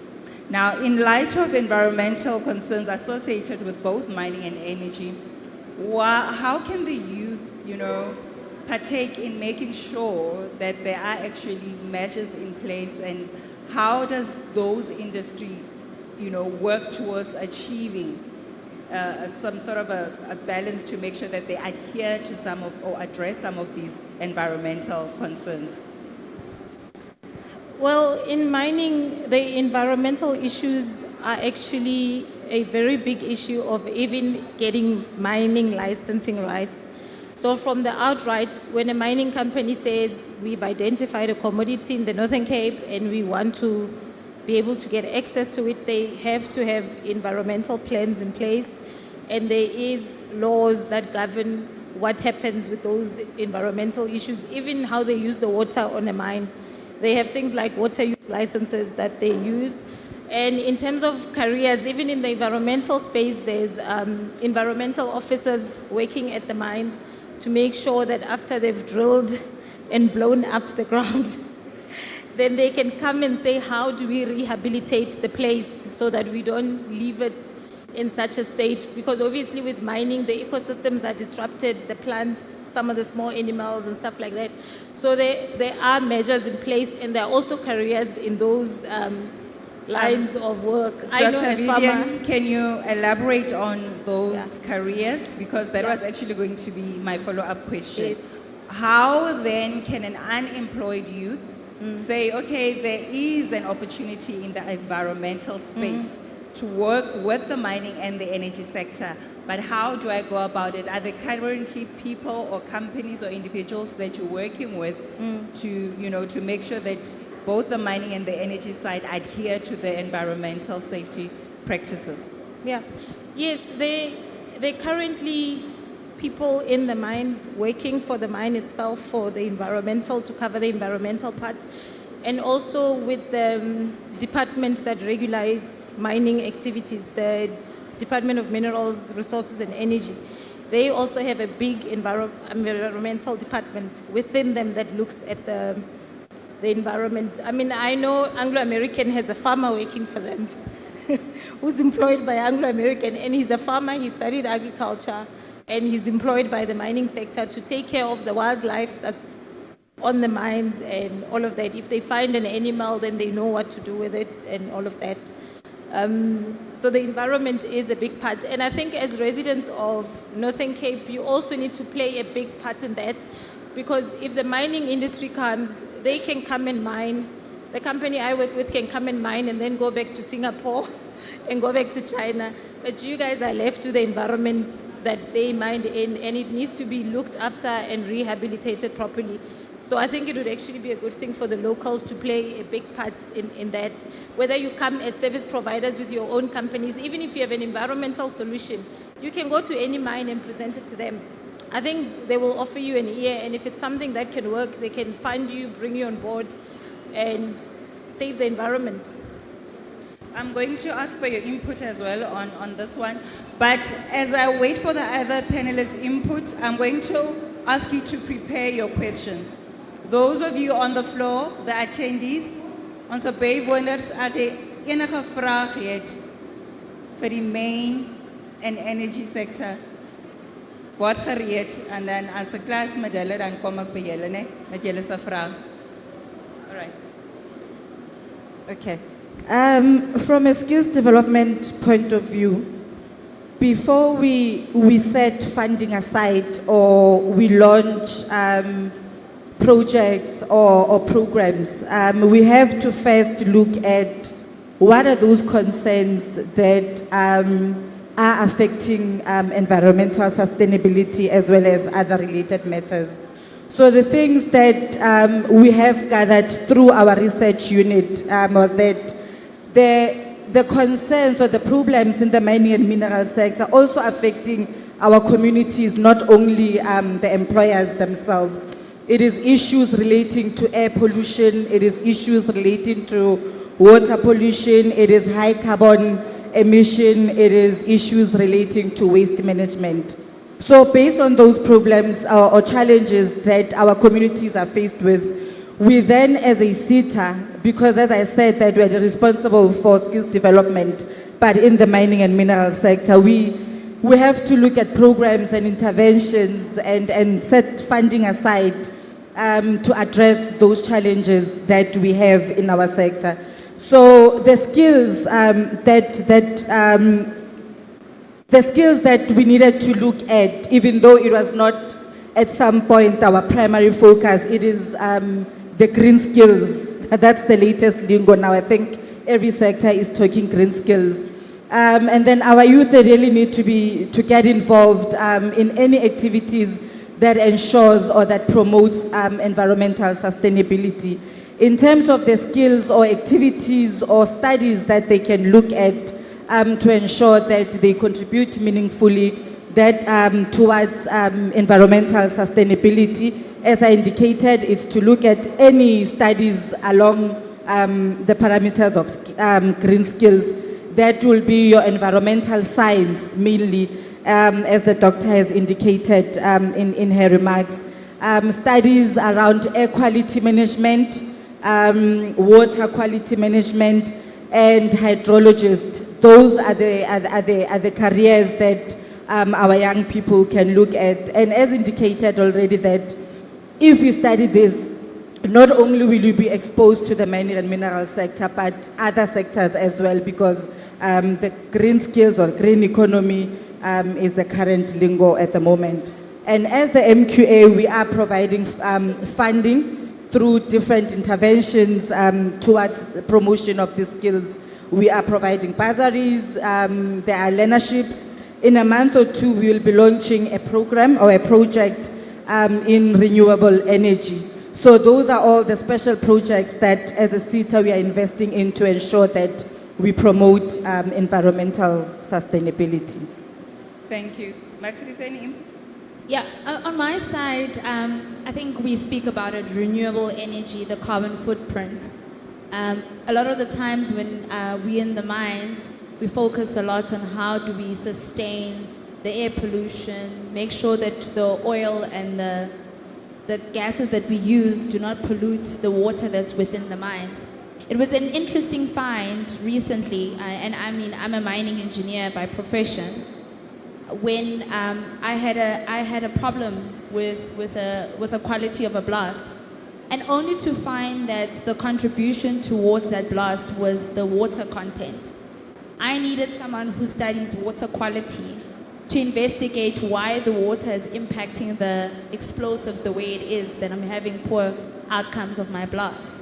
And I mean, that just speaks to another career, to say, call in another person who's doing water quality assurance to tell me what's happening in the water.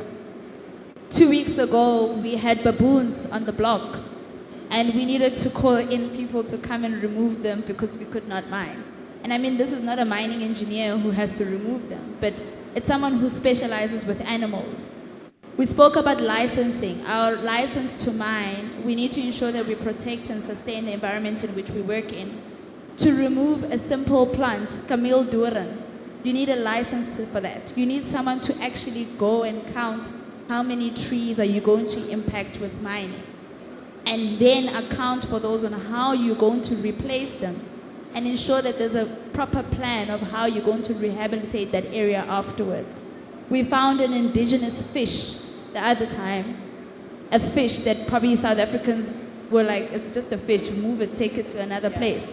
We couldn't move it because it needed an expert who specializes in that field to tell us where to move it, how to move it.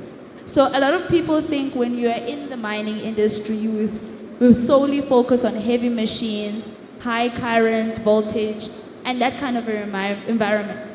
However, you actually need the softer skills to empower you and be able to mine in that environment. And not to touch on it too much, but I think we are in a very silly season where we're seeing a lot of drug and alcohol abuse. Psychologists play a critical role to enable us to work. If my miner shows up at work drunk, I need to understand what is going on in their personal space.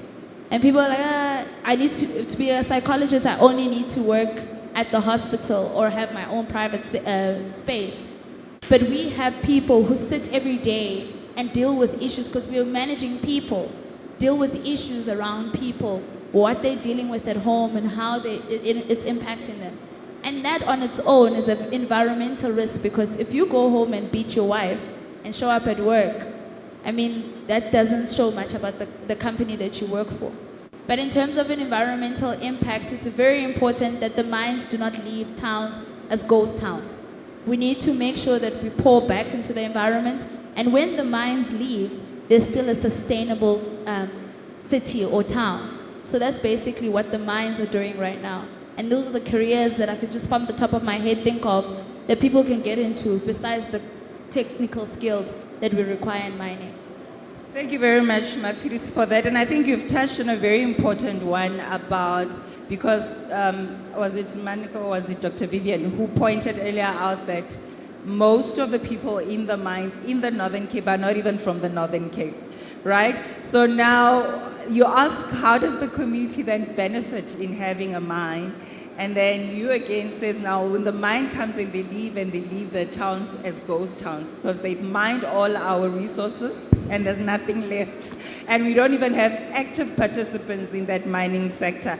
That we need to change that, ne? Ons moet dit verander. Ons kan nie myne het in Noord-Kaap en dan niemand van Noord-Kaap in die myn werk of 'n shareholder is by die myn nie, ne? Enige vrae? Any questions on the floor?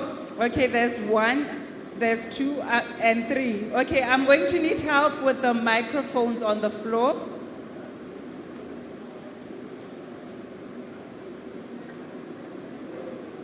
And I'm obviously going to need you guys to assist with responding to the questions.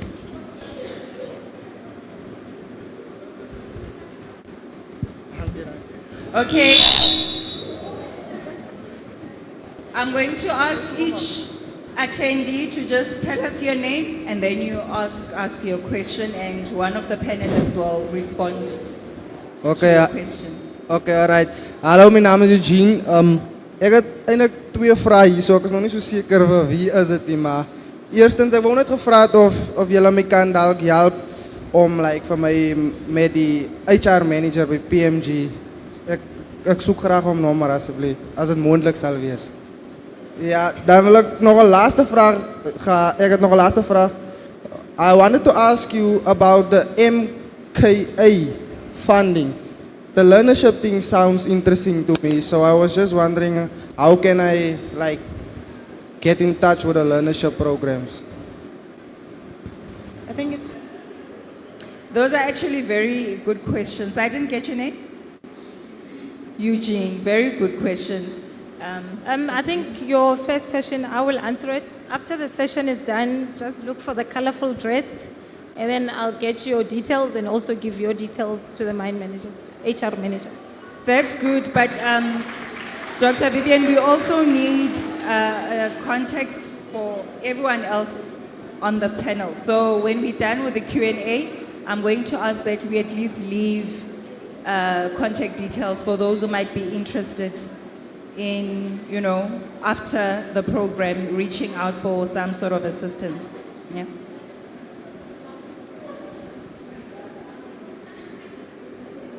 Okay, the second question. Hi, my name is Dorian. I just have one simple, like a few questions. You Okay, mentioned- just pause and sorry about that. There's a response for the second question for Eugene. We only responded to your first question, right? My error there. Let's respond to the second question. Okay, Eugene, the MQA provides funding in this way, ne? For the learnership, all the learnerships, whether it's in artisan development or our core mining learnerships, or even skills programs. We provide funding to the mining houses, the employers in the sector. So the employers, your Anglo-American, your PMGs, would then recruit the learners themselves. So funding is provided to our employers. They do the recruitment and the placement and the training and everything else. However, though funding. So what you can do is knock on their doors, bother them, look out in the newspapers, go through their websites to see when they're recruiting.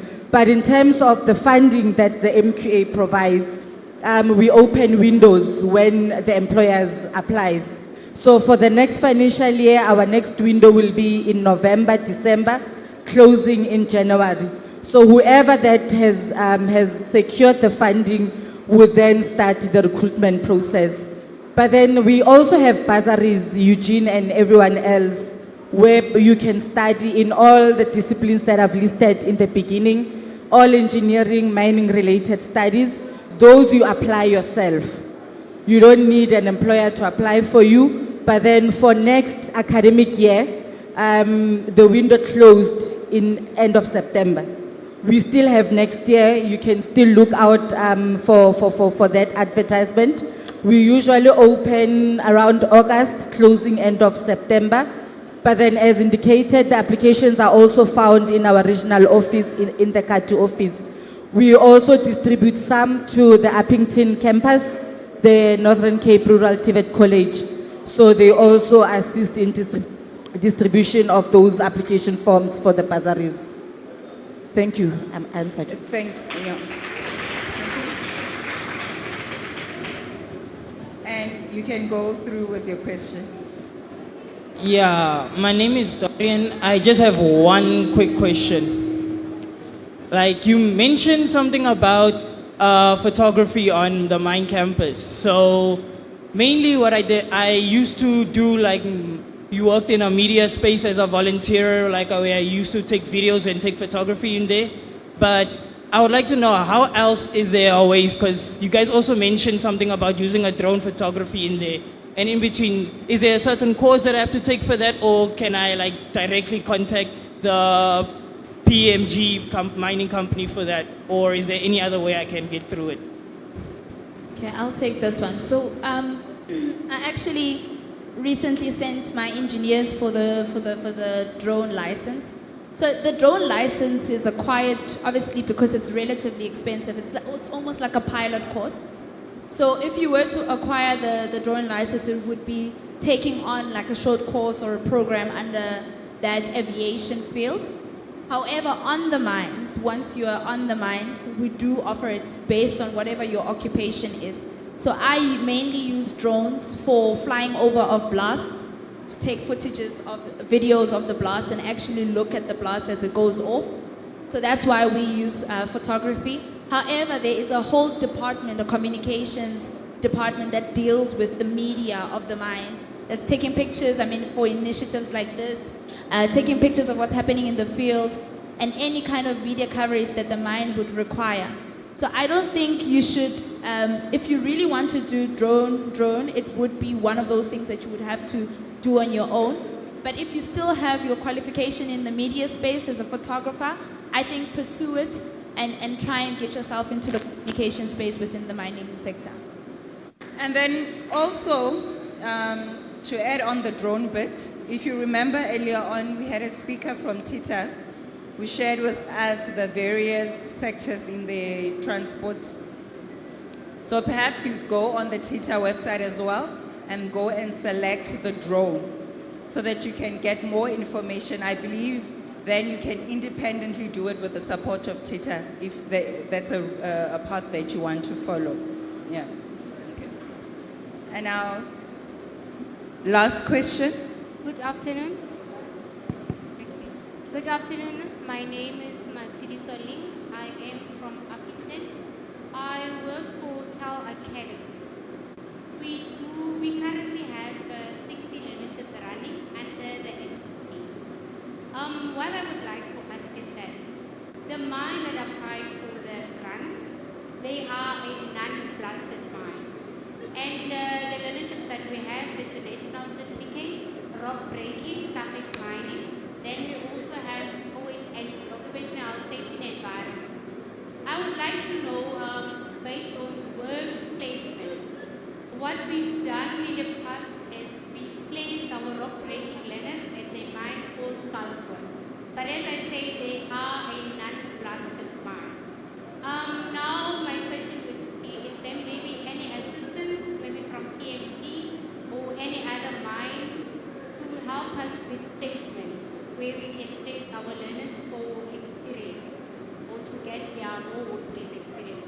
Then secondly, I would also like to know, how do I get to come on the database of EMG as a training provider? What's the steps that I have to follow? Then also with Empowa, I would like to ask Ma'am Bele, regarding accreditation, currently we are working with a service level agreement with a company from Limpopo, which is Banabatari Academy. So it's not nice to always have companies from outside the province who come do work in the Northern Cape. So I would like to know if by any chance there's ways where you guys can perhaps empower us to get accreditation to train out ourselves. Thank you. All right. Okay. I'll take the first one. I think I heard the first one. It's around rock breaking. You have learners who want to acquire their rock breaking certificate. However, you're not a blasting mine, right? So what we've done with most of our graduates that have come in, so obviously as an organization we have various operations, and obviously if you're based in an underground mine you would undergo your hard rock breaking certificate and then acquire that certificate. If you're an open cast, there are different requirements. You need to acquire a certain number of shifts. That means you must spend some time in drilling, spend some time in blasting, and in the various value chain. So what I would advise you to do, I'm not sure if your mine manager or your organization is affiliated with any of the mining associations, SAIM, Mine Managers Association, and get in touch with one of the HODs in regards to getting exposure. Usually we do cross-pollination between mines. For instance, if you're an open cast mine and you need shifts for underground, we can send you to a mine close by that is underground operated, and you spend a certain period of time there. So just make sure that your HOD or your senior person at the mine is closely affiliated with these associations to assist with that, because that's where you're going to get it. Otherwise, you won't be able to acquire your rock breaking certificate. because you require those shifts for you to go to the assessment. So I think I hope I answered that question. Any inputs? Yeah, I'll take the second question. You asked about procurement. How do you get hold of the procurement people to become a service provider at the mine? I think even if you go on the internet and you check whichever mining house you want to check, you can get contact details. But like I said, we are here from the mine, so after the session, we can give contact details. We'll also give details for everyone also at the end to send the inquiries to. But just to shift the focus, I know PMG Mining and Sishen are the two mine houses represented here today, but keep in mind that the Northern Cape has over 100 mining companies operating here. So if you can really sit and do your homework and knock on a door every second day, I think in a year someone should open some door from one of those 100 mining companies. Just to add on to that one, sorry. So there's a thing called inclusive procurement. I'm not sure if you're familiar with it. So mines are required to partner with small entities for them to procure within the host community in which they operate in. So it's very important that if you are a local vendor or supplier, that you get yourself into those kind of opportunities. Most of the time, I'm going to procure for a service provider. The first question I'm going to ask is, are they part of the host community? And if you've got a tick there, and then my follow-up question is, are they BEE compliant? And you've got a tick there, automatically you fall into the shortlist. So if you are really looking, like Dr. touched on, there are so many mines that have to comply with the inclusive procurement policy. So please touch base with most of the mines and you should be able to get in. Yeah. Okay, on the issue of accreditation, but maybe before responding to the accreditation one, the rock breaker question that the lady raised, can we speak after this one? Because I think I did not get that question quite clear. But then the rock breaker qualification, it's one of the qualifications that the DMR is really looking on because of the nature of the qualification and the nature of this, the risks and the safety aspects that are related to it. So we are also very strict on it. So that I respond adequately to you, please let's talk after this one. But with regards to accreditation, there are a lot of accredited companies in the Northern Cape. As a starting point on our website, we've got a list of accredited training providers with the provinces that they are situated in. So if you are looking for a training provider and enter into an SLA with, please visit the MQA website and then go to quality assurance and navigate there. You'll find the list of accredited training providers.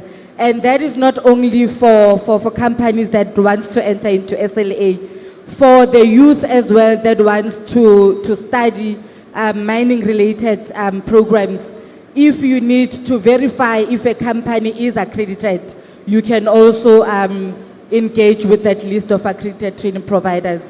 And then also adding to what the colleagues have said with regards to the mines in the Northern Cape, we've got indeed over 100 registered mines in the province. But with regards to the ones that we know, because they've submitted their WSP, we are looking at around 60 at the moment. So that information is also available on the on our sector skills plan. So if you are a regular in the regional office, you will get all of this information in the Northern Cape Rural TVET College. All right, I'm going to ask them to, we took the last question, but I'll give you the benefit. Are our mics still available? Let's take one more question in front here. Must I go in front? Oh, are you asking a question? Yeah. Okay, then we'll take one more then. Can I have one available for Mama Sophia in front so that when she's done, we can move on to her and wrap up the Q&A session. All right, go ahead. My name is Shanae Baston from the Deceptive Nkau District Municipality, and I am an environmental /manager intern there. I've been applying for the graduate programs at the mine, but I've never been successful. So I just want to know, like, isn't there like steps to follow or to get to on the database? Because I want to get experience further. Oh, okay. So I know we recently released a few internships in terms of graduate exposure. In most instances, the mine itself or the company itself will absorb the graduates that they are taking for bursaries and then send them through the internship. But obviously, there's an obligation to make sure that even the people who've studied on their own personal accord get absorbed in. So recently, I know what we've done is that we've taken in 6 months learnerships, internships, so across various careers. So I'm not really sure what is hindering you, but if we take it offline, can perhaps, sometimes we don't even think about this. I personally, if your CV does not look proper, I will reject it. Because there's a certain level of, how can I say, I don't know how to put it, but you must show a level of pride in the way you present yourself because you're a brand. So a lot of people tend to forget that they are a brand, and when they put themselves out there, they just prepare a CV and just send it off and hope for the best. Something as small as a spelling error has sent someone's CV in the reject list. So please try your utmost best. Perhaps we can have a conversation offline. Look at how you're applying and what are you putting in your CV. Then maybe because one thing I picked up, I've rejected a lot of CVs around someone who says they're applying with a rock breaking, because obviously it goes through a panel of people. So when you say blasting certificate as opposed to rock breaking certificate, that on its own changes the narrative, because I want to understand, did you do it through the MQA? Did you do it through the DMR? And those kind of things just tend to throw you off on your CV. So I think that we'll take it offline and just have a conversation about that. Okay, because of time, I'm unable to take any more questions. Sorry, Mama Sophia. So let's leave let's share the context quickly so that we can wrap it up. We have exceeded our time now. We have to hand over for lunch. So I would say let the panelists share the context. Please take them down. And if you feel like you still need, to ask any more questions, then you can please go ahead and do so. I'll just point you guys to where you can get the contact information for PMG Mining. So they do have a website, www.pmgmining.co.za. So once you get on the website, there's a drop-down menu where you can then click on Contact Us, and you will then get contacts for both their head office in Joburg and for the mining site in Postmansberg. Okay, with the MQA, our website, it's www.mqa,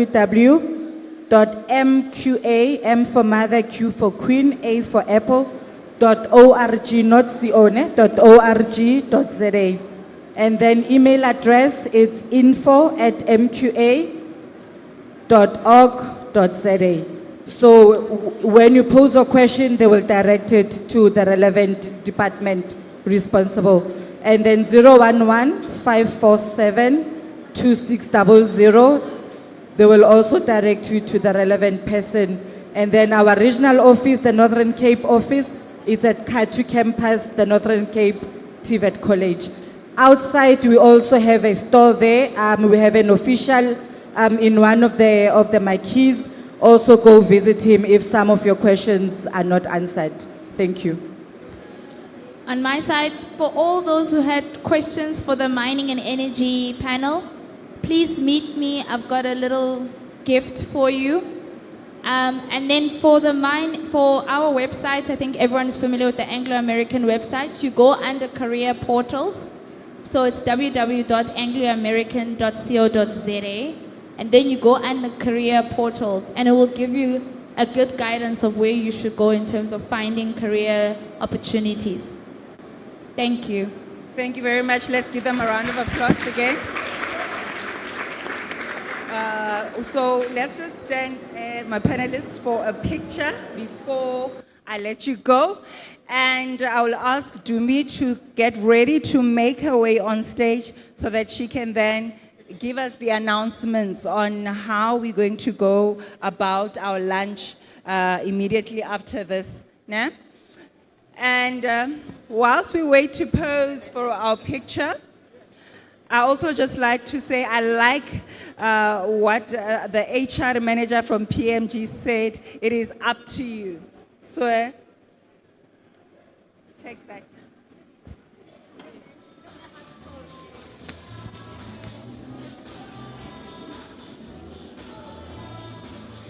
Thank you. So we welcome our General Manager of Empowerworks, Head of Empowa Youth on stage, Dumi LaRue, for announcements. Thank you for the mining and energy sector. Nice. Let's give a round of applause for our program director. Wasn't she just great, eh? Guys, thank you so much. So we've actually reached the end of day one.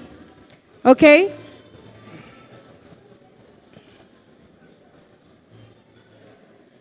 We've actually reached the end of day one for today, ne? Today was a short day because we've covered both sections, and we decided when we break for lunch, then you guys will go to the exhibitors for all the opportunities that they're talking about to go and sign up and get your stuff in order, ne?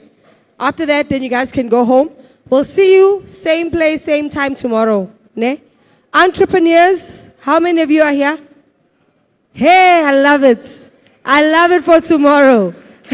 Okay, so go home, prepare your pictures. Remember, you're going to have 1 minute, but we will brief you nicely tomorrow what we expect out of that 1 minute. Tomorrow, we're only talking about entrepreneurship, and we also have a tourism and culture stage that's anchored by ZFM. Guys, come on now. We're about to break, so you'll chit-chat just now. So tomorrow, we're doing tourism and culture anchored by ZFM, which is the municipality for where we are right now. So they'll be talking about tourism and culture. Right after that, we'll be doing entrepreneurship, and the pitching will be at the end. So prepare yourself to be here up until the end of the day tomorrow. Around 3 or 4, that's when we'll finish. Okay. So you guys had a good time today? Have you been inspired? Have you been connected? Are you going to be transformed? Ladies and gentlemen, give yourselves a round of applause for waking up and showing up today. All right. So what we're going to do now is we're going to show you, we're going to direct you out so that we don't have a stampede and there's order. Empowerworks is an organization of order. Ne? So we're going to take you out line by line, and the ushers at the door are going to give you food. Right after you get the food, go to the exhibition stands. When you're done, you're free to go home. Thank you so much. Thank you to the TETA Empowa Youth Weekend. Social media winner, I did not forget. We're going to announce it tomorrow morning, okay? So if you participated, first thing in the morning when we come back, I'm going to do the announcement for today's winner. And then tomorrow's another competition. Fabulous. So ushers, please help. No, guys, I haven't showed you to the people at the back. What is it? The achter, ne? Achter, ne? They must sit. You came last, you eat last. I want these ones here. Ushers, please help me. We're not distributing anything till that line disperses with immediate effect. Please just help them that side, Cash. They must stop till they sit. They have not been directed.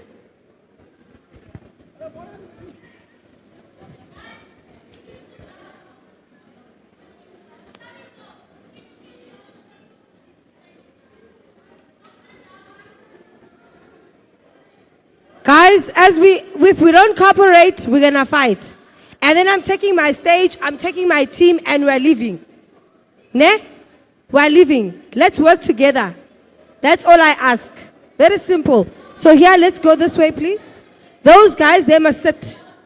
Sit. Go this side, ne? Guys, there's two sides. Go this side.